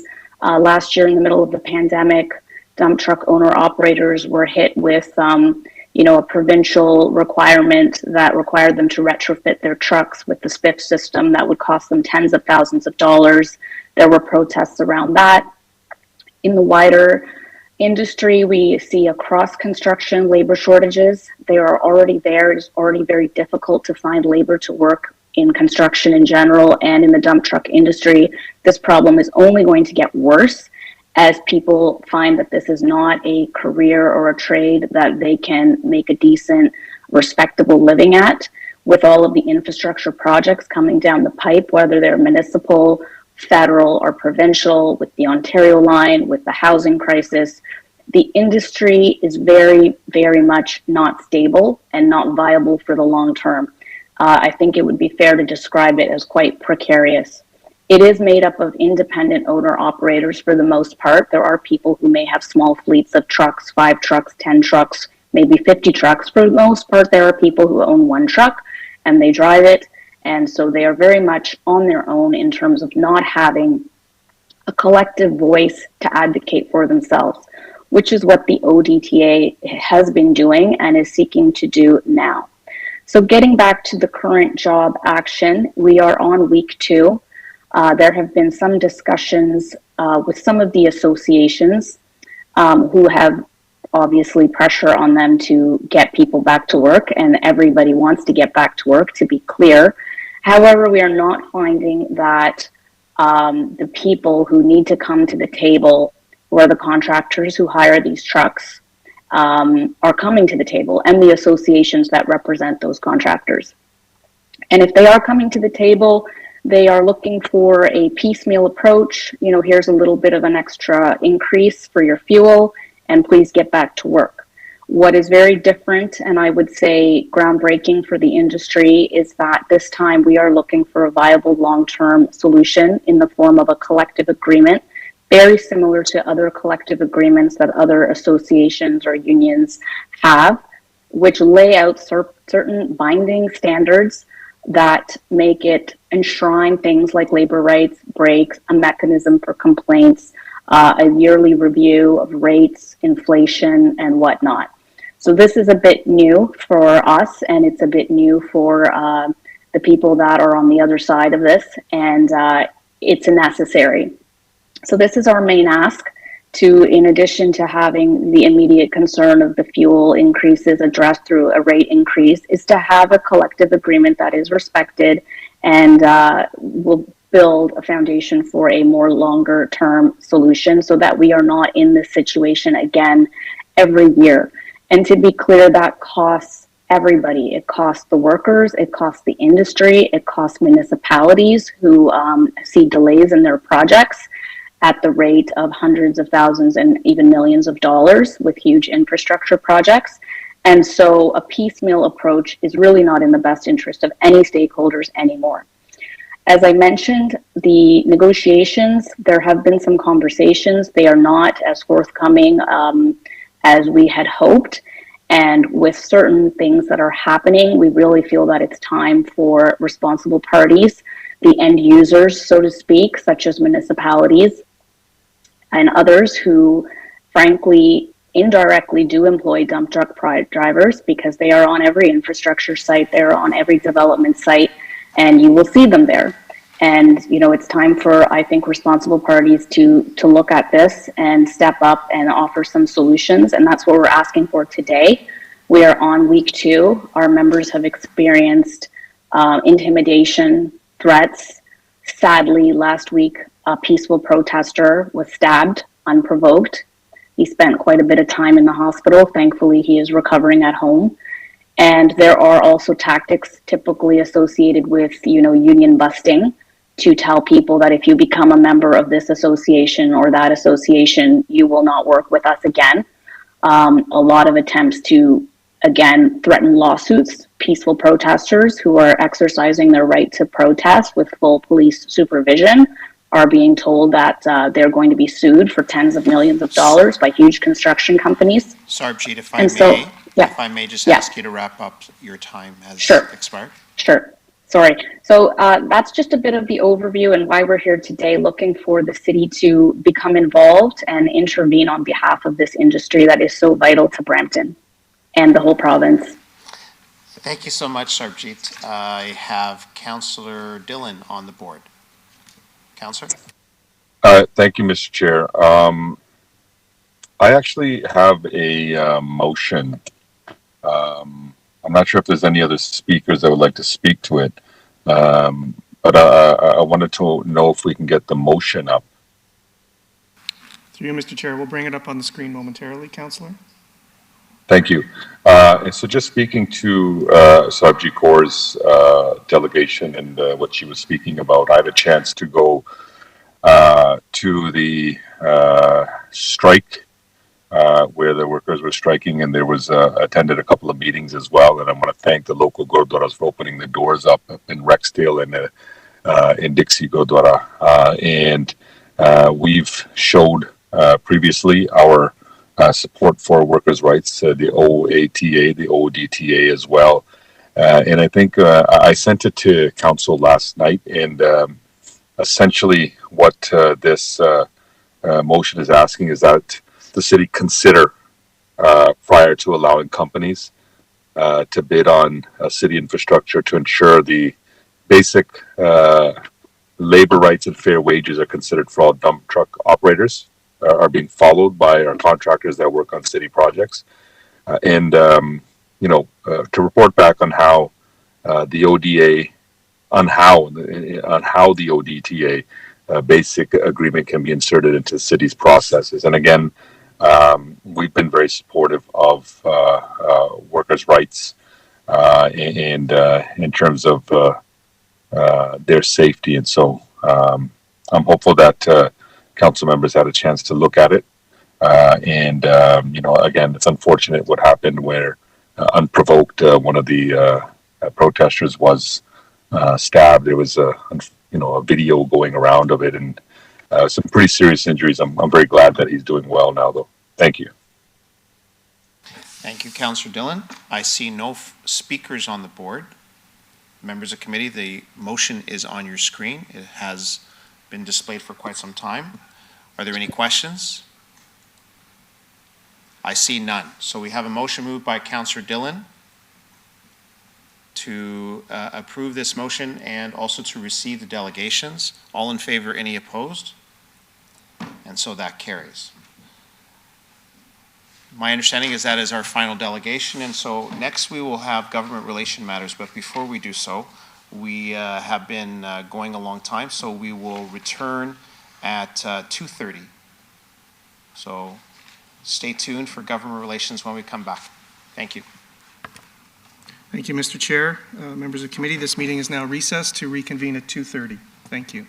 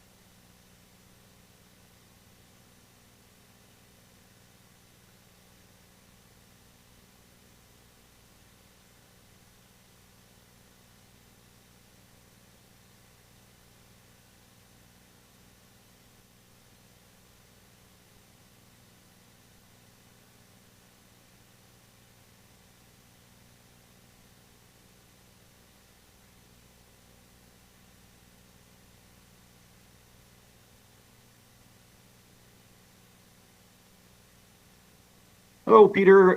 Councillor Vicente has asked me to sort of chair until he gets back in. Thank you, Councillor. We're just going to get underway momentarily.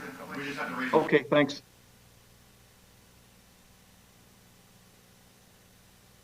Peter, Councillor Williams signing back on. Can you hear me still okay?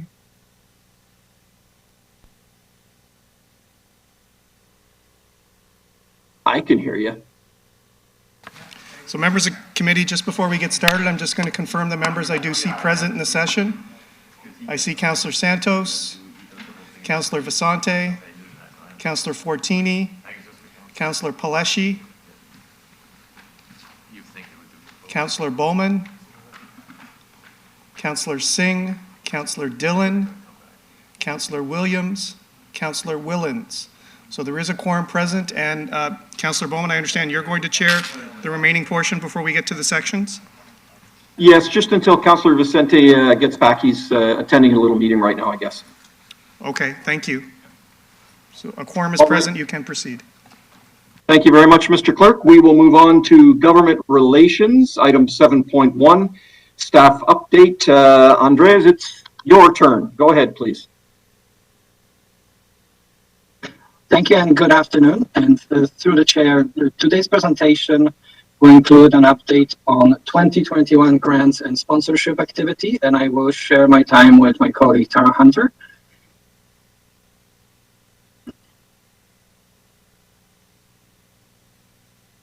Okay, next slide, please.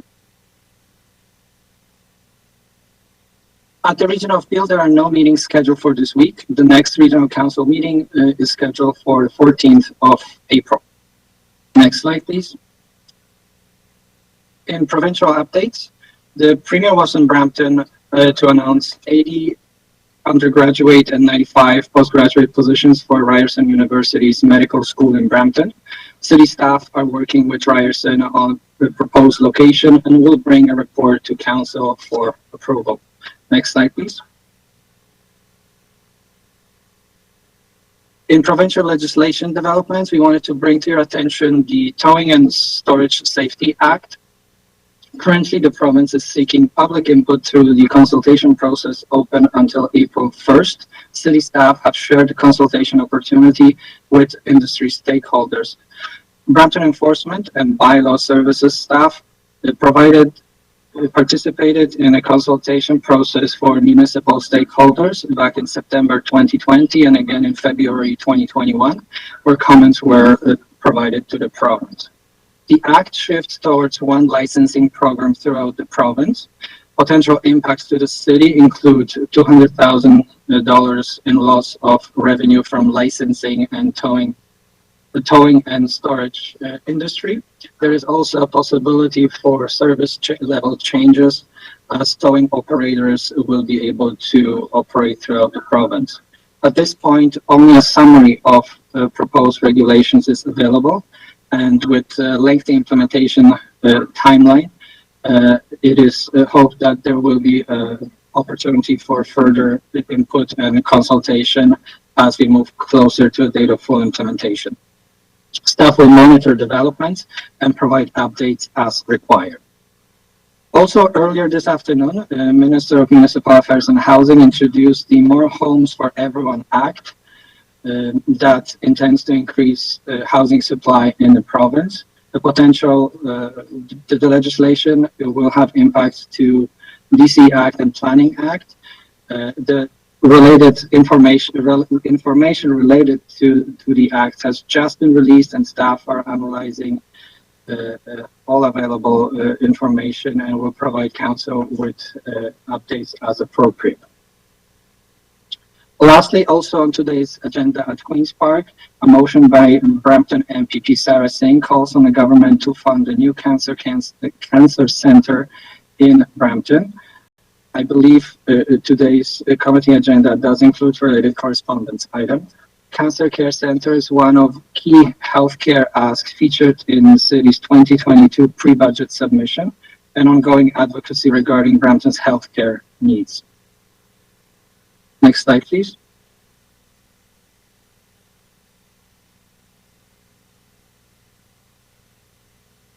And on the next two slides, provide an update on the upcoming provincial election. The public affairs team is working with strategic communications to develop a dedicated web page and advocacy materials. Next slide, please. City's advocacy will focus on key issues, including large transit projects, healthcare infrastructure, and Riverwalk. Advocacy materials will be consistent with Brampton's pre-budget submission, as well as reflect ongoing advocacy work. Public affairs staff will share the information with nominated Brampton candidates and political parties and identify opportunities for engagement and to provide an overview of key issues. Next slide, please. Next, in federal developments, earlier this week, the Prime Minister and Premier were in Brampton to announce $13.2 billion agreement to deliver an average of $10 a day childcare by September of 2025. With this announcement, the federal government has secured agreements with all 13 provinces and territories. I would only remind that last November, Council passed a motion calling on the province and federal government to reach such an agreement. This initiative has the potential to significantly benefit Brampton residents, as it should lower costs of childcare and allow more economic opportunities, specifically for women and families with young children. Also, I wanted to mention that just yesterday, the Finance Minister announced that she will table the 2022 federal budget on Thursday, April 7th at 4 p.m. Public Affairs team will provide members of Council with summary and initial analysis of the budget. Next slide, please. Another significant federal development saw announcement of a supply and confidence agreement between the minority Liberal government and NDP. The non-binding agreement is in place until June 2025, allowing the government to serve its full term.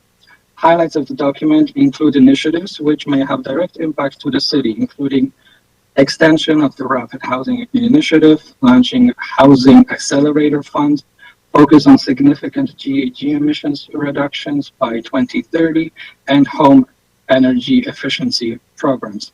Staff will analyze the document as well as the upcoming federal budget and identify opportunities for further discussions with the federal departments.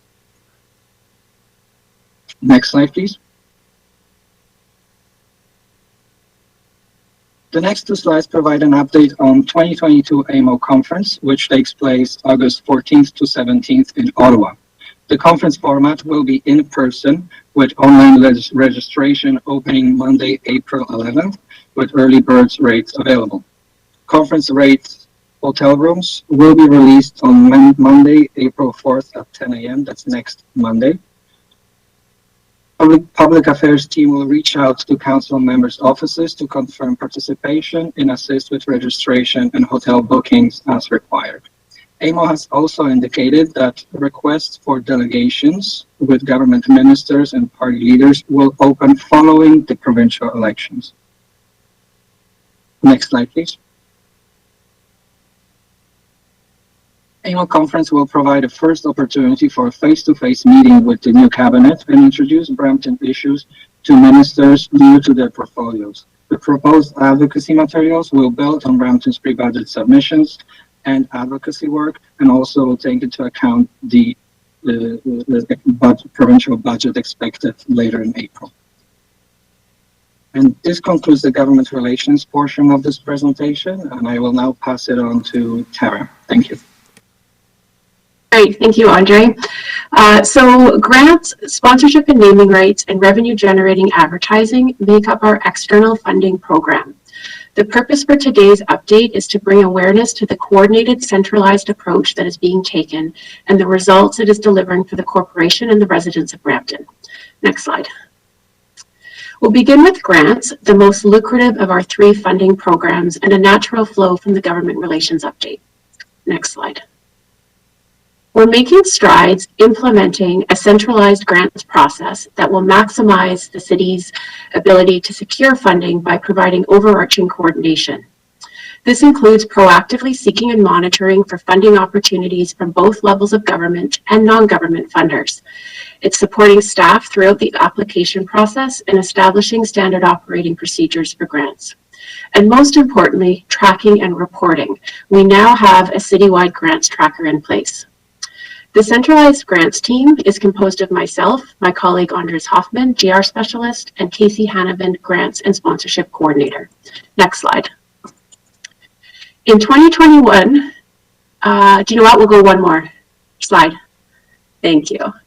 In 2021, staff pursued funding from 21 different funds available through the federal and provincial governments. This translates into 35 applications submitted by staff, a 52% increase from the previous year. The grant application process can be very much a hurry up and wait, where there's not a lot of time to submit, but then there's a long time to wait to find out if your application was successful. In 2021, we received funding announcements that amounted to close to $300 million, which includes applications that were submitted as far back as 2019. I've included a few other highlights of successful applications from announced in 2021. And I should clarify that what we're talking about are the applications that the city has applied to. It does not include funding that gets allocated to the city. We'll go to the next slide, please. If there's a silver lining to the pandemic, it is that there seems to have been a noticeable improvement in the time it's taking for finding out the status of your application. Based on the 35 applications the city submitted in 2021, there are actually only 6 that are still under review. We've heard from the remainder, and 28 were successful, and only 1 application from last year was unsuccessful. So based on what's tracking, we have almost 100 million in that's out there in funding applications under review. And in terms of what we've applied to already this year, it's been a very busy start to the year with 5 applications submitted to the Low Carbon Economy Fund last week, the Zero Emission Transit Fund, and tomorrow we will be submitting a couple applications for the Active Transportation Fund. Next slide. So we'll now shift gears away from government as a source of funding and return to the private sector and our sponsorship, naming rights, and revenue generating advertising program. Next slide. The city's sponsorship and naming rights program is focused on creating opportunities for businesses to connect with community and fulfill their marketing goals and objectives. We're really focused on the triple win, where it's benefiting not only the business and the city, but also the residents of Brampton.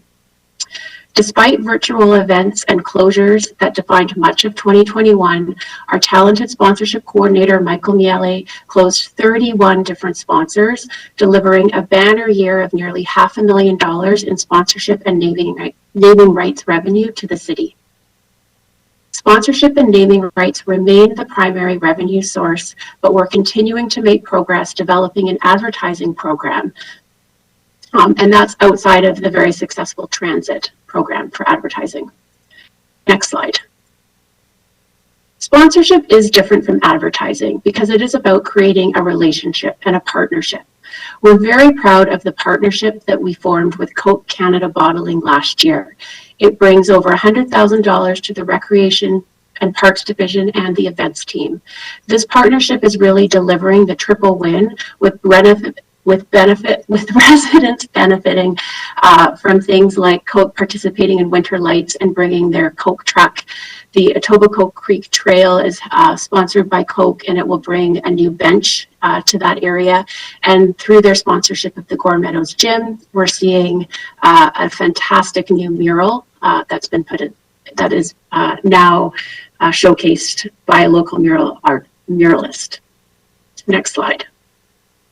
Meridian Credit Union is another big sponsor for the city, and we entered into a 3-year agreement valued over $200,000 in early 2020, right before the pandemic hit. Meridian's commitment did not waver, and when BEC reopens in the coming weeks, clients will be able to take advantage of the Meridian Meeting Pod that's been made possible through their sponsorship. The farmers market last year had a bus shelter takeover where there were some apples and apples installed on the roof of a shelter. And again, that was made possible through the Meridian sponsorship. Next slide, please. Algoma University came on board as a sponsor during the pandemic and was really contributed to the rich programming that the Rose is always delivering. So they sponsored This is Brampton Live Online, which really helped ensure artists were being paid for their in-home virtual performances. They also stepped up to sponsor the launch of the Black and Indigenous Youth Co-op Internship Program. Through their sponsorship, it helped offset the costs of paying the students participating in the program.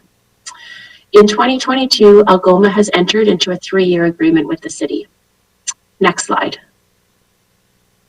We have a goal to build the sponsorship and naming rights program into $1 million program annually by 2025. To do this means we are able to continue to close more exterior naming rights. In 2020, we announced the naming rights to Brampton Soccer Centre, and the signs were installed late summer last year. The Save Max Sports Centre deal brings a free youth basketball program to the facility, and that is now running on Saturdays. Next slide, please. I'll wrap up on the topic of advertising.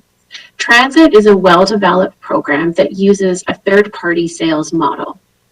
There is an untapped potential for revenue generation through the sale of advertising on other city assets. We are underway in partnership with Recreation, implementing an in-house advertising program on digital screens in recreation centers.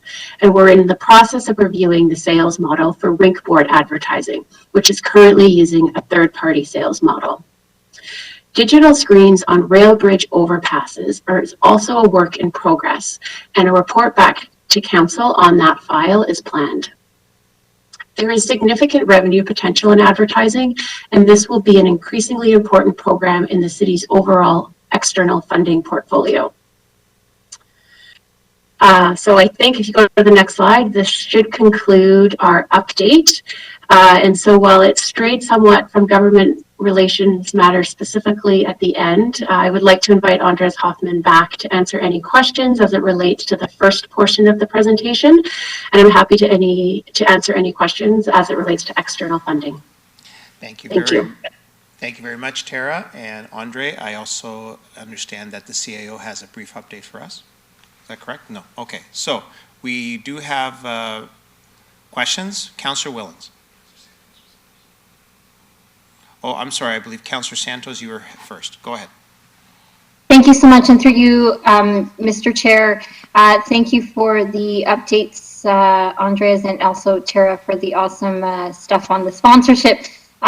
Question for, actually the clerk. Could you bring up the motion, since it's under government relations matters, the correspondence that was sent in from MPP Sarah Singh, please? Through you, Mr. Chair, we'll bring up the correspondence that was added to the revised agenda shortly. Okay, so the motion itself was tabled, I think, a couple of weeks back, and it's actually up for debate. And I believe the correspondence is asking council for support and advocacy of this motion. And we've done advocacy motions many times in the past. And this one in particular, as what Andreas had shared, is essentially consistent with all of our priorities and our asks, specifically in relation to the cancer care side of things as well. I just got off during the break. I was in an interview with respect to healthcare issues in Brampton, and the Cancer Care Centre came up. And the representative from the Ontario Health Coalition has specifically said that Brampton needs a cancer care centre of its own, so that residents don't need to travel to downtown Toronto or other areas across the GTHA in order to access cancer care.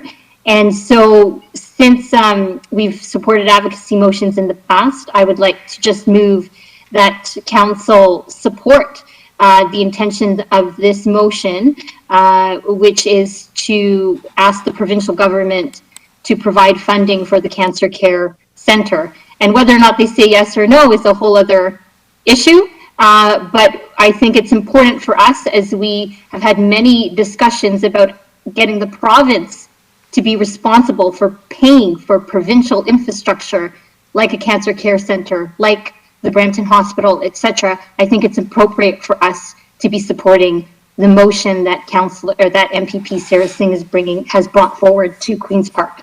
Thanks. Thank you very much, Councillor Santos. Resuming on my list, Councillor Willens.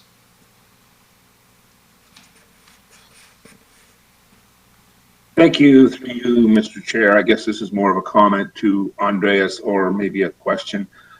With the new climate action plan that the feds just put out, specifically speaking to the emissions caused by transportation, they're aiming to, they put benchmarks now that added a new benchmark to require 20% of the vehicles to be either hybrid or fully electric by 2026. This could be a good opportunity for us to work with the former Chrysler plant, Stellantis, to see, because I know that there are talks of they're under pressure that they may be moving. This is a perfect opportunity to talk to the feds about perhaps keeping that plant here in Brampton, because I'd hate to see electric vehicles being brought into our dealerships that are made elsewhere.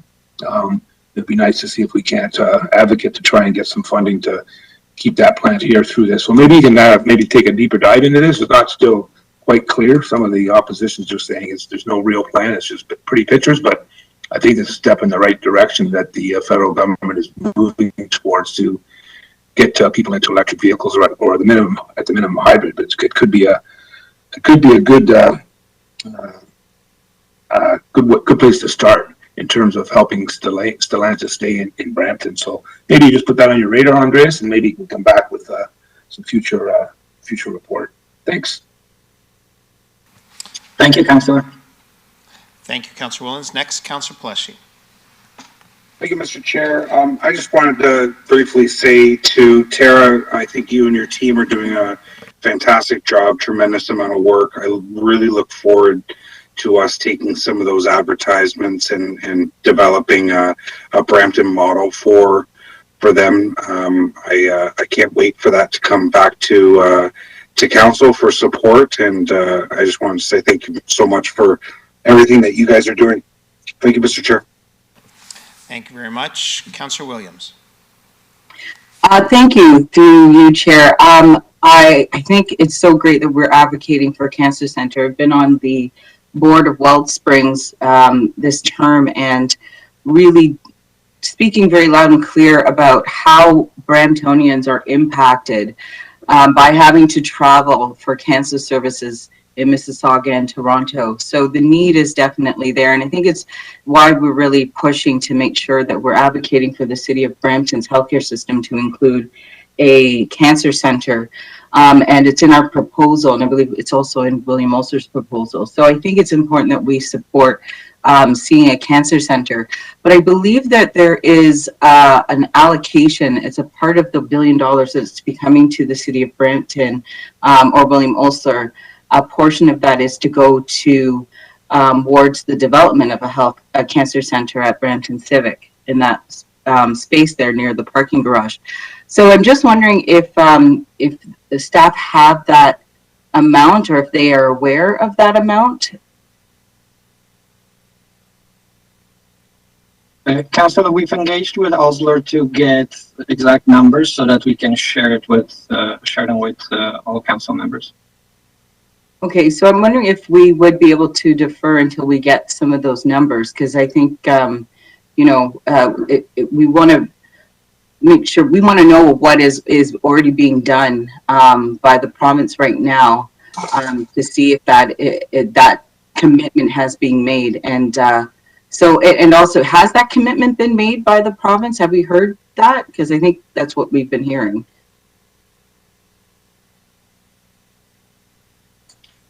So it's a part of a commitment made by the province towards Hill Memorial redevelopment, but we've reached out to Osler to ensure that we have the correct facts and accurate figures. Okay, thank you. Thanks for that. I have no further comments. Thank you very much. Next, Councillor Fertini. Thank you, Mr. Chair. Yeah, and so, this is very funny because yesterday I was watching Question Period and they were debating on the health system here we have and what the province has done. And if you actually listen to it, the NDPs did not support it at the time when this hospital came. And I get, they wanted 800 beds and that was great what they did. But if we look at what the funding, what the province is doing now, the 1.1 billion, they're already putting just under 400 million towards the cancer treatment. So if we could get more, that's great. But I don't want to go around playing games over our hospital here. I have a motion coming forward on the report, and I'd like to keep it that way for now. And listen, if we get a lot more, and I'm very happy. But for now, I don't want to confuse anything for the province playing. We had a little meeting, a little talk last night with the premier and the minister and everything at the soccer center, and he did say that we're committed to bring what we said in Brampton, and we just have to come up with. You guys better do your share and come up with the funding. Now, AMO would be great if they could change it into the development charges and all, but we also have a motion at the region that's gone through. It's going to be going through budget. So I'd like to keep everything the same. Let's not confuse things. We're playing too many games here. This is people's health, and I'm going to wait for my motion on the floor, and that's why I like to keep it. So I don't want to. It's already the province is already funding almost 400 million towards the cancer treatment. That's my understanding, and 600 and something million is going towards our hospital. So it's 1.1 billion. Now the construction cost could vary, could go a little bit more because everything's gone up. Construction, but at the end they're committed to bring the 250 beds plus the 100 beds plus the cancer treatment, and that's whatever the cost is, and they have to come up with a difference, and we might have to come up with a little bit more of our share. So thank you. Thank you very much. Councillor Willens. Yes, thank you, through Chair. Sorry, just quickly, also, Andres, can you try to decipher what the EV rebate program is going to be? Because I know there's thinking about 400 million into the install 50,000 chargers, and City of Brampton, I think through Partners in Project Green, we're one of the first municipalities to put charging stations. We have one at the Save Max Center there. It's a solar one actually, and we've got some in our own bylaw parking. So I think we're one of the first ones through Partners in Project Green to get the charging stations in there, and they want to expand that program. But in terms of how does that relate to the EV rebate program for consumers? Because I've heard that their manufacturers in the auto sector are looking at doing any sort of sell direct to consumers rather than go through dealerships when it comes to electric vehicles, much like they do with Tesla. So maybe you can try and decipher that a little better because it's not real clear in the new plan that the feds put out. Thanks. Thank you, Councillor. And we're going through the climate plan that as you mentioned, federal government just announced to exactly identify those opportunities and understand how the city fits in and what potential opportunities are there. Okay, thank you, Councillor Willens. I see no further speakers, so we've exhausted our list. So we have a motion. Perfect. Thank you, Councillor. We have a motion moved by Councillor Santos to receive the government relations updates, and for the motion as was read on the screen. Anyone opposed? That carries. I have a question in regards to that. I heard some that is being deferred. Is it being deferred or no? I did see. For 7.3. I'll ask the clerk to provide clarification. Through you, Mr. Chair, to members of the committee, I think Councillor Williams in her remarks mentioned the possibility of a referral or a deferral would not be possible as she spoke, but I didn't understand that she was moving referral. So there were two motions. The first has already been voted on to receive the update. The second motion is on the screen from Councillor Santos to receive the correspondence from the MPP and to request the Government of Ontario to proceed with funding a new cancer care centre. Right, because I think Councillor Williams stated that there was some numbers that we wanted to get, so I was interested in getting those numbers first. So I was wondering if she was going to move that or not. Yes, sorry, through the chair, it's Councillor Williams. I would like to refer it to get the numbers. But I said deferral, but I did speak to it, so I couldn't officially move that. Thank you.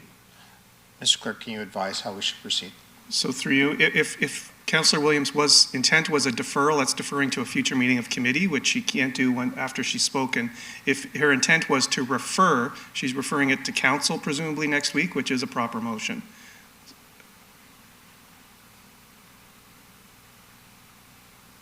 Would, perhaps just to be helpful here, would staff be able to provide us the numbers in time for next week for ratification? To you, Mr. Chair, that would be given that we'd have to ask the hospital's governance body for those numbers, and then they'd have to have a willingness to give them to us, considering that the project is still ongoing. Very good. Councillor Williams? Yes, that would be great. Thank you. Thank you very much. Great. So now we're moving on to Mr. Clerk. Sorry, through you. Councillor Williams, you need to be clear. What would be great in terms of what? Is it a referral? Referral to get back the information. Yeah, I was on the board to do that, but that's fine. So through you, Mr. Chair, then it sounds like Councillor Williams is moving referral of Councillor Santos's motion to council on April 6th to allow staff the opportunity to try and obtain additional information.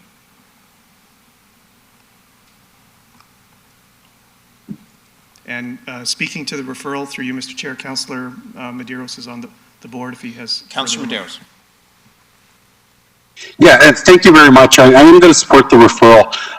The only thing I really just want to be cognizant and cautious, and this is for all members, it's not specifically for one member, because we do have a provincial election. We do know some councillors have, not only are going to be candidates, but some councillors have, shown public support for candidates, and that's fine as well. And I just don't want to bring that politics into council. So I think we get the numbers, we find out what the numbers are, and we just be very cautious of bringing provincial sort of politics into council. So I think going forward, any correspondence received from potential candidates, that's like us saying any municipal candidates coming in, then we should move motions of support for municipal candidates on proposals they put forward. So we just have to be cognizant of the governments that we are working with, and be respectful of the environment that we're in, and be very cautious. But with that said, I just think that we should all try to restrain from playing provincial politics throughout municipal council. Thank you. Thank you, Councillor. Next, I have a speakers list again. Councillor Fertitti. Yeah, thank you. We're going through these numbers. I don't know what we're doing here. They came to delegate, and they told us the numbers already. The 396 million towards the cancer treatment, 600 something towards our hospital. So, like Councillor Medeiros said, we got to stop playing these politics. And, if we want the hospital, we don't want the hospital. The numbers were very clear, even at the region. And we haven't heard it once, we heard it 3 times. So staff could bring it forward, I'm fine with that. But the numbers were very clear. Thank you.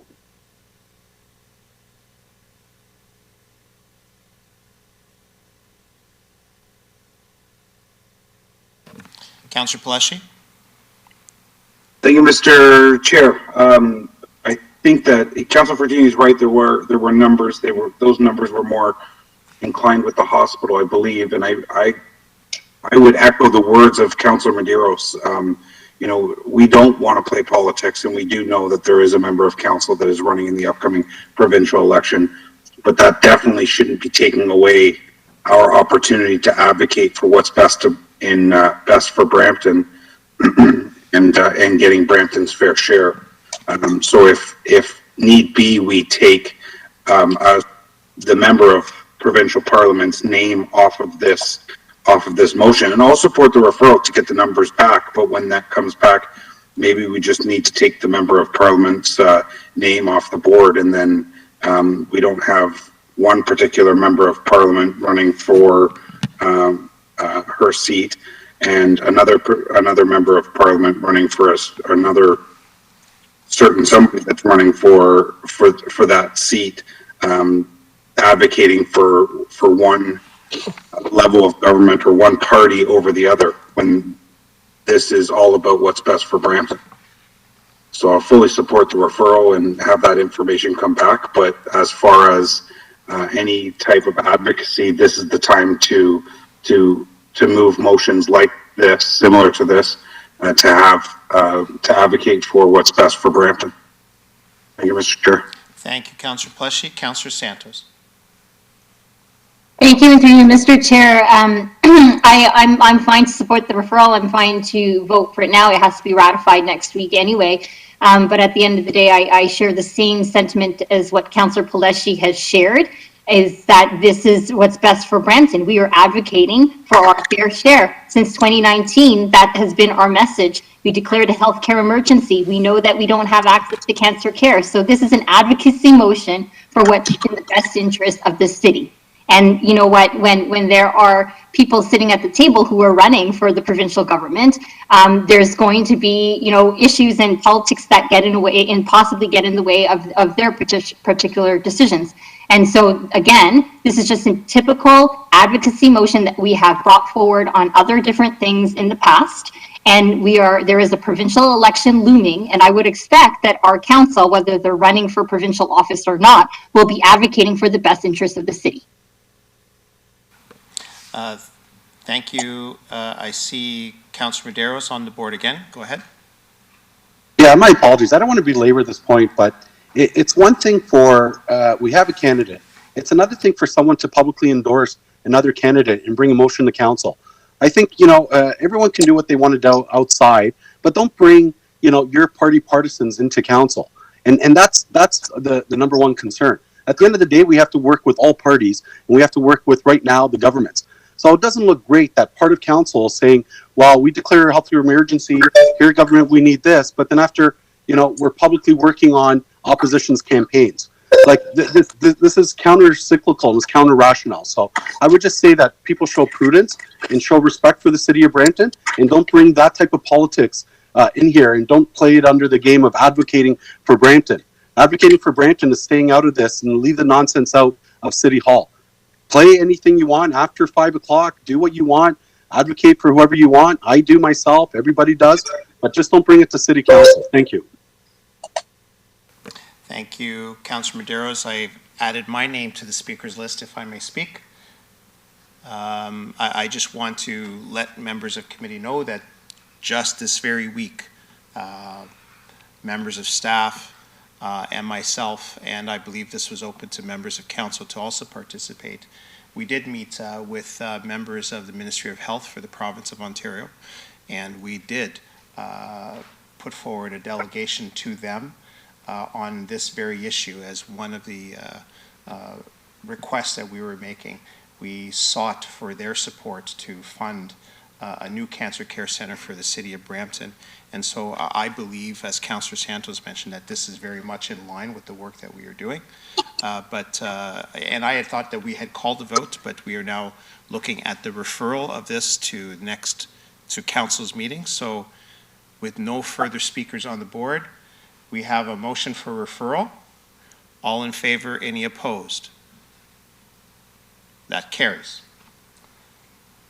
Members, we now move on to the COVID-19 update, which is traditionally presented by the mayor. The mayor is not here today, so do any members of council have questions with regards to COVID-19 that we may present to staff? Seeing none, so I'll move for receipt of. Sorry, Councillor Vincente. I don't see you on my list, but go ahead, Councillor Pleshy. Thank you, Mr. Chair. I wasn't fast enough in typing there. I guess my question is to the CAO, with the direction that you've provided to staff, and the numbers are now coming into our 6th wave, the numbers being increased at the hospital, does that change our position? I know that before we've always been very diligent in the ability to change, and if we needed to. And as of right now, is that something that you're looking at, or have you decided on whether you're willing to change the position of bringing more people back into the office? So through you, Mr. Chair.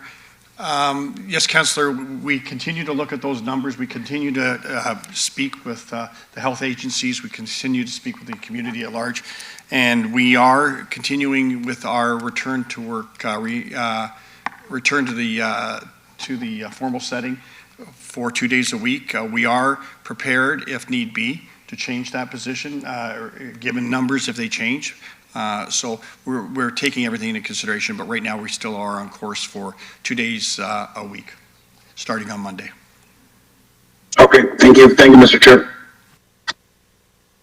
Thank you very much. So I have a motion moved by Councillor Pelletier to receive the COVID-19 emergency update.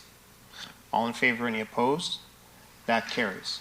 So members of the committee, we're moving on to the Public Works and Engineering section. All of the items were in consent with the exception of item 8.3.2 regarding the extension of Thorndale Road through 9225 The Gore Road. I believe that was Councillor Dillon.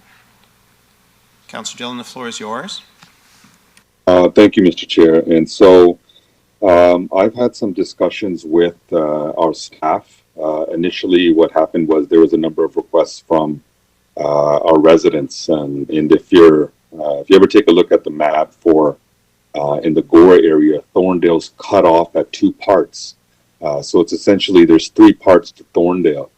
One, the northerly section where it's cut off, I think that's going to be the issue is going to be resolved with the current development. I believe there's an application in from TAC, and then the other portion of it, it goes through the Hindu Sabha, which is the Gore, formerly known as the Gore Mandir. And so I approached the Mandir. They have new management after a number of years, and I asked them if they're open to, working with the city to fix that gap that's in Thorndale Road. And they had said, yes, they are open. And so, unfortunately, we've tried before. There was not much of a conversation where we were able to have, but we were able to get a conversation going with them now. And so I think it's great news for the residents there in terms of being able to walk, bike, drive, and eventually have the ability to fully use Thorndale. And so I had sent the briefing note that staff had provided to me. And I don't know if you can get that up. There's maybe if staff wants to speak to it, but there's also a motion. The motion is essentially what they requested at the end of the. Peter, are you able to bring that up? Through you, Mr. Chair. The motion is on the screen. I can display the briefing note if that's the. Yeah. Oh, that's there. Yeah. I don't know if staff wants to speak to it. Summarize it, actually. Through you, Mr. Chair, Alan Parsons here, Director of Development Services. Perhaps I can speak to some of the matter here just for some context, and there might be a piece as well that our engineering friends on the call might be able to assist with as well. But the Hindu Sabha site's just located south of Cottrell Boulevard, generally on the east side of the Gore Road. It's a large site that houses their current place of worship, but there there is quite a large area of the site that is undeveloped and could develop further. And as per the secondary plan for the area, it identifies that there are residential land uses that are permitted to be developed on portions of that property. And it could be that in working with the Hindu Sabha organization towards having them understand some potential towards some development of the property that they might want to pursue through any development application that could come forward, we would then have a requirement, as typically comes with development applications, for the developer, anybody working with Hindu Sabha potentially towards that, for them to convey the local roadways and to construct the local roadways as well. So it would be great if it was that they were agreeable to coming forward with a development application that would be able to bring about the delivery of Thorndale Road and some development on portions of their site. But another alternative way forward, if it was that Hindu Sabha did not want to pursue some development of their site in that way, there is an opportunity for city staff to work towards evaluating whether there's an appropriate way that we would be able to recommend towards the delivery of Thorndale Road without development. But we can generally advise that if it is that there is a delivery of a road without any development being associated with it, that there might be costs to the city to be able to towards purchasing of the road, etc., the lands for it. But all of that could be explored. So really, that's the general context here, and not sure if others from engineering might want to speak to the matter as well. But yeah, that's what I can share through the Committee of Council today. Thanks. Through the chair, this is Sunil Sharma, Director of Capital Works. Just to add on what Alan mentioned, the road section you see on the screen is around 160 meters missing link between the north and south of Thorndale Road. And once the planning and development agreements are all done, if the city wants to construct the road, there's missing links around. This will provide a better connectivity in the road network in the area and improve the flow of traffic and active transportation in terms of people can walk across from subdivision on one side to other side, and maybe biking and cycling can also be provided when we construct the road, right? So that's from an engineering point of view. But if the city decides to buy the land and move forward with this proposal, it could take at least to do the EA and the construction will be take around 18 months to 2 years to complete the project. Thank you. Councillor Dillon?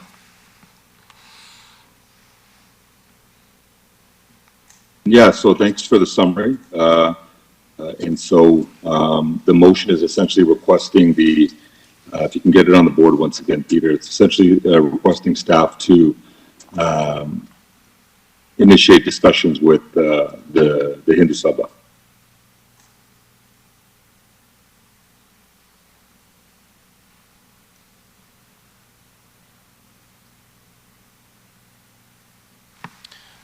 Okay, thank you, Councillor Dillon.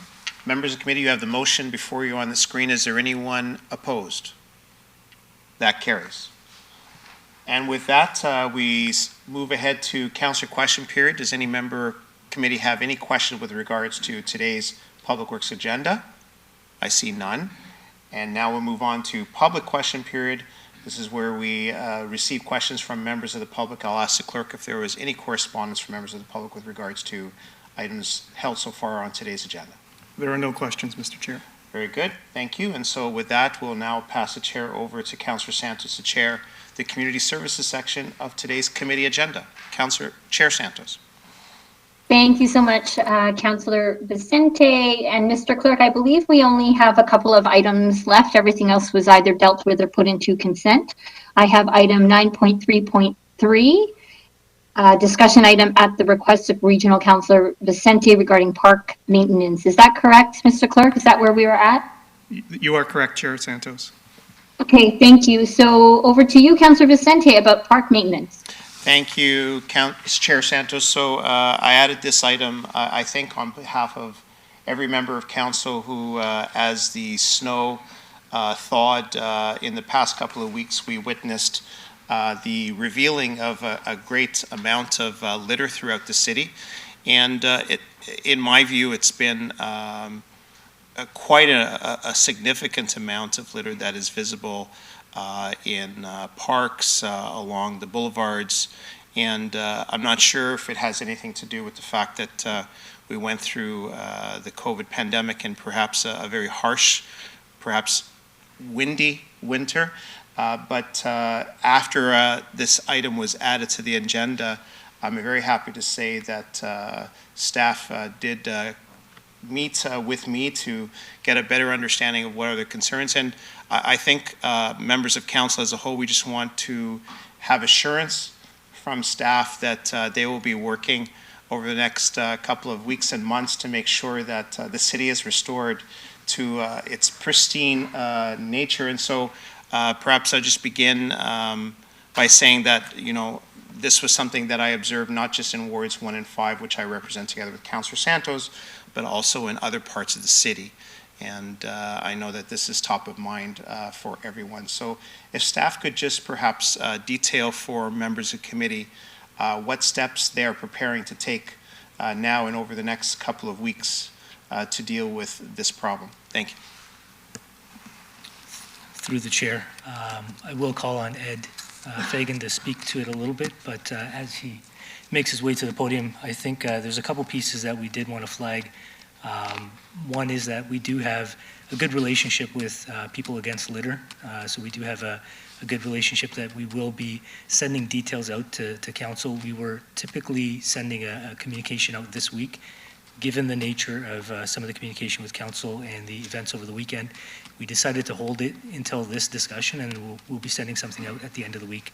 I'll pass it to Ed to go through some of the items that we do have lined up for this summer. Through the chair, thank you, Anand. Yes, thank you, Councillor Fasante, for bringing it up. Yes, with recently in the last week or so, with the thawing of the snow, and then of course with the snow coming back, we went through the litter phase, the snow phase, and back to the litter phase. That being said, as Anand had stated, we were in preparation. It's probably perfect timing for a communication piece to Councillor. I can let you know it's Parks priority, not just Parks, but with Recreation, Public Works, and we have sort of a coordinated effort citywide. Our grass cutting doesn't start till scheduled April 30th, of course, based on weather. So actually over the next 4 to 6 weeks, you'll see an increased presence as we do every spring. Boulevards tend to be the main focus, and then sort of dead ends, ponds, parks. With that, though, that's sort of an operational based. We do have our Brampton cleanup on Brampton.ca, which is led by Jessica Scupp and in partnership with PAL.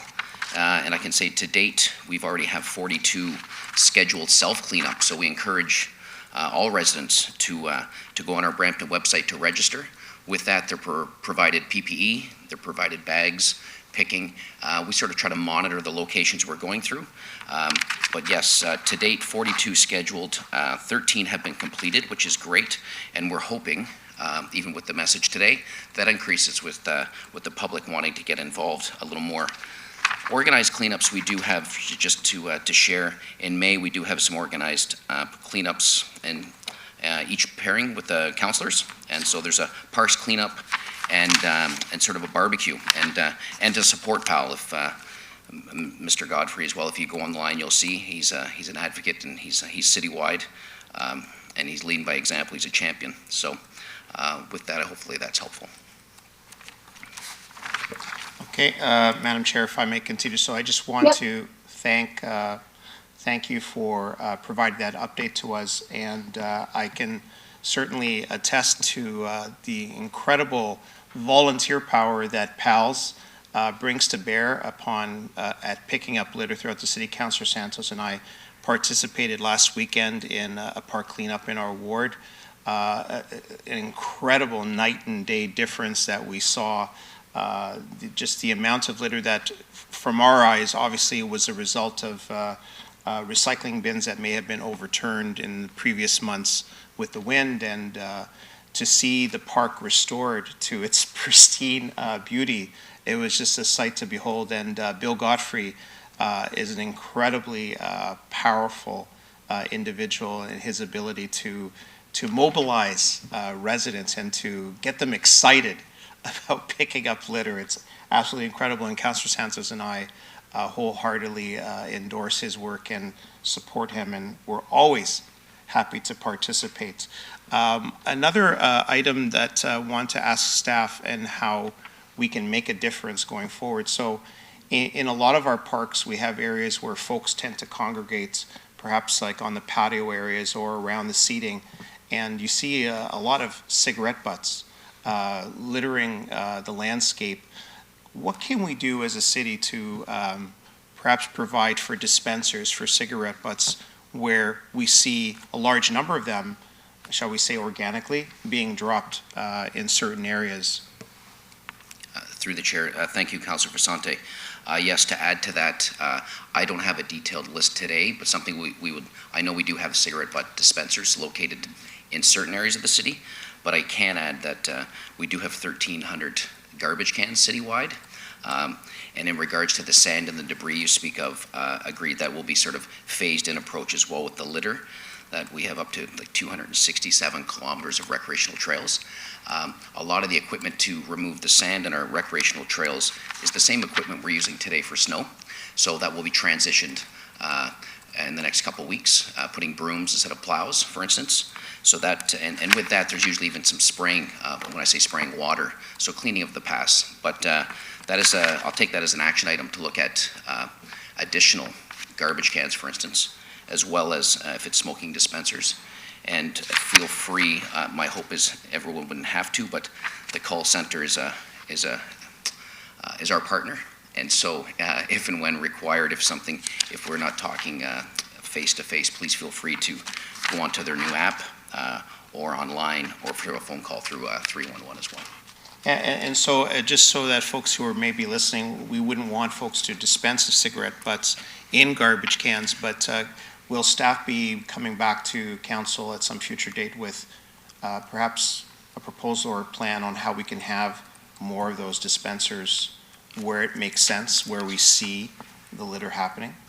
Through the chair, yes, Councillor Fasante, we will take that away to see what's currently citywide and how we can improve on that through discussions with yourself and the fellow councillors, residents, and Public Works as well, which leads into the cleaning as well. They're the very similar business as in cleaning up curbside, for instance. So there's a bit of a partner, especially around sort of in transit as well, sir, with if it's cigarette dispensers and transit/parks and boulevards. So we will take that away and come back to council. And so we don't need a motion, you're just taking that as direction? Yeah. Very good, thank you. I have no further questions, and thanks for your help. Thank you. Thank you. Thank you so much, Councillor Vicente, and also Ed, for your responses. The next item for discussion is 9.3.4 regarding LDD moth burlap trap kits for residents, from Councillor Williams. Go ahead. Thank you. Through you, Chair. So last year and a bit in the year before, we've had a number of calls from residents concerned with their trees being overrun by the LDD, or Lymantria dispar moth. And these moths the caterpillars can cause some serious damage to our trees. And staff have gone out and sprayed various areas throughout the city to try and decrease the infestation. But residents have concern about their own trees and what they can do to help minimize the damage. Now, in other municipalities, they've been doing this great program where they hand out these burlap kits, and I will turn my video on so you can see them. Yeah, there's not much to it. It's just burlap and twine that can be used to wrap around the tree with a little overhang where the caterpillars can't get up, and then they collect in the top of the burlap, and they can be shaken out into some soapy water, and that will get rid of them permanently. So I have a motion that I would like to bring forward, because I think it would be great if we as a city be able to provide these burlap, and I call it a kit, but it's really a piece of burlap and twine that residents can put on their own trees to help decrease the impacts that we're having on our tree canopy caused by the damage of these caterpillars. But also it's an effort that all residents can engage in, and that means our staff aren't having to be out there as much, and we can continue to see a decrease in the amount of these moths that are invading our trees. So I have a motion on the floor that I'll just read through. Whereas the spongy moth, also known as Lymantria dispar, or LDD moth, is a naturalized invasive insect found throughout the southern Ontario that feeds on a variety of tree species, such as oak, birch, and maple. Whereas it is known to have a cyclical outbreak every 7 to 10 years, whereas the LDD moth caterpillars eat leaves, causing the trees to lose some, or in extreme cases, all of their leaf canopy. Whereas the canopy has the ability to regrow as the season progresses, but long-term effects can be reduced or prevented through management techniques. Whereas other municipalities are providing free burlap kits in advance to residents to help mitigate and manage the destructive insect from early May to August. Whereas installing a burlap trap on affected trees beginning in early May will make it easier for residents to collect and remove the caterpillars. Whereas any actions we as a city can take to assist residents in reducing the impacts this invasive species has on our urban tree canopy, it is a benefit to all of Brampton. Therefore, be it resolved that staff investigate the feasibility of providing free burlap kits to residents and report back at the April 6, 2022 council meeting in order to have trap kits available for distribution in early May to maximize effectiveness, and that the report include the option of having members of council distribute the kits to minimize the impact on city staff resources. So that is my motion on the floor for us to debate, but I think it would be really great for us to look at being able to provide our residents with these burlap kits, and so that everybody can play a role in trying to save some of the trees and the damage that's been caused by these caterpillars. Thank you. Thank you, Councillor Williams. Councillor Fortini? Yeah, thank you, Madam Chair, and thank you, Councillor Williams. You know, when you told me this, I was really impressed because I remember the guy up the street, Dennis. He used to work in a garden place, and when you drive by his house, his grass is like a golf course and everything. And he used to put this around the tree. And he says once the tree gets sick, it's very hard to come back. So, you know, we're trying to plant trees and keep them. And I did get a lot of calls last year in the M section. And I remember I had staff over and they're saying they're spraying and all. So this is a good thing to save some of our trees. And I think this is a really great idea and I'll support it. Thank you for bringing it forward.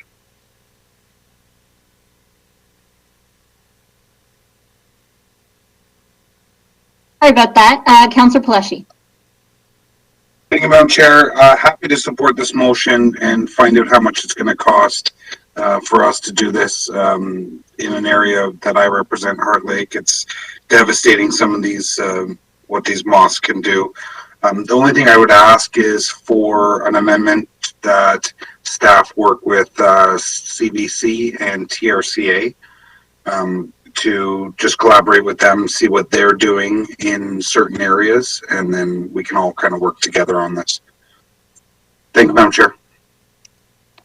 Thank you so much, Councillor Palashi. So with the amendment, I'm going to ask Councillor Williams, do you take that as a friendly amendment? Yep, absolutely, I do. Thanks. Okay, great. So there is a motion on the floor. Mr. Clerk, do you want me to just wait here while you finish the amendment? That's fine, Chair Santos. You can proceed. Okay, perfect. Thank you very much. Anyone opposed? Thank you. That motion carries. The next item of the agenda is, I believe, Councillor question period. Do any councillors have any questions related to this section? Being none. Public question period. Mr. Clerk, were there any email questions or questions in the audience? No questions, Councillor Santos. Chair Santos. Sorry. Thank you very much. And so now I'll pass it on to Councillor Bowman, who will chair Legislative Services. Thank you very much, Councillor Santos. Legislative Services section, the two reports that we had were in consent, which brings us to 10.3.1, a discussion item at the request of Regional Councillor Fortini regarding proposed amendments to the mobile licensing bylaw, taxi licensing. Councillor Fortini. Yeah, thank you, Mr. Chair. And we've kind of missed this. So we had a meeting with our taxi advisory committee, went back in, I think it was February 23rd, and they were requesting about their licensing on the shelf. So what it was doing in the past is you're allowed to keep your license on the shelf so long as you pay $55 a year, it stays there. But after 3 years it expires. I know other municipalities like Mississauga, so long as you pay for it, the license is yours. So we kind of missed it. So I want to make sure if the taxi advisory committee is willing to continue paying the $55 because the license does belong to them. They paid a lot of money in the past. They should sit on the shelf until they decide to drive.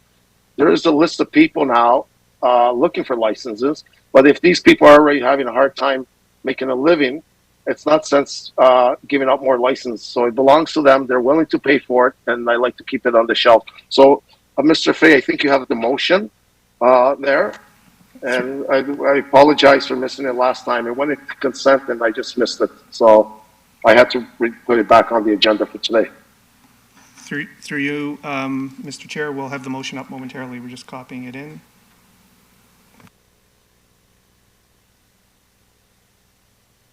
Just bear with us a moment, please. We just have a technical difficulty. Yeah, and this came recommendations, Mr. Chair, through the taxi committee that we had the meeting, and it was passed, but we just kind of missed it, I guess, last committee.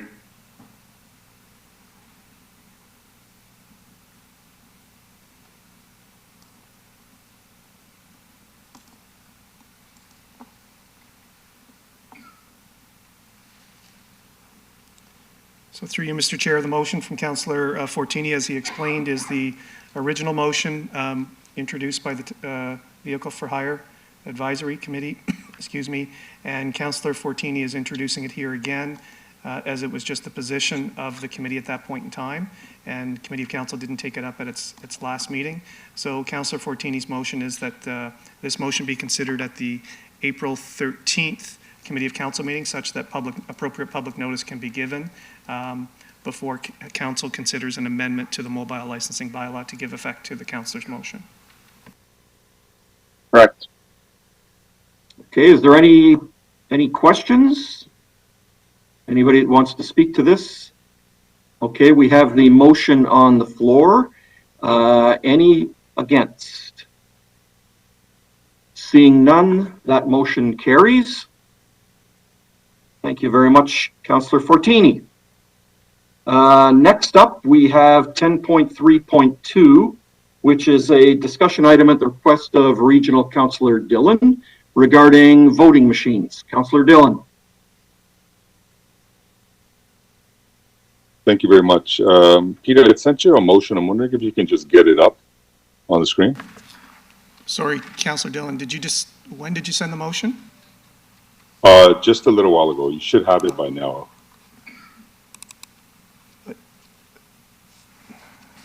Okay, through you, Mr. Chair, just a moment. I'm just going to send it to Charlotte so we can project it.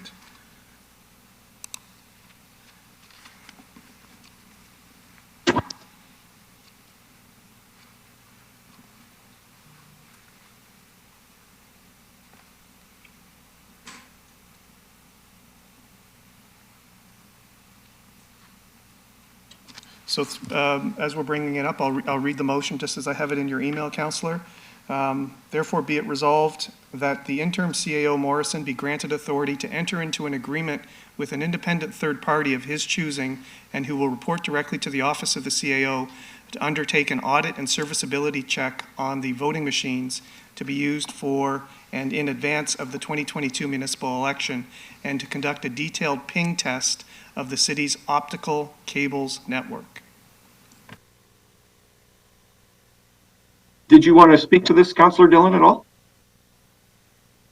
Yeah, sure. I think just for the benefit of council, I think since the election is coming, it's I believe this is ourselves doing our due diligence in terms of our maintenance for our party, for our election equipment, and I think it's I've heard some things from residents as well, asking me questions, and I've had discussions with a number of different groups who said it happens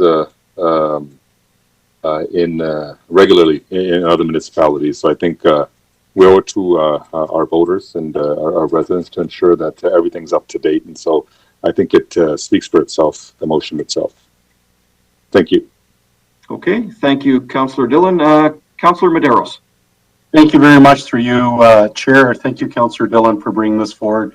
I think it's a very timely motion. I think also anything that we can do to ensure not only for our residents that we will have a fair and equitable election, but I think also for any candidates we're going to be running, not with excluding ourselves, but for anyone who's participating in our election process, that the election process is done in a transparent way. And this is just one of those measures to ensure there's transparency. And thank you very much for Councillor Dillon for keeping that in mind. So happy to support it. Thank you. Through Thank you, Mr. Councillor Chair. Barrows. Oh, sorry, Mr. Fay? Oh, sorry, Mr. Chair. If there's an opportunity, I wouldn't mind just asking a question in regard to the motion, but I see there's other speakers on the board. Okay, Councillor Santos, and then we'll go over to the city clerk. Thank you so much. And through you, Mr. Chair, I think, Mr. Clerk, you were maybe reading my mind or something, because I was just going to ask you specifically, through you, Chair, to the clerk.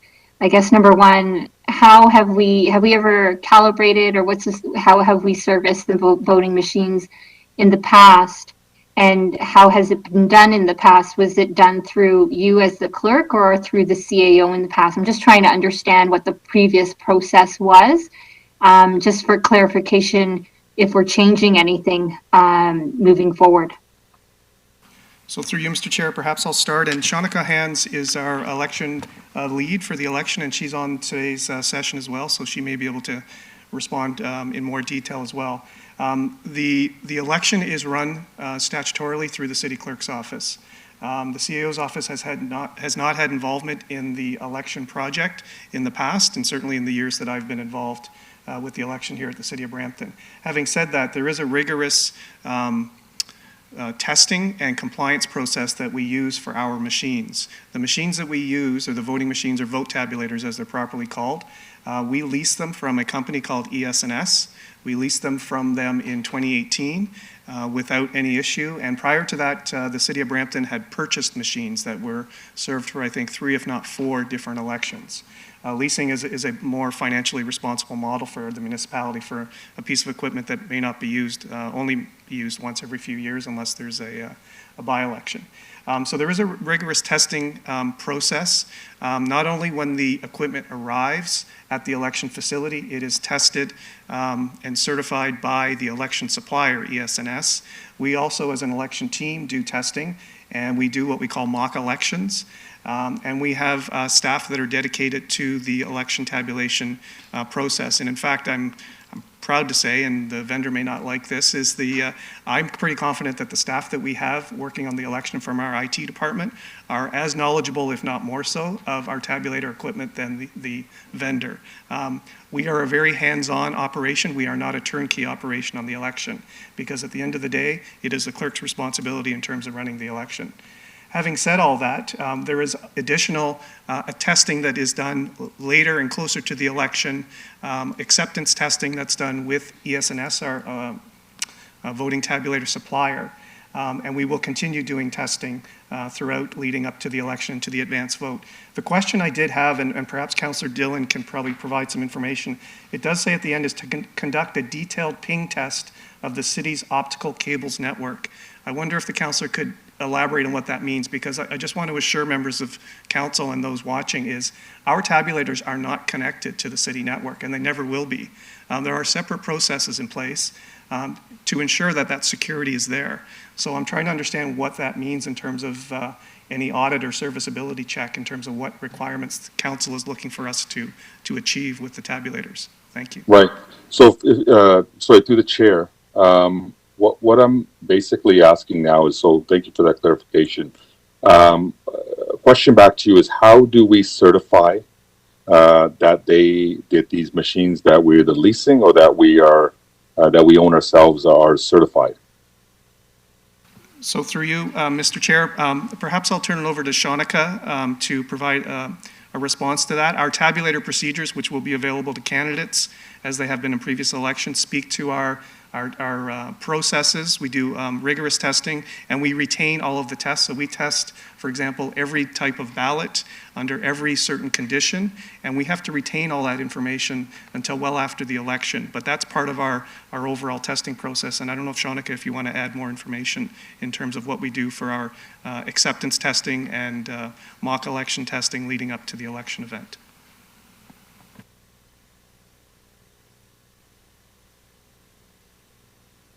Shanika, I think you're muted. Shanika, are you there? I can see her picture, Mr. Fay, but I can't hear her. Neither can we in chambers at the moment.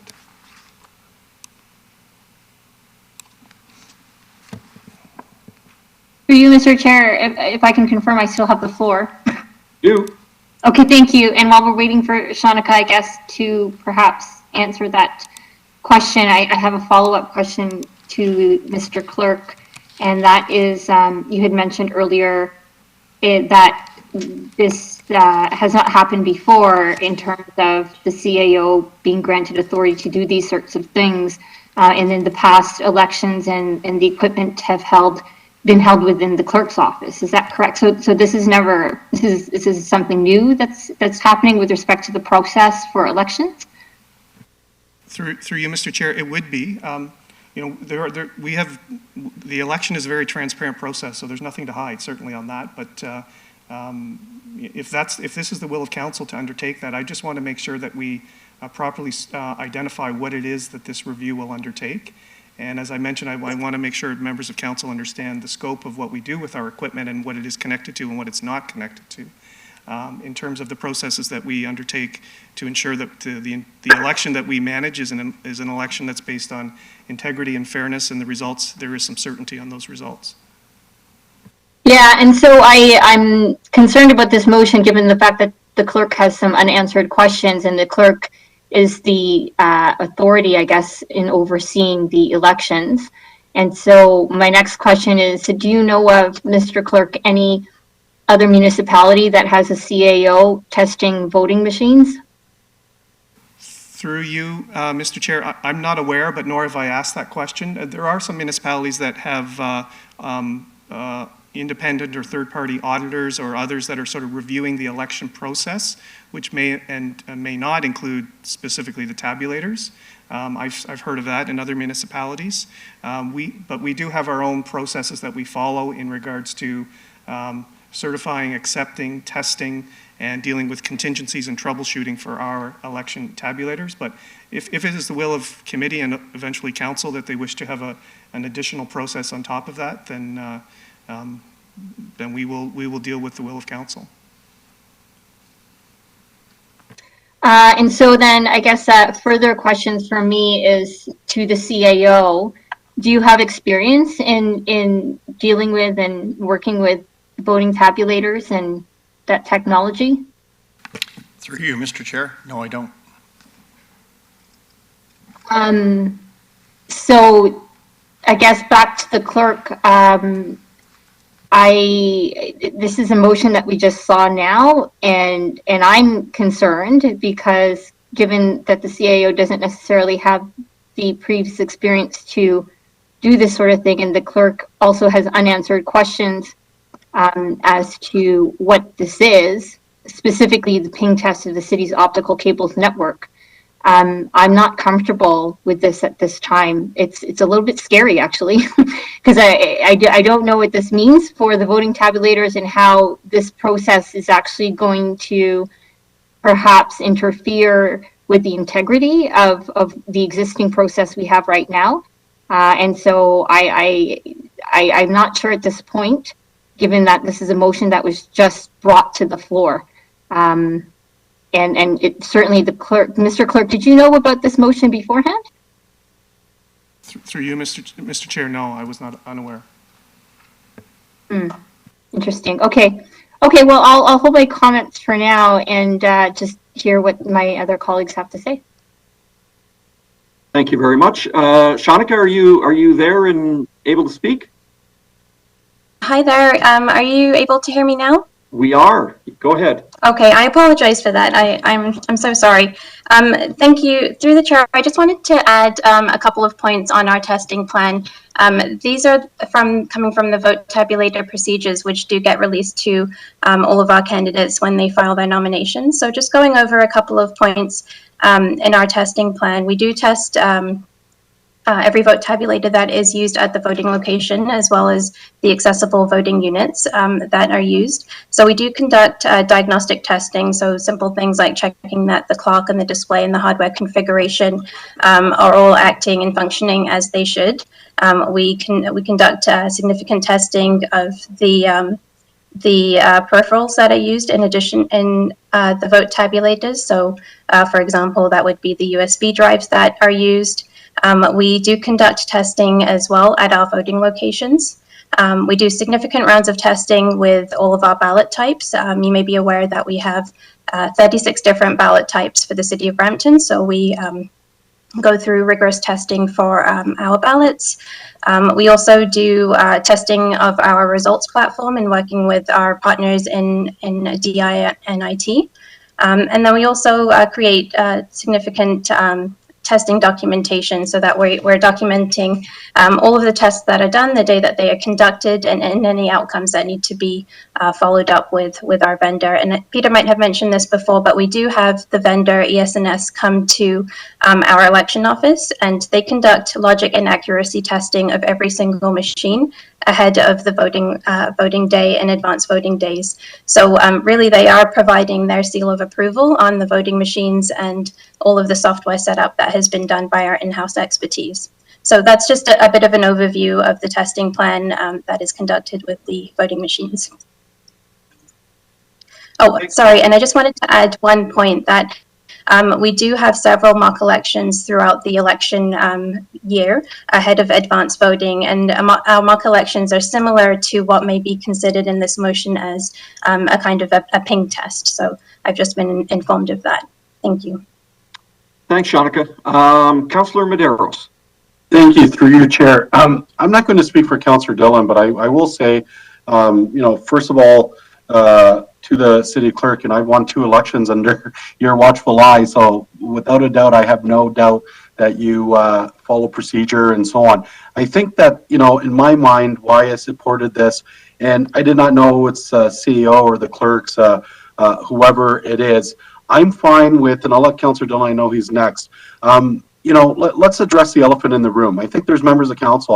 I've stated this several times regarding IT security because of investigations that we've had internally, and frankly, the confidence in when certain members of council tell me that they feel that either the email is being watched or they feel that their phones, that their locations are being divulged and stuff. I can't speak to that. The only thing I can speak to is what I would like to, if possible. And I know Councillor Dillon is next, is maybe what everything was articulated to us, Peter, is that come back in a report. So maybe if Shanika, just report back exactly what you just stated to us verbally and have it in a report, which just speaks to the fact there is a process. We will, ensure that it's tested and also that in terms of its, independence from our city network. And again, I think that, in previous, this wouldn't have been an issue, but I know there's with the ongoings and stuff that's been reported at the city with some of the sort of investigation and hiring practices and so on, there are members who are concerned. And so I will leave it at that, and I have full confidence, Peter. So is that something that can be done, that something come back exactly what you've been articulating, just to give us confidence that that there is these type of mechanisms and you guys are doing these things already? Through you, Mr. Chair, certainly, yes. Okay, so I'm fine with that, and I know Councillor Dillon's next on the board. Thank you very much. Thank you very much, Councillor Medeiros. We will move to Councillor Singh Dillon. Gurpreet Singh Dillon. Thank you, sir. I'm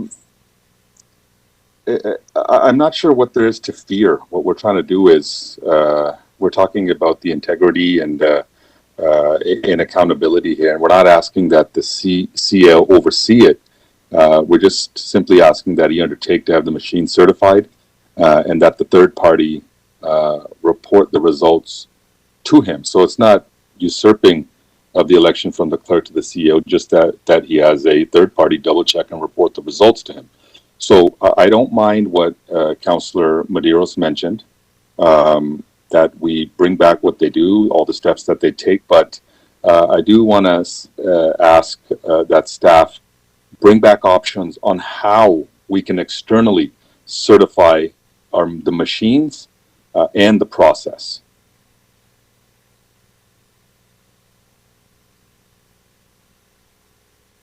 Okay, Mr. Clerk? Through you, Mr. Chair, certainly we can do that if that's the will of council. And I think, Councillor Dillon, I think you're talking about two things, but they are part of the same thing. One is the process in terms of tabulation, and the second is, I guess, the machines themselves. Just to advise members of committee right now, we do not have, there are 200 machines, I believe, that we've contracted with the vendor. We don't have them yet. So actually, the first shipment is expected to arrive sometime in April. And then we go into our testing. But we can define all that in a report. If there is concern regarding tabulators, it's better if that discussion occurs now so we can alleviate those concerns, because I wish to assure members of council and others that may be watching is the tabulation process, yes, there are questions that are out there, but the process that we follow is a very rigorous process. At the end of the day, we do have paper ballots. And that is the most secure form for an election, because it doesn't matter if somebody contests an election, we can recreate the election, and practices show that the exact same result will occur as a result of having paper ballots, which is different than an internet vote or some other type of vote. And the other thing to be aware of is, as I mentioned, our tabulators are not connected to a city network at any point in time.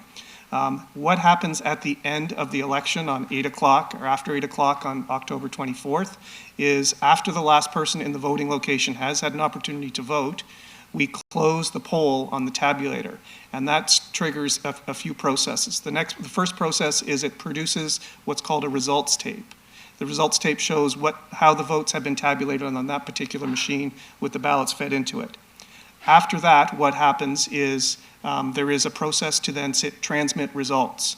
We do not use a connection through Wi-Fi. We have a telephone modem that goes to a secure modem that is within our election space that transmits the results to our election space. The third thing that we have is there is a secure USB key within each tabulator, tab locked, so it's only accessible by certain election officials.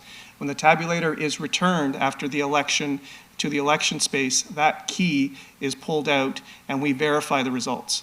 So the results that come out on election night are unofficial results, as members will know.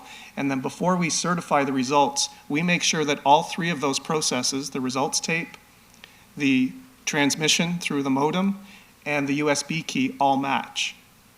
And that's one of the ways that we certify the election results at the end. And successfully, the election has worked quite flawlessly, I must say, largely in part to the election team led by Shanika that provides the election services for the city. And in terms of our tabulators, I think we had maybe one failure of one defunct tabulator out of 175 I think we used in 2018, and that was quickly replaced, and it did not interfere with the voting process for the electors at the voting location. But we will be happy to report if that's the will of committee. Okay, Councillor Dillon, does that suit what you were looking for? Well, thank you, Mr. Chair. So essentially, it's what Councillor Medeiros had mentioned.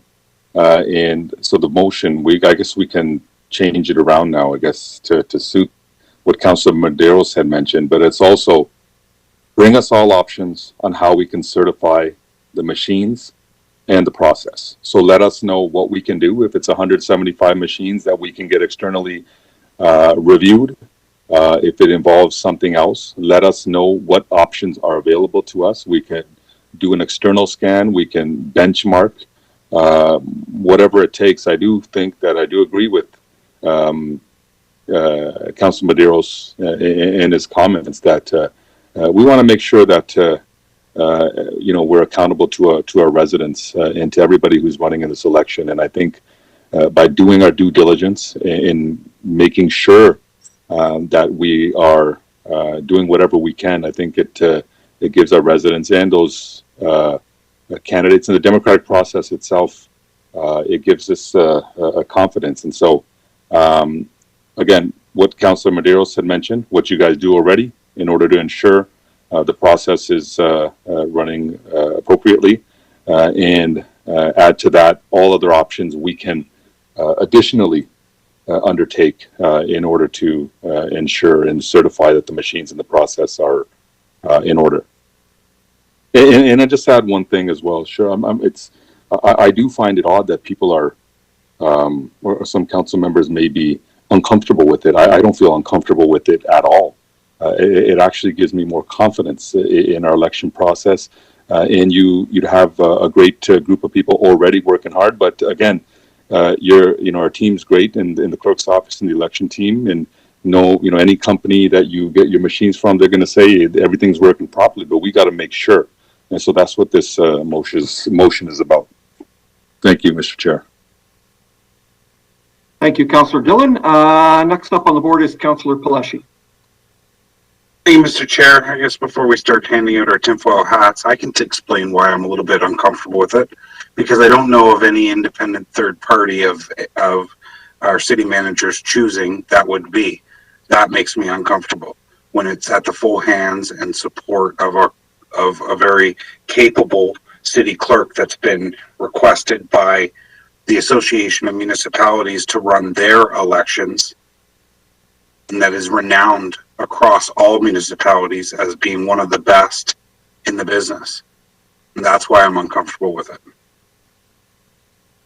I don't fully understand. If I knew that this was going to happen and there was a motion pending, this is one of the reasons why I don't support additions to the agenda, because this isn't something that the simple discussion could have been a discussion at the request of Councillor Dillon on voting machines, and then we could have had a discussion requesting the city clerk provide all the information that you've requested, not just put a motion that obviously members of council have seen prior to it coming before us, asking our city manager to enter into an agreement with an independent third party of his choosing, when this is fully in the hands of the clerk's office. There's no reason for that. And this is why I wish we could go back at the approval of the agenda stage and so I could vote against this. Because I think that this is a little bit ridiculous. We should have just had the discussion. We should have requested the information. And I'm pretty sure, Mr. Clerk, Mr. Fay, can you correct me if I'm wrong? Don't you usually come before council at some point to talk about the upcoming election? Through you, Mr. Chair, we can if asked. One of the challenges is we have to look at members of council in the eyes as a candidate as well. So we have to treat all candidates the same, whether they're incumbent members of council or others that may be vying for office. We do have. My apologies. Is it usually you open up a workshop for anybody that's wanting to run in the upcoming election and members of council to talk about the upcoming election? That is correct, and I believe advertising is going to start going out tomorrow for a session on April 12th at 7 p.m. for prospective candidates interested in vying for the election this fall. Thank you, Mr. Chair. Thank you very much, Councillor Palashi. Excellent advertising, Mr. Fay. Thank you. Councillor Vicente. Thank you very much, Mr. Chair. Councillor Palashi completely stole my thunder as an elected member of the board for the Association of Municipalities of Ontario on behalf of the region. I wanted to just mention and remind members of the committee that Mr. Fay has been chosen for multiple years running as the person who runs the elections at AMO, which are conducted all across the province with multiple members from every municipality that participates in AMO. And so his knowledge and experience in running the fairest possible elections is without dispute. And I wanted to just say that we should have complete faith in Mr. Fay. And I was confused by the earlier motion as well, because it was my understanding that the tabulation machines are standalone devices. They are not connected to a network. They wouldn't be an item that would be tampered with, particularly if you follow the procedures for setting up the device, which has several controls involved, which, Mr. Fay, if you can just confirm, do you use control sheets which you would feed into the machine to verify that it is functioning properly? Through you, Mr. Chair, yes, we do control sheets as part of our testing, and we ensure when the election is live, when we turn on the machine, that there is what's called a zero tape, which is produced, which shows that there are no votes within the tabulator, and that sticks with the machine during its duration as electors are voting, and then we do not turn the machine off until voting is completed at that particular location. Yes. Right, and then that information is collected machine by machine and then collected by your office to have an aggregate number for each of the polls in the entirety of the city, correct? That's correct, at an individual level, and then, as I mentioned, in terms of the various processes for reconciling the results to make sure they all are the same results, so there's certainty on the results.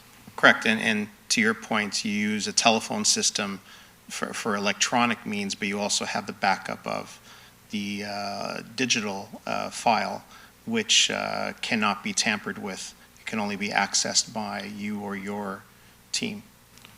Through you, Mr. Chair, yes, and it's encrypted proprietarily, but with the vendor and with our election staff, so it can only be used in our election software, our election software is not connected to the city's internet.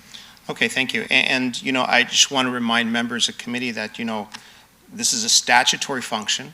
I would imagine that Mr. Fay, in his original comments before, would be correct that no other city would delegate any part of this to another, or to the CAO, for example, who may or may not have the expertise to do this. This is the realm of the city clerk's office, and it is their statutory function to do this fairly. And we know that when we see the results on election night, particularly in Canada, we trust those results because they are put forward by the most reputable and trustworthy people. Now, with respect, and again, this is not the motion in front of us, but it threw me off, was a ping test, because a ping test, all you achieve is, from my understanding, how fast a network is. It doesn't comment at all on what the security of it, which of course doesn't even apply in this case. So I have confidence in the clerk, and I have no issue with any of the equipment which has been tried and tested many, many times for many, many elections and is the best. Thank you. Thank you, Councillor Vicente. I do have Councillor Dillon on the board again, or did you already say what you needed to say, Councillor Dillon? No, I just essentially just wanted to add one thing, and I want to say I have full faith in Mr. Fay and his team and the leadership. I've said that before, and I'll say it again. And I'm looking forward to this passing, and looking forward to the report coming back. And again, I think it's for the when we talk about accountability and democracy, I think this is an important part of it. And again, I'm a little confused why somebody would oppose it, but that's their opinion. And I think we need to do what we need to do in terms of making sure that our machines and everything is correctly in place. And so those are all the comments I have. Thank you, sir. Thank you, Councillor Dillon. Councillor Williams is now on the board. Thank you. I'll be really quick. I really trust the clerk. I think what you do is extremely valuable, and I have full faith in the process. I just think just that added layer of concern with how the world is going right now. I think we are at risk of threats of people interfering with elections. We've heard that, and this is things that are happening with the war and stuff like that. I think there's nothing wrong with us looking into and ensuring that we are taking all the measures we can to ensure our elections aren't going to be tampered with, and that we are in a good spot. So I am in support of looking into our processes and making sure things are certified, because I think the atmosphere that we're in right now, we are at risk, And so I do support us looking into into this process. Thank you. Thank you very much, Councillor Williams. Councillor Fortini has joined. Thank you. Yeah, thank you. Sorry, I couldn't get on there for some reason. Yeah, and I support the same thing. Like, guys, we're in 2022. How do you think they're stealing cars, hacking cars? We could hack into anything. So to get someone to really look into these things, it doesn't hurt. But, at least the process is done fairly. We don't have to worry about the way the elections are done. And I don't see no harm on this. And it's not about trusting the clerk or the way it was done. But these days, the way things are, I think Councillor Williams is absolutely right.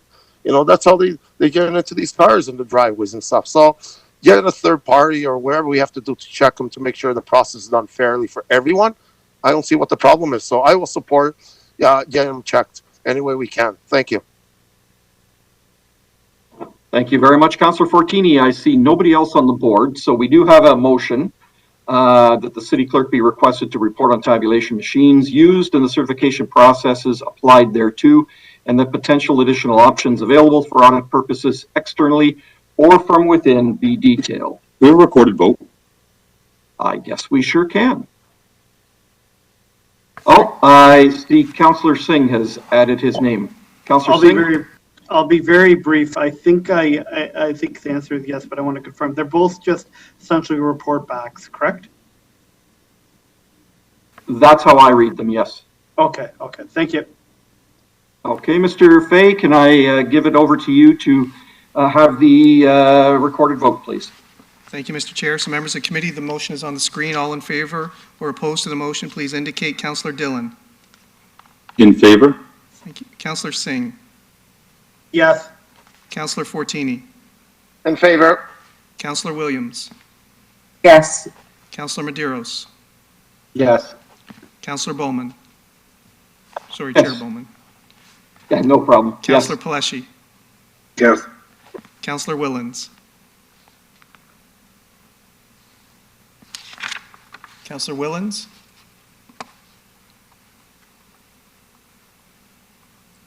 I'll come back to you. Councillor Vicente. Yes. No. Councillor Vicente is no. Councillor Willens, sorry.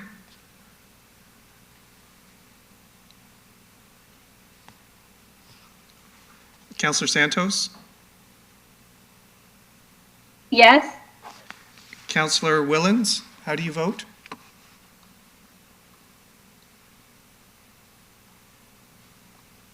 I do not see Councillor Willens on the session at the moment. So he'll be shown as absent. So, Mr. Chair, the motion carries 8 to 1 with 1 absence. Thank you very much, Mr. Clerk. That moves us down to councillor question period. Do any councillors have any questions? Seeing none, I will move to Mr. Fay again. Is there any questions from the public for public question period? There are no questions, Mr. Chair. Thank you very much, Mr. Clerk. I will now pass it over to Councillor Medeiros for economic development. Thank you. Thank you very much, Councillor Bowman. City Clerk, can you remind me, 11.21, Building Improvement Program clarification, was that in consent? It was, Mr. Chair. Okay, so our next item, and I believe Councillor Bowman, you held it, the Downtown Advisory Group? Yes, and thank you very much through you, Mr. Chair. And I did have a very brief back and forth with Paul Aldonade. I just wanted to determine, I'm all in favor of the Downtown Advisory Group, but I just wanted to determine, like councillors, it mentions that we would have business owners and landowners on the group. Would they not have a pecuniary interest in being on that committee and making decisions about the downtown? That was my only question.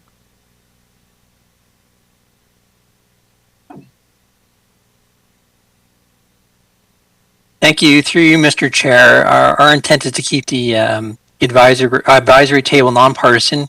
So the idea is to have a cross-section of representatives of stakeholders in the downtown, and some of those stakeholders are landlords. Landlords, businesses representing personal services, professional services, restaurants, retail. We want representatives from Heritage, from arts and culture, from the post-secondary institutions, from our other partners in the Innovation District, because we think we need their intel when it comes to many of these strategies and projects that we're working on in the downtown, and there are many of them that I think would benefit from the input of these various stakeholders, and like I said, some of those are going to be the landlords. So I think it would be in our best interest to hear from them, especially when we're bouncing off some of these ideas. Okay, Paul, thanks very much. I trust you, and I leave it in your hands to work with it. Thank you. Thank you. Okay, thank you very much. So, can Councillor Bowman, can you move the staff report? Certainly. Okay, anyone opposed? I see none. So we go now to councillor question period. Any members of committee have questions? I see none. Public question period, City Clerk. No questions, Chair Medeiros.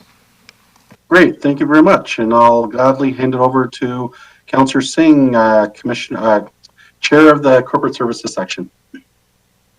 Commissioner, I like that. I'm going to move on the corporate services section.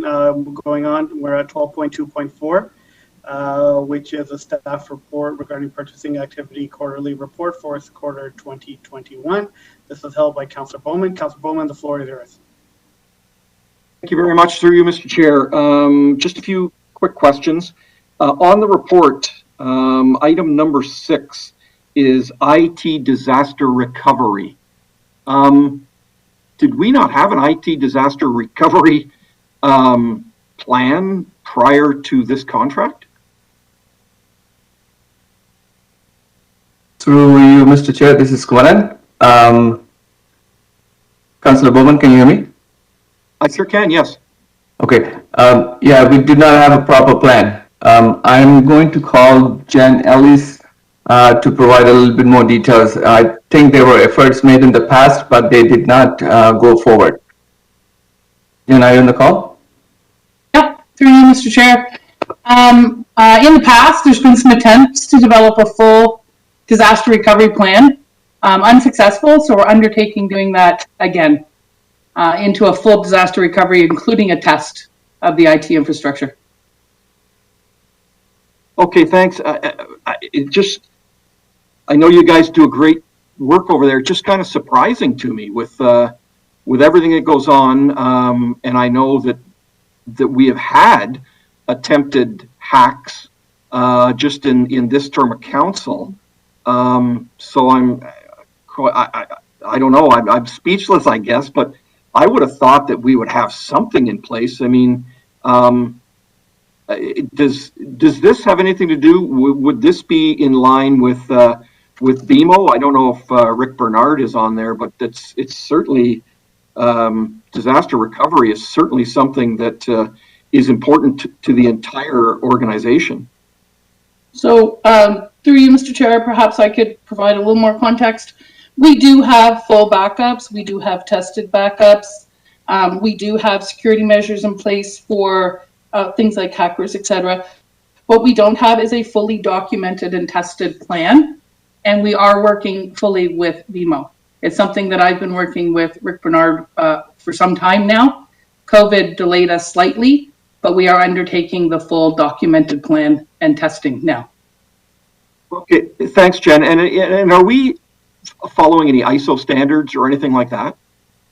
Yes, we are. We are, okay. We follow the ITIL service continuity standards. Okay, thanks very much. My next question is, Jen, you might still be on this because I know that you were involved with this. Number 36, the telephone town halls for $623,000. Are they complete now? Is that contract? This is not a contract that we're looking to renew again. This is a contract that should be over now? Through you to the councillor, that's actually Stratcom's area. Okay. Even though I was involved in supporting them, I wasn't responsible for the contract. Okay, can anybody from Stratcom comment on that? Through the chair, it's Natalie Stogdill here. Thank you, Councillor. So we do have one upcoming teletown hall for the discussion around the transition of COVID-19, which councillors will receive communication on shortly. But other than that, we have completed our work with them on the teletown hall specifically. Okay, so there's no contract being looked at right now with Bellwether. Not to my knowledge, we're wrapping up our work there. Okay, thanks, Natalie. Thank you. Next one, there's number 41 and 42, and I don't know who this might be. It might be Chief Boys, it might be Rick Bernard. The rapid antigen tests. We had 2 contracts for those that total about $250,000 roughly. What is the status on those test kits now? Do we have a bunch left over? Do we have an adequate supply as dictated for any future wave? Where are we sitting with our supply and any future contracts right now? Through the chair to Councillor Bowman, yes, we do have a small supply left over. We did provide staff that were coming into the office with tests along with those involved in the vaccination directive. But we do have a small supply left just to be prepared for the future. Okay, so Chief, that would take us through any potential 6th wave, which is rumored to be coming, or do we need to be stocking up on those, or are we good? You know what, from my opinion, through the chair, I'd say we're good for now. There is also adequate supply in the market as well right now that wasn't available back in, I'll say, December and January of last year. Okay, thanks, Chief. Thank you.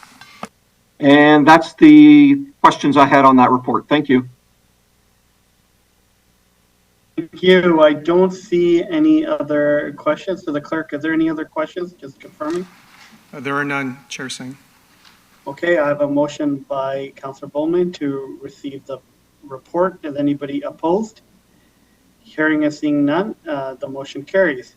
Next up, we have 12.2.5 was also held by Councillor Bowman, which is a staff report regarding active consulting service contracts. Councillor Bowman, the floor is yours. Thank you very much. Through you, Mr. Chair, sorry to belabor this. I just had one question on there. Under the active consulting service contracts is a contract for talent acquisition strategy. I just don't understand what we would be doing with a talent acquisition strategy, paying someone to develop that for us when A, we have a human resources department, and B, we have contracts for 3 outsourced procurement agencies for upper management. Can someone explain that to me? Through you, Chair, it's Cynthia Guamitete, Acting Director for Human Resources. With respect to the talent acquisition strategy that you're requiring, one, in 2019, there was an incomplete talent acquisition strategy that was created for the City of Brampton. However, because it was not completed, that is being reviewed now with an equity and diversity lens, as well as making sure that we're updating it to include the most recent council priorities that we're supposed to include, particularly around residency for our students coming in the City of Brampton, and also to make sure that it's up to date to enable us to hire the required talent for the City of Brampton. So it's Thanks, Cynthia. Oh, sorry. It's a third-party consultant that is assisting us. What they would have initially done was to meet with each operating department, including human resources, to go through what is currently working or not working with the recruitment, and also to ensure that that is updated to reflect the needs of the organization. Okay, and thanks, Cynthia. That's HR Strategies Consulting, and it's an $11,000 contract, but is this the first and only time we have used that group for this particular strategy? To my knowledge, yes, for this particular work. Okay, and that's a one-off contract. It says new item for this quarter, but ongoing. Do we expect to have to renew that contract, or will this be it, do you think? Through you, Chair, it would be a one-time contract, and it's the value of the contract. It's actually 19,000. It's 11,000 that has been paid to date. Oh, okay. Okay, thanks very much. That's the only question I had for the service contracts. Thank you. Thank you. Thank you. I don't see anybody else on the board, so I will have a motion by Councillor Bowman to receive the report. Is anybody opposed? Hearing and seeing none, the motion carries. Now we'll move on to 12.2.7, which is a report regarding William Osler Health System, a request for additional funding options and reserve balance confirmation. This was put forward by Councillor Fortini. We'll move this report alongside the motion together, because I'm pretty sure that's what Councillor Fortini will also want to discuss. And having said that, Councillor Fortini, I will pass it on to you. Yeah, thank you, Mr. Chair. I know there's a report and I have a motion coming forward. I'd like to bring the motion forward, or we'd like to see the staff report first, but Peter could pull up the motion. I did do a couple of amendments to it. I'm okay to do both and talk about that. Okay, I guess so. Can I ask maybe if we could have staff do a presentation first on it, and then maybe we could bring the motion up? Is that fair enough? Did staff have a presentation? Because it wasn't under staff presentation, it was under the report, but would you like for them to go through the report once? Is that what you're asking? Yeah, and that way council has to see it, and then I'll bring up my motion right after they do the report, if that's okay. Okay, no Thank problem. you. So we have a request to go through the report. I guess that'll be our treasurer. Treasurer, if you don't mind, if you could just briefly go through the report. Through the chair, thank you. Peter, if you can maybe just bring up the report. I don't have a presentation that was completed for this, but I can take council through the main sections in the report. Yeah, maybe just a high-level overview, no problem. Just for the For sure. So through the chair, Peter, if you can please scroll down a little on the overview here. The report really talks about two parts, and it confirms that there is a request for an additional $62.5 million to be secured for funding for the William Osler Health System, on top of what has been secured before of equivalent amount during the budget. And that provides two options that I will show later on in the report about how an increase in the budget can be utilized in order to meet these additional fundings. The other part of the report also confirms that the existing $62.5 million that have been secured during the budget, what are the main components in them, and Appendix 2 goes through the details of that report. If I can maybe just spend a little more time below on the first table here. There was a question previously about the breakdown of the amount between the Peel Memorial component and the Cancer Care Center component. Peter, if you can scroll up just a few more lines up. Yes, here. So we have the breakdown exactly of that amount.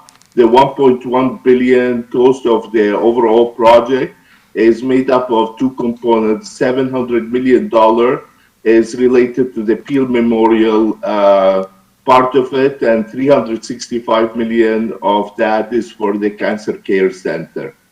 And when looking at the local share that has been requested for both components, the funding request for the Peel Memorial is $87.5 million for the Peel Memorial portion, and $37.5 million for the Cancer Care Center portion, for a total of $125 million.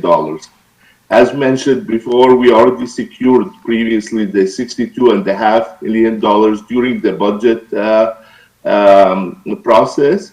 And this report talks about options for securing the additional $62.5 million if council wishes to proceed with that. Peter, if you can go down, please, to the two options in the report.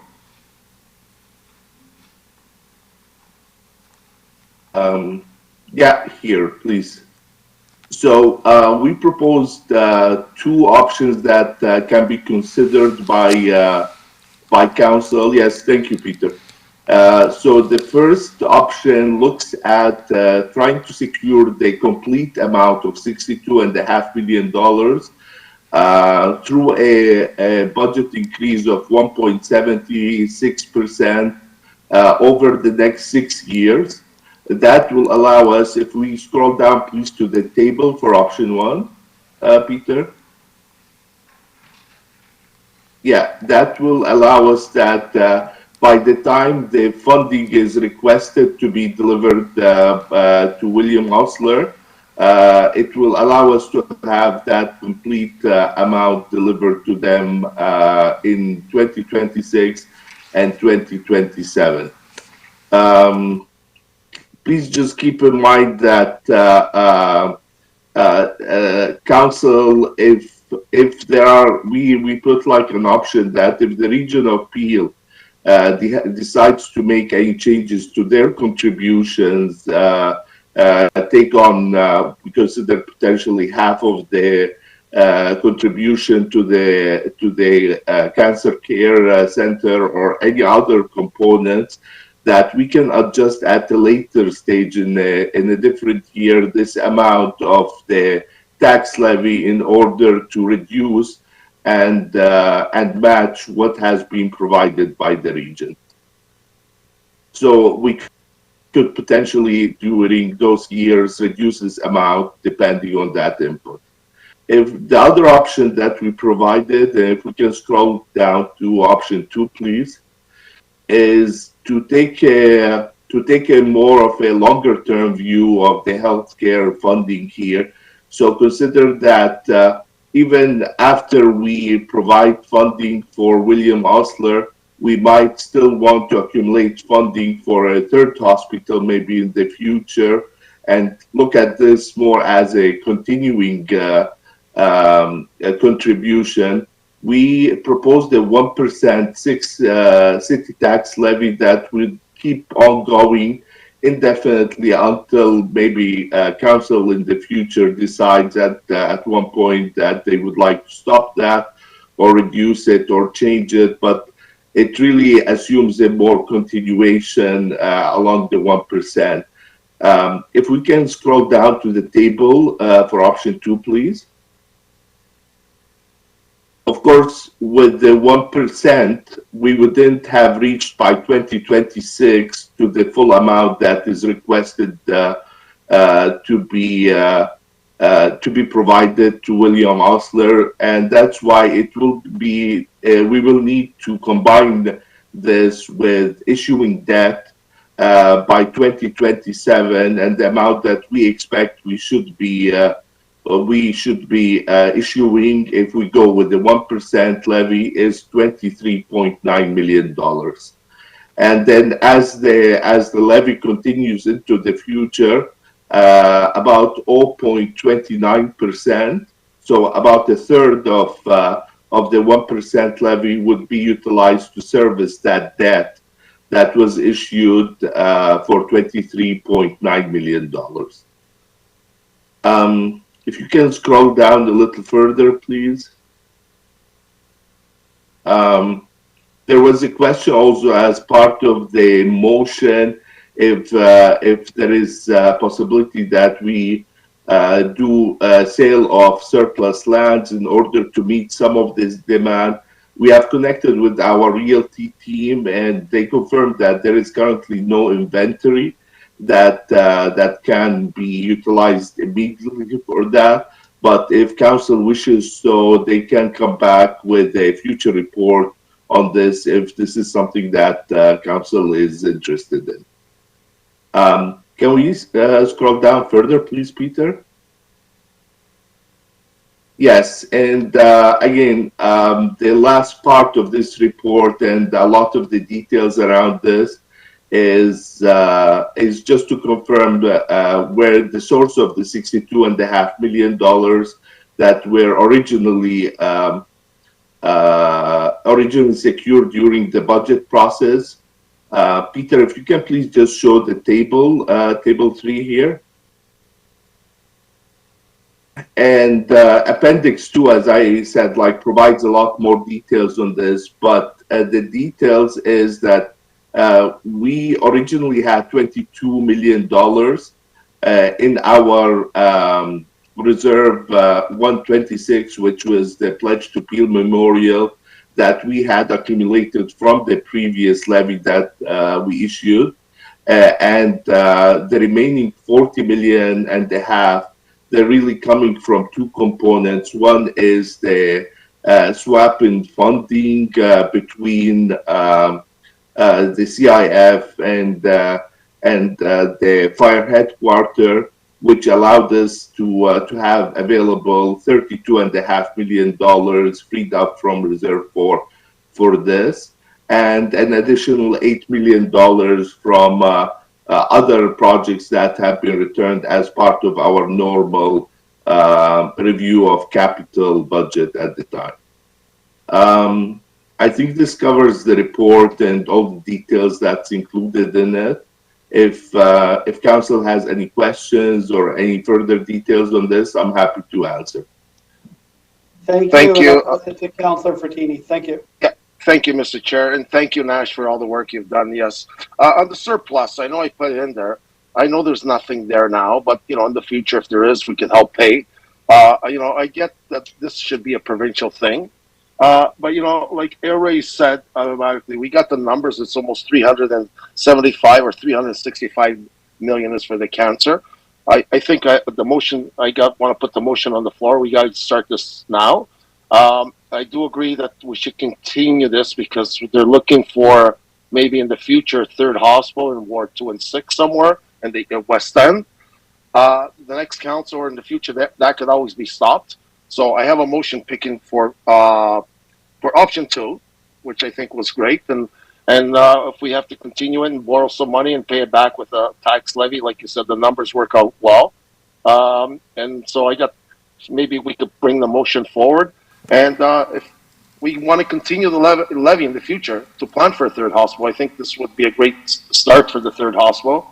But like you said, it could always be stopped in the future. So I put a motion forward there. I think, Peter, you could bring it up. And I suggested with option 2, that was a great thing that you brought forward there. Through you, Mr. Chair, I believe the CEO just wishes to make a few remarks. Sure. Yeah. Can we get to the bottom of the motion so we can see? Yeah, and going back, sorry, Mr. Chair, this should have been done a long time ago. I know we put half, and we've been pushing. If the region comes up with their share during their budget next year, it's always less money for us to continue the levy. We could stop at any time once we hit our targets, or we could keep it going. That's up to the next council, or in 5 years down the road, or 4 years. But we gotta start this now, and I want it started on now because our tax bills are going out, and this year we shouldn't have to wait till after the election. It has to be done right away. The faster we get this on the road, and they did come to delegate it to region. They said they have to come up with a plan. We don't want the province to say, "Well, we give you something here. You didn't come up with your share. We're pulling the plug." We want no excuses. I don't want to play any more politics on healthcare on our residents. I think it's time to move forward with this hospital. Everyone's been asking for a university and a hospital. Those are the top 2 priorities. Wherever you go, they've been asking.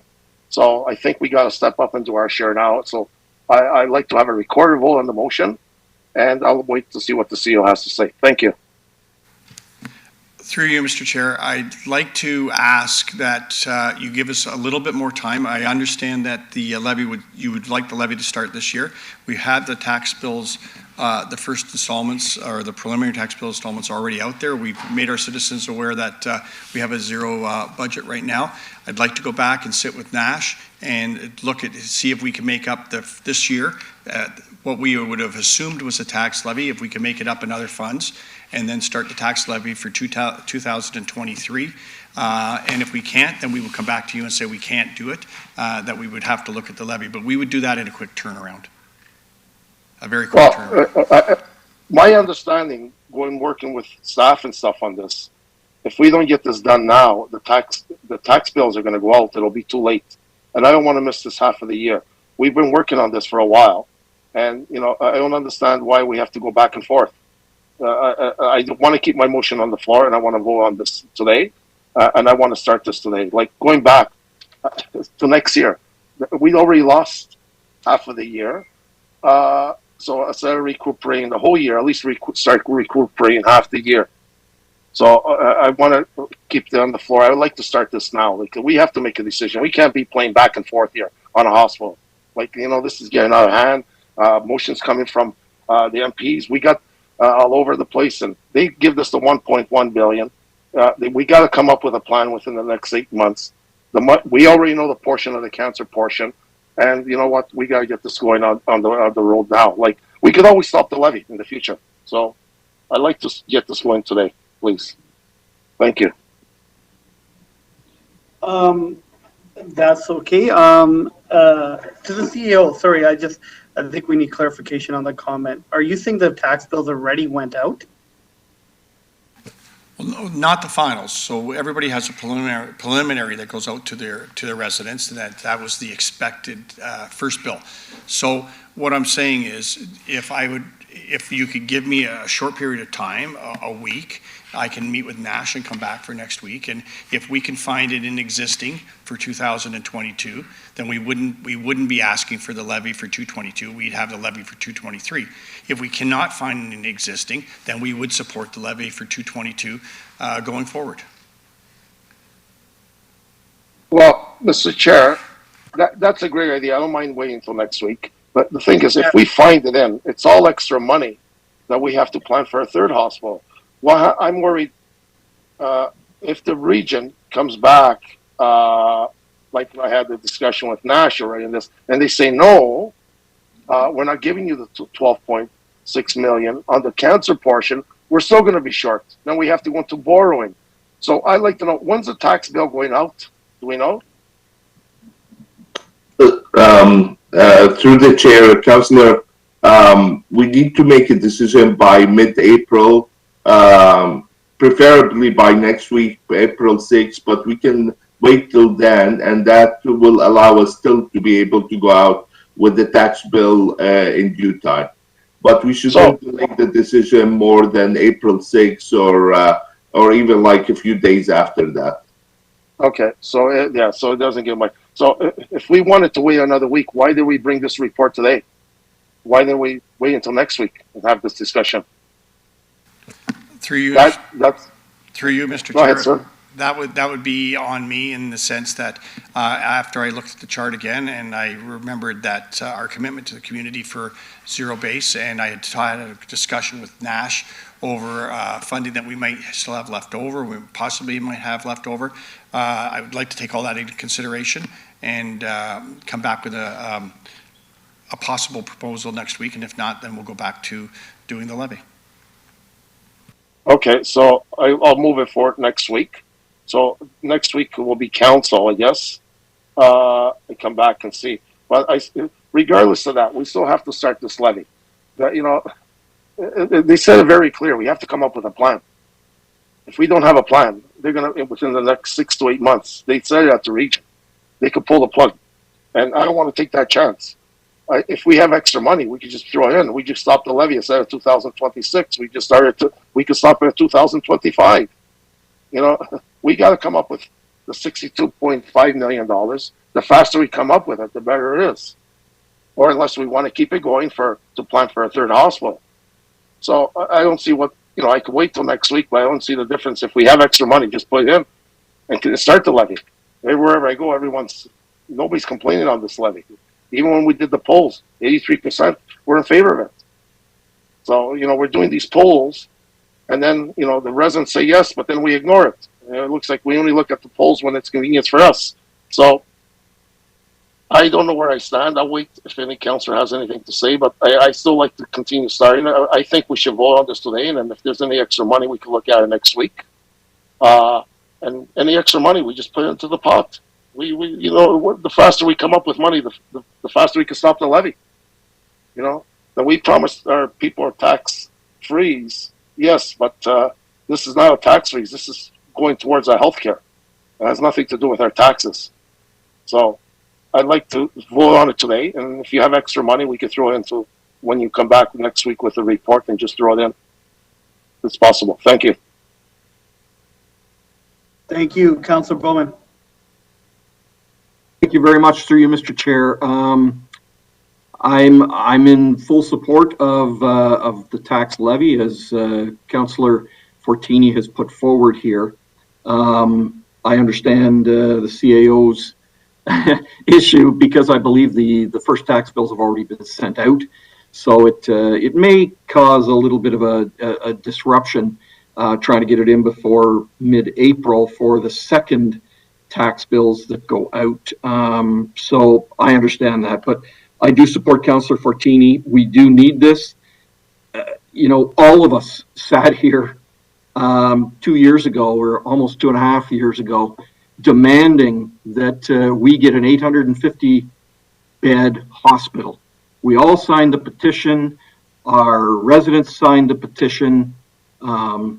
We got a proposal. It's something. It's not what we asked for. 250 beds plus another 100 beds a year later. You know, when we were asking for 850 beds, this city is underfunded. Everybody knows we've been underfunded for years. But again, as Councillor Fortini said, we have to show them that we're willing to do something too. You know, the election is coming up very quickly, and who knows? Who knows? There might be some funding in the PC coffers to increase that number of beds for us. But we need to be willing to show them that we've got skin in the game as well.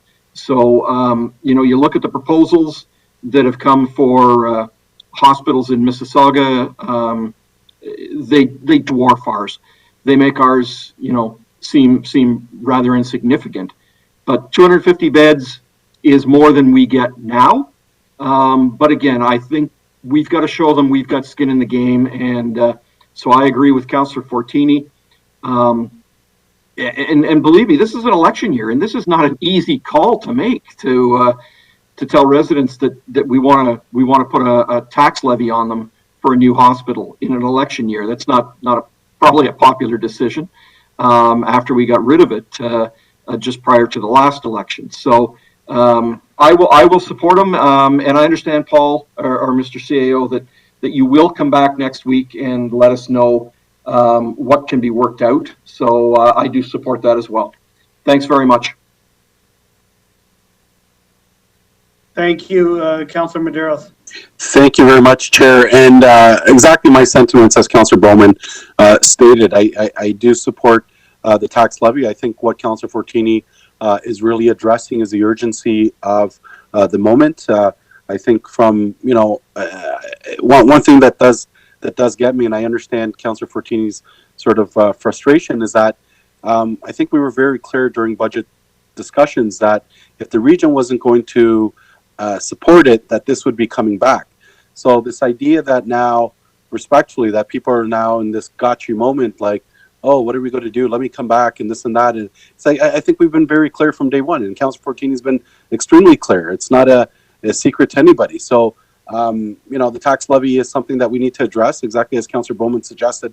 You know, in an election year, this is a very difficult decision. It would have been very easy for us to not address this, but the urgency is such. And, you know, maybe Councillor Fortini, I see you are next, but I know you've been in talks with Osler, and they're the ones who have encouraged this type of predictability. They're the ones who left the region frustrated because, you know, they didn't get the funding that they were looking for. And I think, you know, what the community wants is that predictability, assurity, that this is how we're going to fund it. And that's what Osler needs. That's what the province needs.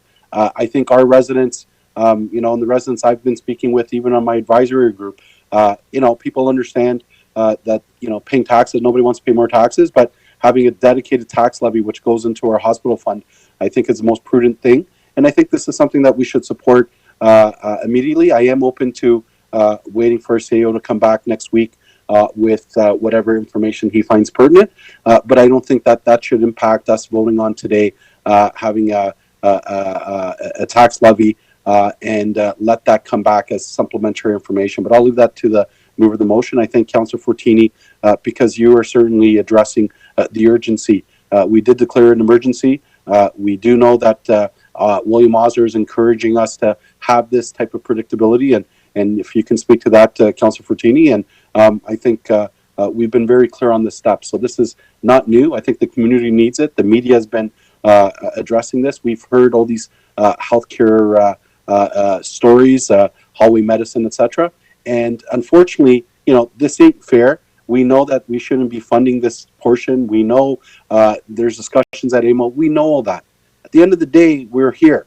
And I think what Councillor Fortini is essentially wanting us to do today is take responsibility because, as he suggests, you know, we're paid for these tough decisions, and we're in leadership roles to make these tough decisions. So it's a bitter pill to swallow, but more than happy to support you, Councillor Fortini. Thank you. Thank you, Councillor Fortini. Yeah, very quickly, and you know, if we have, and I think to the CEO there, you know, if we have extra money, don't forget this is approximately it's 125 million, and the province is also approximately 1.1 billion. Construction costs is going up, and by the time they built them, we might have to come up with 135 million. Last night, you know, I was at an event at the soccer center with Charmaine Williams. The first thing that came out of the Premier's mouth, are you guys pushing for this hospital? Because we're putting money. They're going to be doing a groundbreaking there in a couple of weeks. Cutting ribbon and all. So we have to show them, yes. And I said, yes, absolutely. It's coming tomorrow, the motion, and I hope my colleagues will support it. This is good for you. Now, hoping, you know, with Councillor Williams there and everything, and some of the MPs, maybe we could get more beds. And we might have to come up with a little bit more money, and maybe AMO might come along. But we can't depend on changing things and wait when there's an hourly wait here at this hospital and people are waiting in the hallways and we're playing politics on people's health. You know, borrowing money for something for healthcare is for something everyone's going to use at the end of the day. So we were going to borrow money for something else. I'm not going to talk about it, but borrowing money for this is the right thing to do. So I seen what he said last night, and that was the first thing he said to me and Councillor Williams. Are you guys ready to move forward? And they're committed to the medicine, the Ryerson Medical School, and they're committed to the hospital. And we have to show our leadership here, our part to not play games and then say, well, we did what we can, but you guys didn't pull your part. So we can vote on it. Any extra money, we can put it into the pot. We can stop the levy. And again, it might cost even 135 million of our share because the way construction costs is going up. That was approximately what they estimated, 125. So thank you. And I like a recorded. I like a recorded vote, please.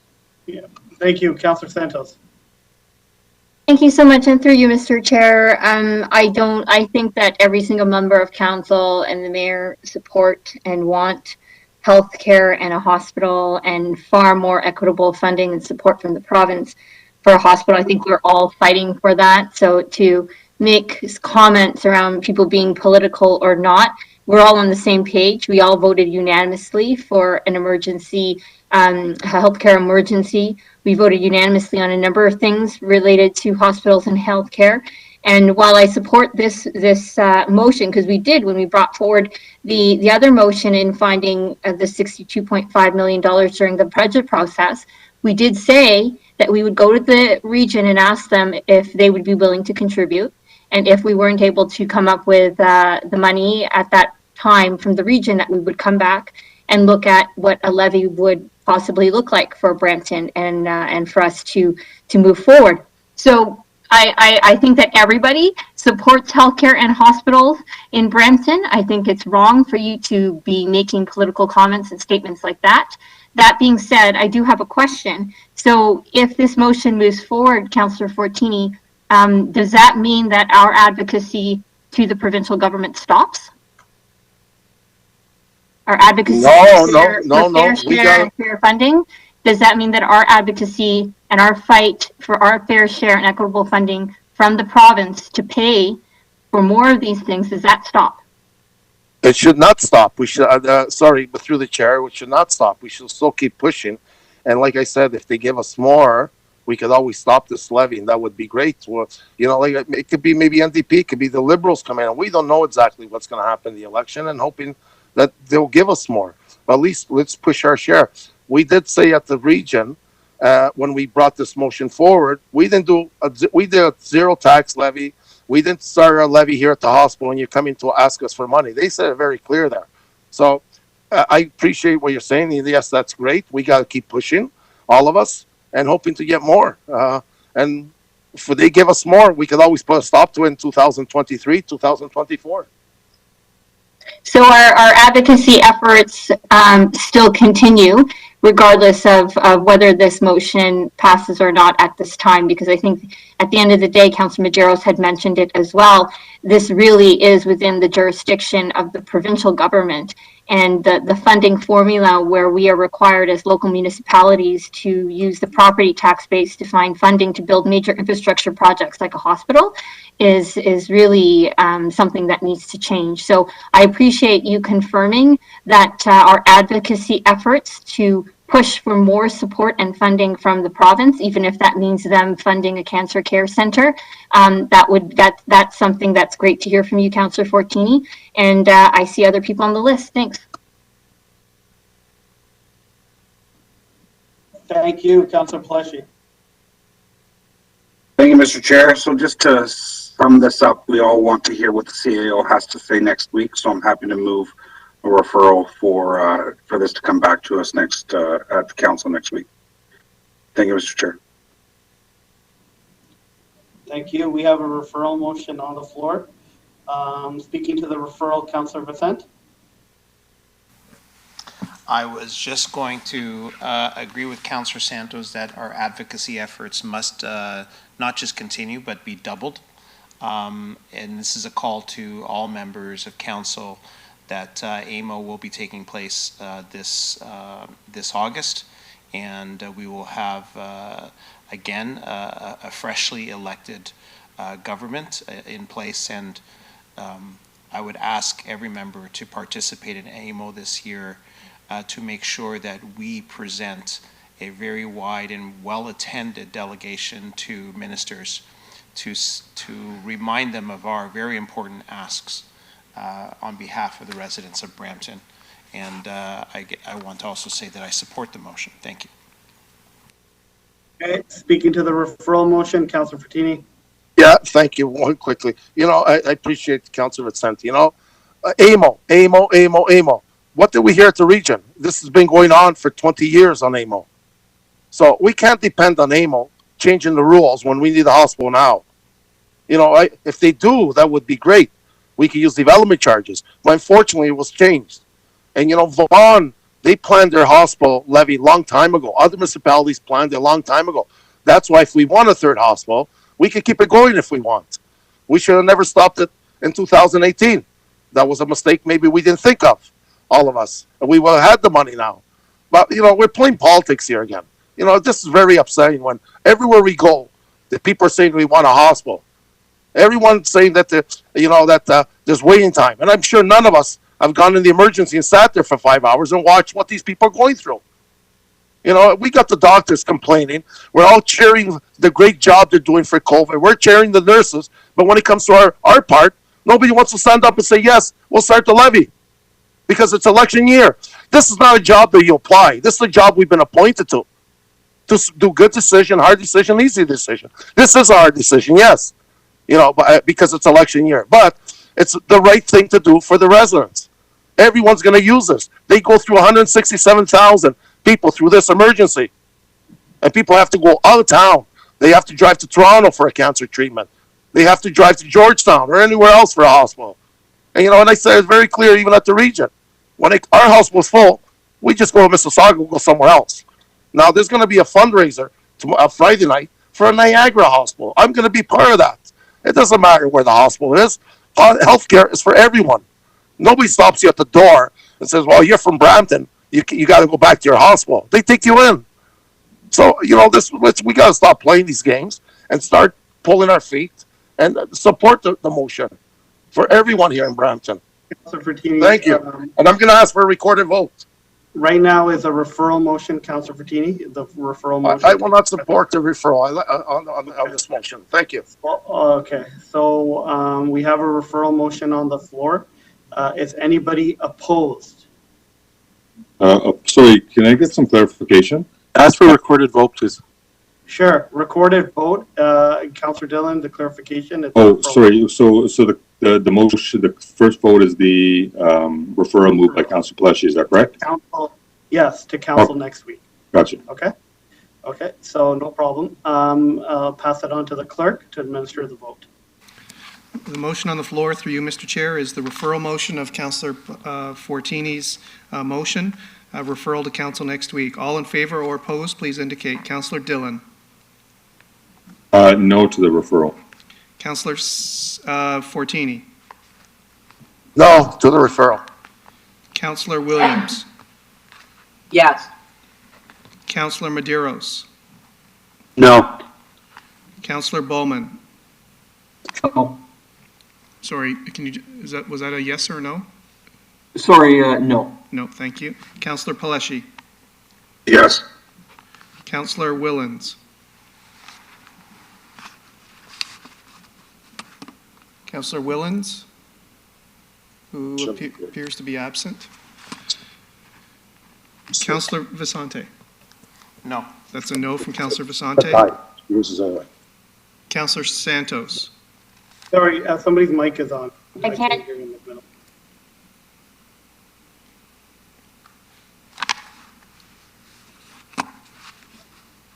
Yes, Councillor Santos says yes to the referral. Thank you, Councillor. Chair Singh. Yes to the referral, yes. Councillor Willens still appears to be absent. So the referral motion does not carry. The vote is 4-5. Okay.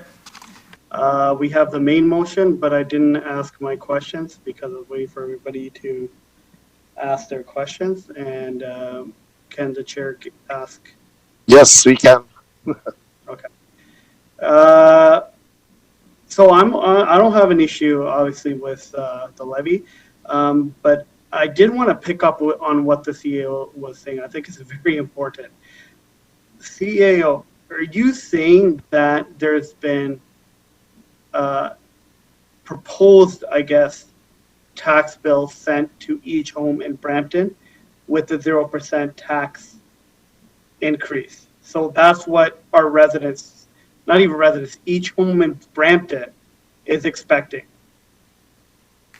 Through you, tax increase. Through you, Mr. Chair, no, what I inferred was that the first two installments would have been set out. Most regions send them out. They're estimated tax bills that the council had passed the budget for this year, last year, and that was a zero base going forward. So I'm saying between the two, the expectation of the community would be that. So given that, I wanted an extra week to take a look to see if I could offset a proposed levy, but as such, I'll wait for direction from council. So just to be clear, the proposed tax increases were mailed to each house in Brampton, the tax bill for the first and second installment? I'd ask that Nash step in and explain that process for council, please. Yes, thank you. Through the chair, the bills that were sent were based mainly on the 2021 numbers, but keeping that so they don't account for the 2022 budget. But keeping that in mind, we have widely advertised that the budget has been approved at 0%. And a lot of the people are aware of that, and they have set their expectations based on that. If we do a budget amendment at this point, especially because it's against a 0%, it will be very noticeable once that changes and once we amend the budget and advertise that at that time. So I think that's what the CAO was mainly referring to. So just to be clear, there's no so it's based on last year's that we suspect people this year, because they expect a 0% tax increase, would expect their tax bill to be very similar to last year's. Not that we've sent some rough estimate of the 2022 tax bill to people's home where they will expect to pay this and then be surprised all of a sudden. That is, through the chair, that is correct, Councillor. It's based on numbers that were approved in the 2021 budget, which is last year. But again, there are expectations now out there that 0% will be reflected in the future bills that are coming. Because we have advertised this and we put it, we announced that the budget was approved at 0%. Okay, so you mean advertise on social media and press releases? Yes, yeah, and on our website and all our communications as we do every year with the budget approval. Okay. But there would also be changes from year to year given MPAC adjustments as well, correct? MPAC are not phasing in because of COVID. They did not do any reassessments and so on. So that's actually not being phased in, and shows that what the bills will still anyway be reflecting is the increases from the region and other sources. But the city tax portion, of course, will be 0% previously. And now it depends on council's wishes. Okay, those were my main questions, so I'm good. I was more concerned that we've sent letters to each house telling them your bill's going to be this much and we're changing it in the middle of that, but that doesn't seem to be the case. So I'm okay. Thank you. Thank you. I believe sorry, with Councillor Pleshy, were you regarding the main motion now, or was that from a previous talk? No, the main motion now, yep. Okay, Councillor Pleshy. Thank you, Mr. Chair. So I guess first I'll say, as a taxpayer, if the municipality halfway through the year put a 1% tax increase on my bill, me personally, I would be okay with that. I would have to, re-budget, but I can do that fairly quickly. But as a business, I wouldn't be okay with that. As a business, I would start my budget from the beginning of the year, budgeting accordingly to get my business make my business as successful as possible. And then if the municipality imposed a 1% tax levy on my tax, I certainly would have an issue with that. I fully support, if this is the way we want to go, I would have supported this at budget, but we didn't. So I don't know how we can tell our businesses now we're going to put this forward when, and I don't think any member of council, despite what Councillor Fortini is saying, I don't think any member of council is playing politics. We're halfway through the year, and I think the next council, whomever that may be, would also support a tax levy. Maybe they'll even support a 1.5% tax levy, or something to make up the difference of the remaining of this year. I think that would be. I think any member of council would be open to that. I've never heard any member of council say that they don't support a levy for for the taxes for the hospitals. So nobody's playing politics here. We all want to get behind our hospital. We all are behind our hospital 100%. But I guess as a business, I would have issues with that. And I think, you know, it was unfortunate now that we don't have the opportunity for the CAO to come back with additional information next week. So that being said, the way that this council has just laid this motion out at committee, I'm not going to support this. And I'm not going to support it based off of our city manager has requested us to stand this down and wait for additional information next week. That's why I put the referral on the floor. But since that's fallen now and this motion carried, I'm not going to support this going forward. And I think that this was unfortunate, an unfortunate thing to do at this time. The only question that I then have through you, Mr. Chair, to the clerk, given that this council unanimously supported the 2022 budget, any tax levy that we put on after that council supported it, does it require 2/3?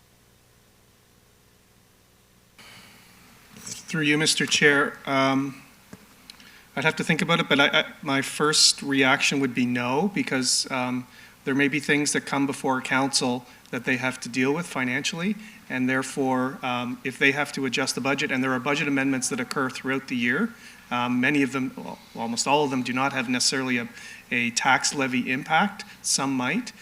So I don't think it is a reconsideration if council's moving forward and looking at something else, and it necessitates an amendment to the budget, because there is precedent of council amending its budget within year after it's been approved.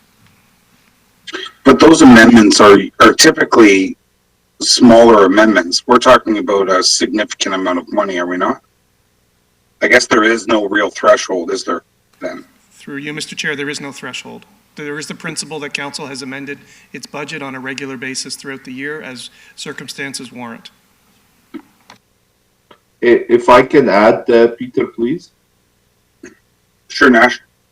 Through the chair, if the budget is amended through the year and it is already accounted for in the billing, then that budget amendment will already be collected for in the year itself. If we do a budget amendment later on and it was not accounted for in the billing, then it will be an amendment against the budget, but it will not be collected for in that year itself.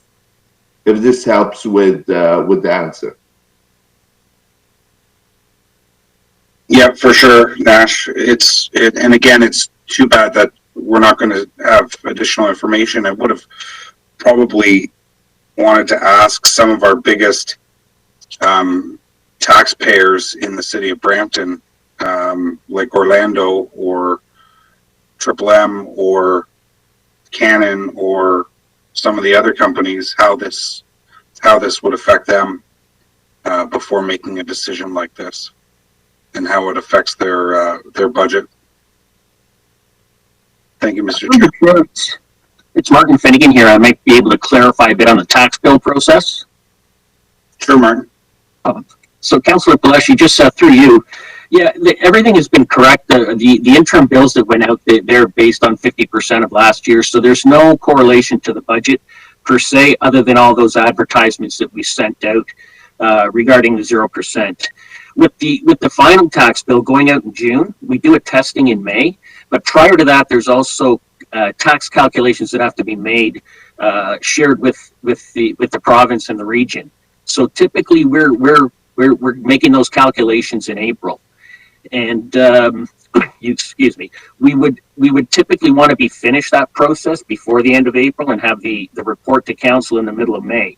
So if there's a budget amendment to be done, we'd like to see it done before the end of April. And the reason for that is, as the treasurer stated, if it's done sometime thereafter, we likely wouldn't be able to get that information into the tax bill for the June residential tax bill run. So there is a time crunch there to make sure that we get everything done clearly and accurately for the taxpayer. And there's also advertisements that go out that need to be completed and with our tax billing vendor sometime in the beginning of May. So the messaging that we're sending to the residents, even though we do have a couple of months before we get to the tax bills, it's all got to be completed well beforehand. So any kind of budget amendment that we're doing in the next couple of weeks, we can manage, and we can make that, we can ensure that with the messaging that goes out with the tax bills will be accurate with what's the information that's in the tax bill. It'll be different if we do a budget amendment that is obviously different than what was communicated at the budget in December. So I think that I just wanted to clarify, because I think there's a little bit of confusion as to where the timing for ensuring the residents are getting the information that they're going to need to get. Just trying to make it a little bit more clear for you. No, and I appreciate that, Martin. And I'm glad that we're ahead of the timelines that we have to put notice in for the province, but we've sent out information already that there's a 0% increase, correct?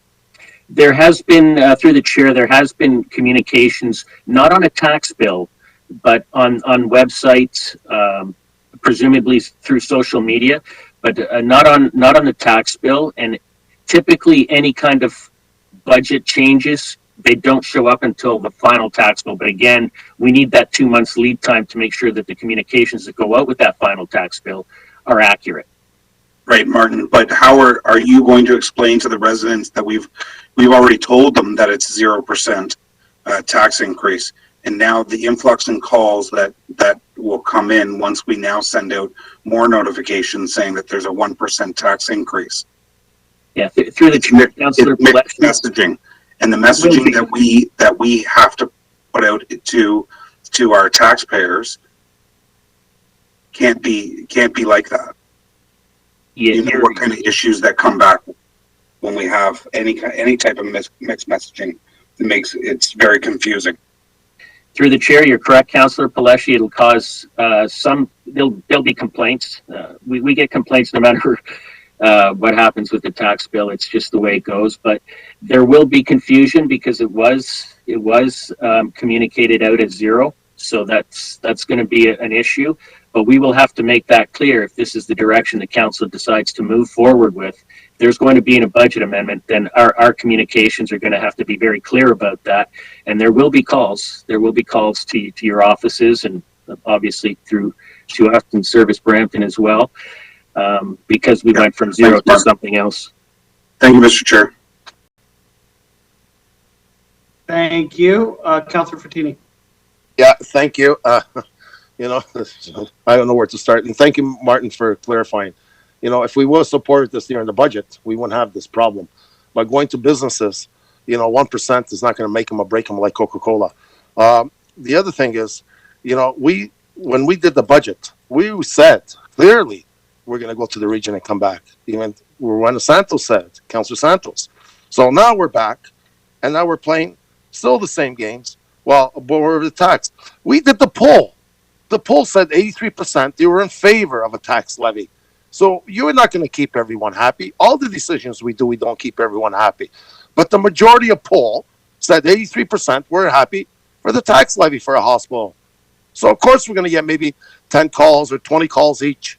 But what about the other 900 calls or the 1,000 calls? Wherever we're going, everyone's saying, are we doing a hospital? Are we doing a hospital? That's all I hear. All of us do that. So we're not going to keep everyone happy. And when it comes to businesses, then we should have supported this at the beginning. 1% is not going to make big businesses like Coca-Cola or Triple M, if that's the case. So, myself as a business person, you budget, yes, but you always have that 10, 15% aside for rainy days or other stuff. That's normal for anyone. Even when I was working with Verdi, we got 6,000 people. We used to put millions of dollars aside just in case something happens. Those are for rainy days. So I'm going to continue with this motion. I want a recorded vote, and I want it started now. If there's any extra money that the CEO brings forward next week, it just goes towards our levy. We could stop at any time. And I keep saying that. You know, the faster we get this moving, the faster we get it done. Now, if we're all worried because of elections, that's a different story. But, you know, we cannot wait until after the elections because we're going to get calls. Well, we get calls for broken trees, sheds. We get calls for all this stuff. So we're going to get some calls. But you look at the majority, wherever I'm going, people want a hospital. And I kept saying this last time. I think council should go sit in the emergency for 5 hours and just observe. Then you're going to say to your residents, well, a lot of them will trust me. At the end, we'll be happy. I remember when the tax levy was done last term. They were down at the I think it was one of the facilities, and some people complained, but at the end, everyone was happy. If they didn't start, we wouldn't have this other hospital. What we have done during COVID with that little hospital we had in Peel, like we got to think ahead here. This is not something we're going to build overnight. This will be done by 2027. And if there's a problem now, there's going to be a problem in the next 2 years, 3 years, 4 years down the road. So let's start putting this money, put it in our mouth where it is, the money where our mouth is, get it started. Any money we come up, and I'm sure this is going to cost more than $125 million with construction costs. We have gone through workshops and we've met with staff on our facilities saying construction's gone up. It's not $100 million now. It might be $20 million more. This might be the same. So if we have extra money, that's all great. If we don't, well, then we have to keep the levy going. And we could borrow the money and the tax levy, we could pay the loan off, just like you pay any mortgage off or any loan. But I'm going to continue. I want to continue this, get this going for everyone. So I'm going to ask for a recorded vote, Mr. Clerk. Thank you, Mr. Chair. Thank you, Councilor Vicente. Okay, no questions. Recorded vote's been requested. To the clerk, could you administer the vote? Thank you, Mr. Chair. Recorded vote's been requested on Councilor Fortini's motion. All in favor or opposed, please indicate. Councilor Dillon. So this is the motion moved by Councilor Fortini, right? That's correct. Yes. So yes. Councilor Fortini. Yes. Councilor Williams.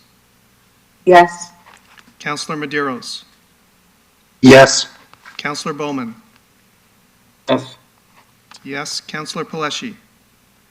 No. Councilor Willens, who I believe is still absent. He's not online, Peter. Councilor Vicente. Yes. That's a yes. Councilor Santos. Yes. It's a yes. Chair Singh. Yes. It's a yes. The motion carries 8-1 with one absence. Mr. Chair, the next motion would be on this matter would just be to receive the report, which is item 12.2.7. Sure, I have a motion by Councilor Fortini to receive the report. Is anybody opposed? Hearing and seeing none, the motion carries. Moving on, we are on Councilor question period. Do any members of council have any questions? Hearing and seeing none, public question period. To the clerk, are there any questions from members of the public? There are none, Chair Singh. Okay, thank you. And I guess we go to closed. Peter? Sorry, can I ask a question of clarification, Chair Singh? Yep. How many items are on the closed session that we're dealing with? I believe all four were held. Okay. And 15.5 was removed. Gotcha. Thank you. Are my notes accurate, Peter? Through you, Mr. Chair, 15.1, 15.2, and 15.3 have been held. 15.4 was approved on consent. There is a public motion arising from that item. 15.5 was withdrawn, and there was a 15.6 that was added to the agenda at the start of the meeting. Yeah. Okay. Okay. Sorry, just because of time, my item, I'm okay deferring it to next week if that's up to council, just to keep track of time. Like, are we able to move that now or no? Or should we move to the clerk? What's the procedure to do that? So through you, Mr. Chair, the next item we're on is referred matters, which is 13.1, and then we'll get to public question period, and then we'll get to closed session, and that would be the appropriate time if a member wishes to move a deferral motion for one or all of the closed session items to, it would be a referral motion to council next week. Okay, I'll move there and then Councillor Dillon, you can. Sure, sure. Okay. So to the referred matters, 13.1, is there any questions? Okay, seeing and hearing none, I'll move on to public question period. Do any members of the public have any questions to the clerk? Chair Singh, no questions have come in. Okay, thank you. Moving on to closed session. Councillor Dillon, would you like to put your motion on the floor?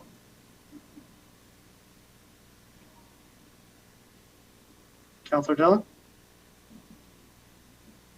I can hear you. Can you repeat that? You'd like to put your motion on the floor to refer? Yeah, I'll refer it to next week, just because of time. So 15-6, I believe, right? No problem.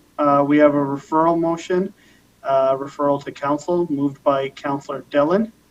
Is anybody opposed? Opposed.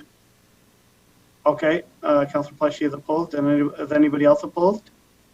Is this for, sorry, point of clarification, and is this for all items to be referred?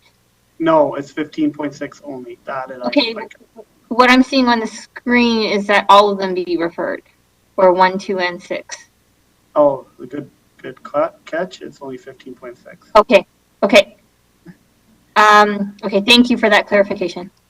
Okay, so I have a motion to refer 15.6. Councillor Pleshy. Yeah, I'm not going to support referring 15.6 because I don't know what it is. And if you refer it right to council. That it automatically gets ratified, whatever comes out of that. So that's why I'm not going to support it. Okay. If you want to refer it to next committee, I'll support you on that. Not that you need my support. Councillor Dillon, will you take that as an amendment, or will you? No, it's okay. We'll leave it as is. We'll defer to next meeting of council. Okay, we have a motion. You mean refer, correct? Refer to. Defer to next council, yeah. Yeah, we have. Okay, we have a recorded vote requested for a referral to the clerk. You may administer the vote. Thank you, Mr. Chair. So the motion is to refer added item 15.6 on closed session to the April 6th council meeting. All in favor or opposed, please indicate. Councillor Dillon. Yes, in favor. Councillor Singh. Oh, sorry, Chair Yes. Singh. My apologies. Yes. So yes. Councillor Fortini.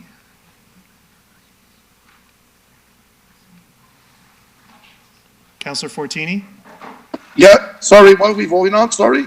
The motion on the floor is to refer added closed session item 15.6 to the April 6th council meeting next week. Yeah, that's fine. Thank you. Yes. Councillor Williams. Yes. Councillor Medeiros. Yes. Councillor Bowman. Yes. Councillor Paleshi. No. Councillor Willens appears still to be absent. Councillor Vasante. No. That's a no. Councillor Santos. No.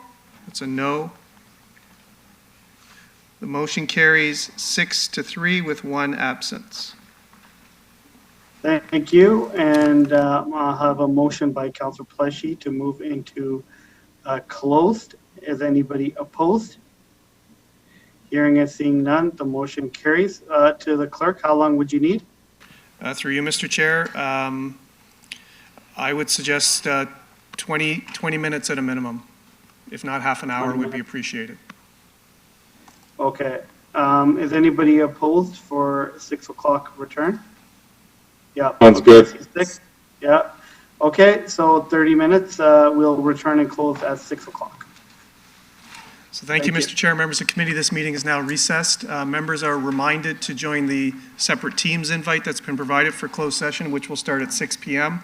And then members can return to the WebEx session to reconvene in public session to complete today's business after closed session is finished. Members of the public and staff not participating in closed session, you can continue to monitor the live stream or stay on the WebEx session when committee reconvenes in public after closed session is completed.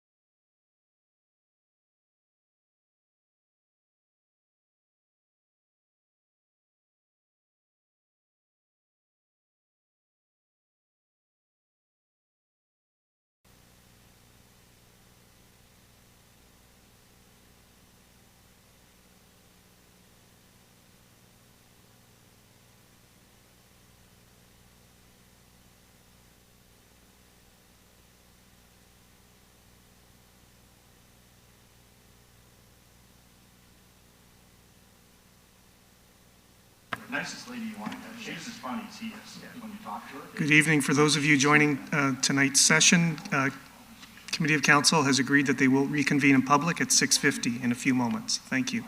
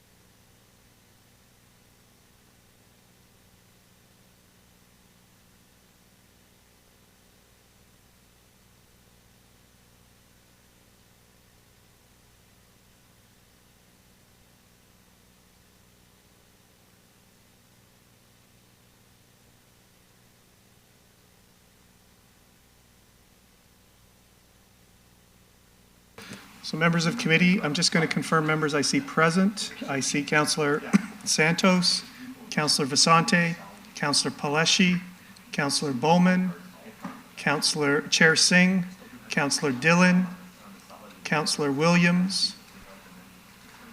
So Mr. Chair, you do have a quorum present. You can reconvene the meeting. Thank you, and I'll pass it on to you, Clerk, to read out closed session. So through you, Mr. Chair, to members of committee, there were 3 items considered in closed session, and then as a result of consent, there is a 4th item for which there will be a public motion.